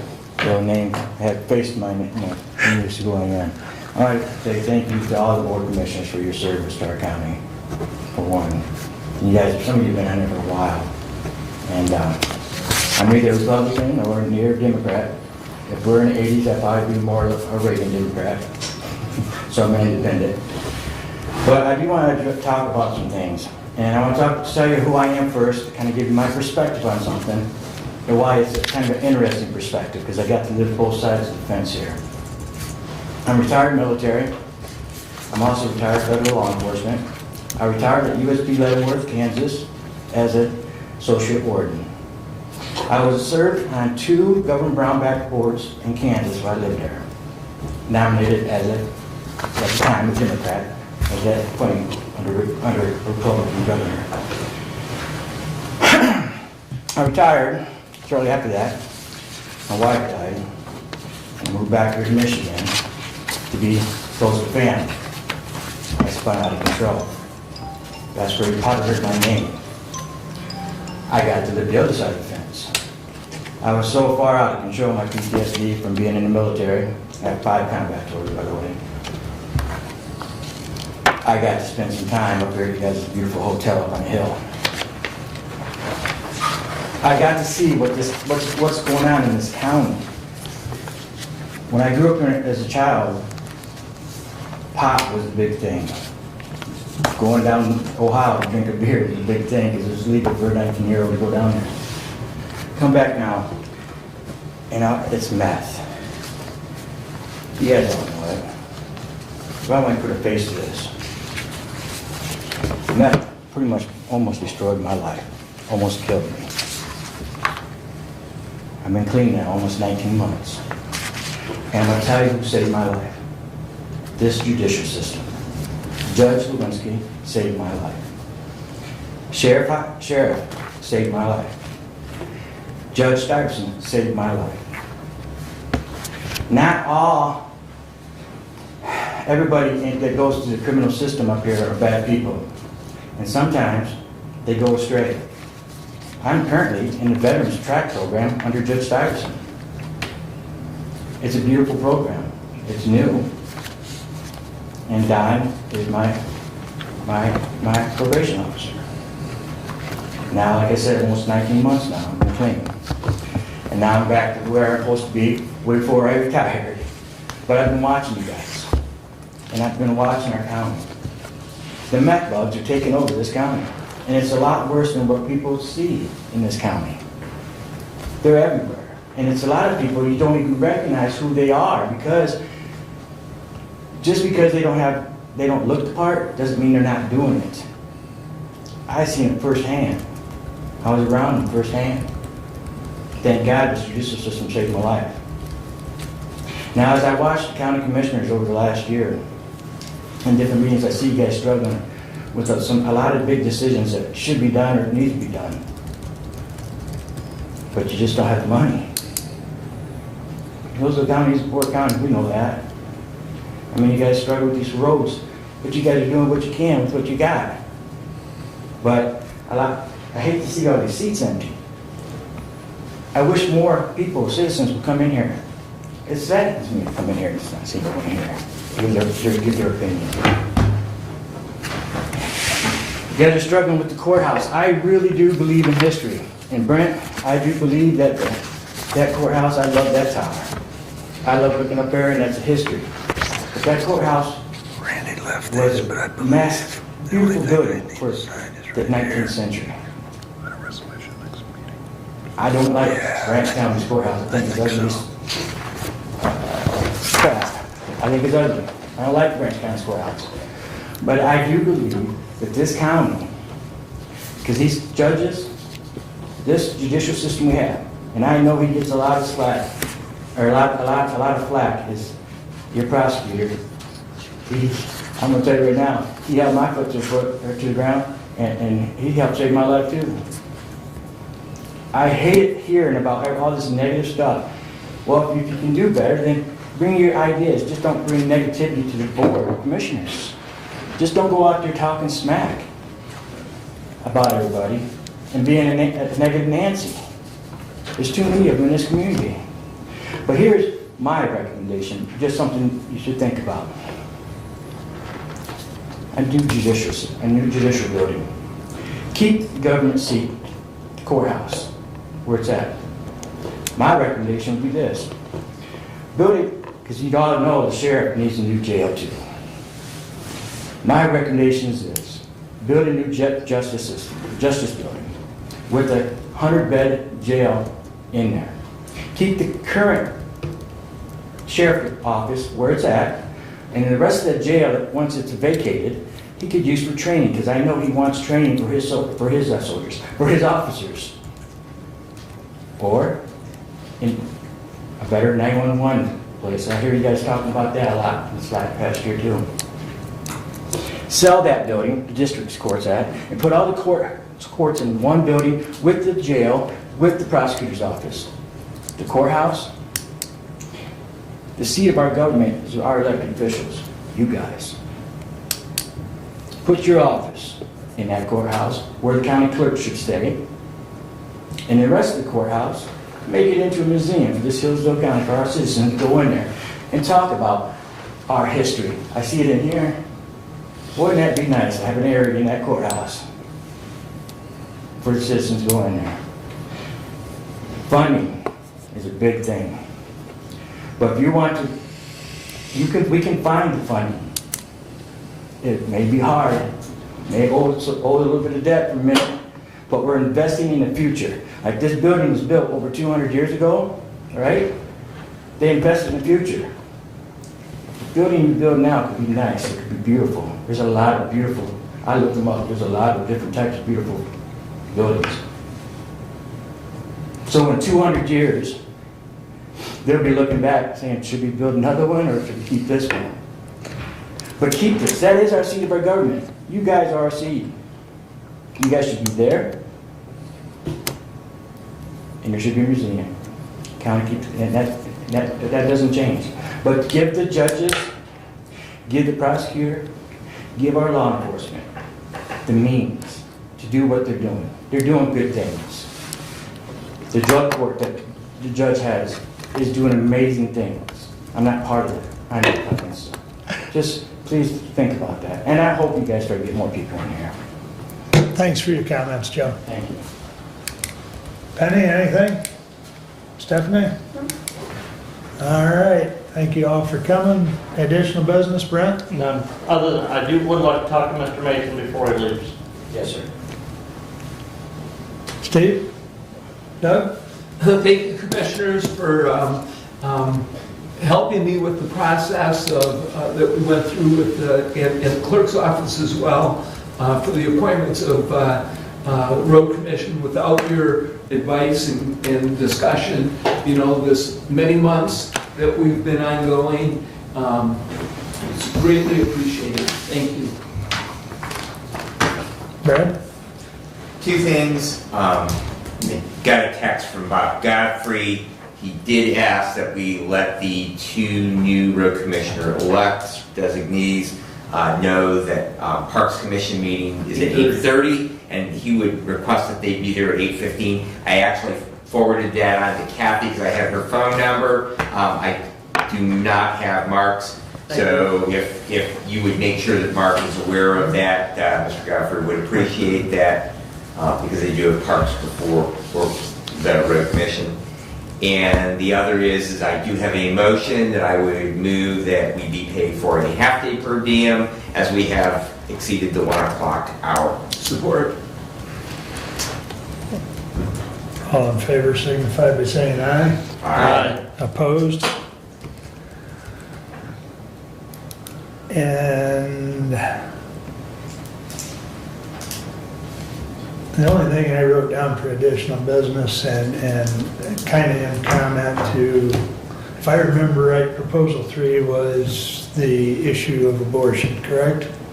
And we all got there because the Supreme Court overturned Roe versus Wade, which I think turned the calendar back for women's rights 100, well, not 100 years, but 50 years at least, my opinion. You know, should they have overturned Roe versus Wade? I'm not here to debate that, but that's what kicked the whole thing into process. So, but anyways, we stand adjourned for the longest meeting we've had in a blue moon.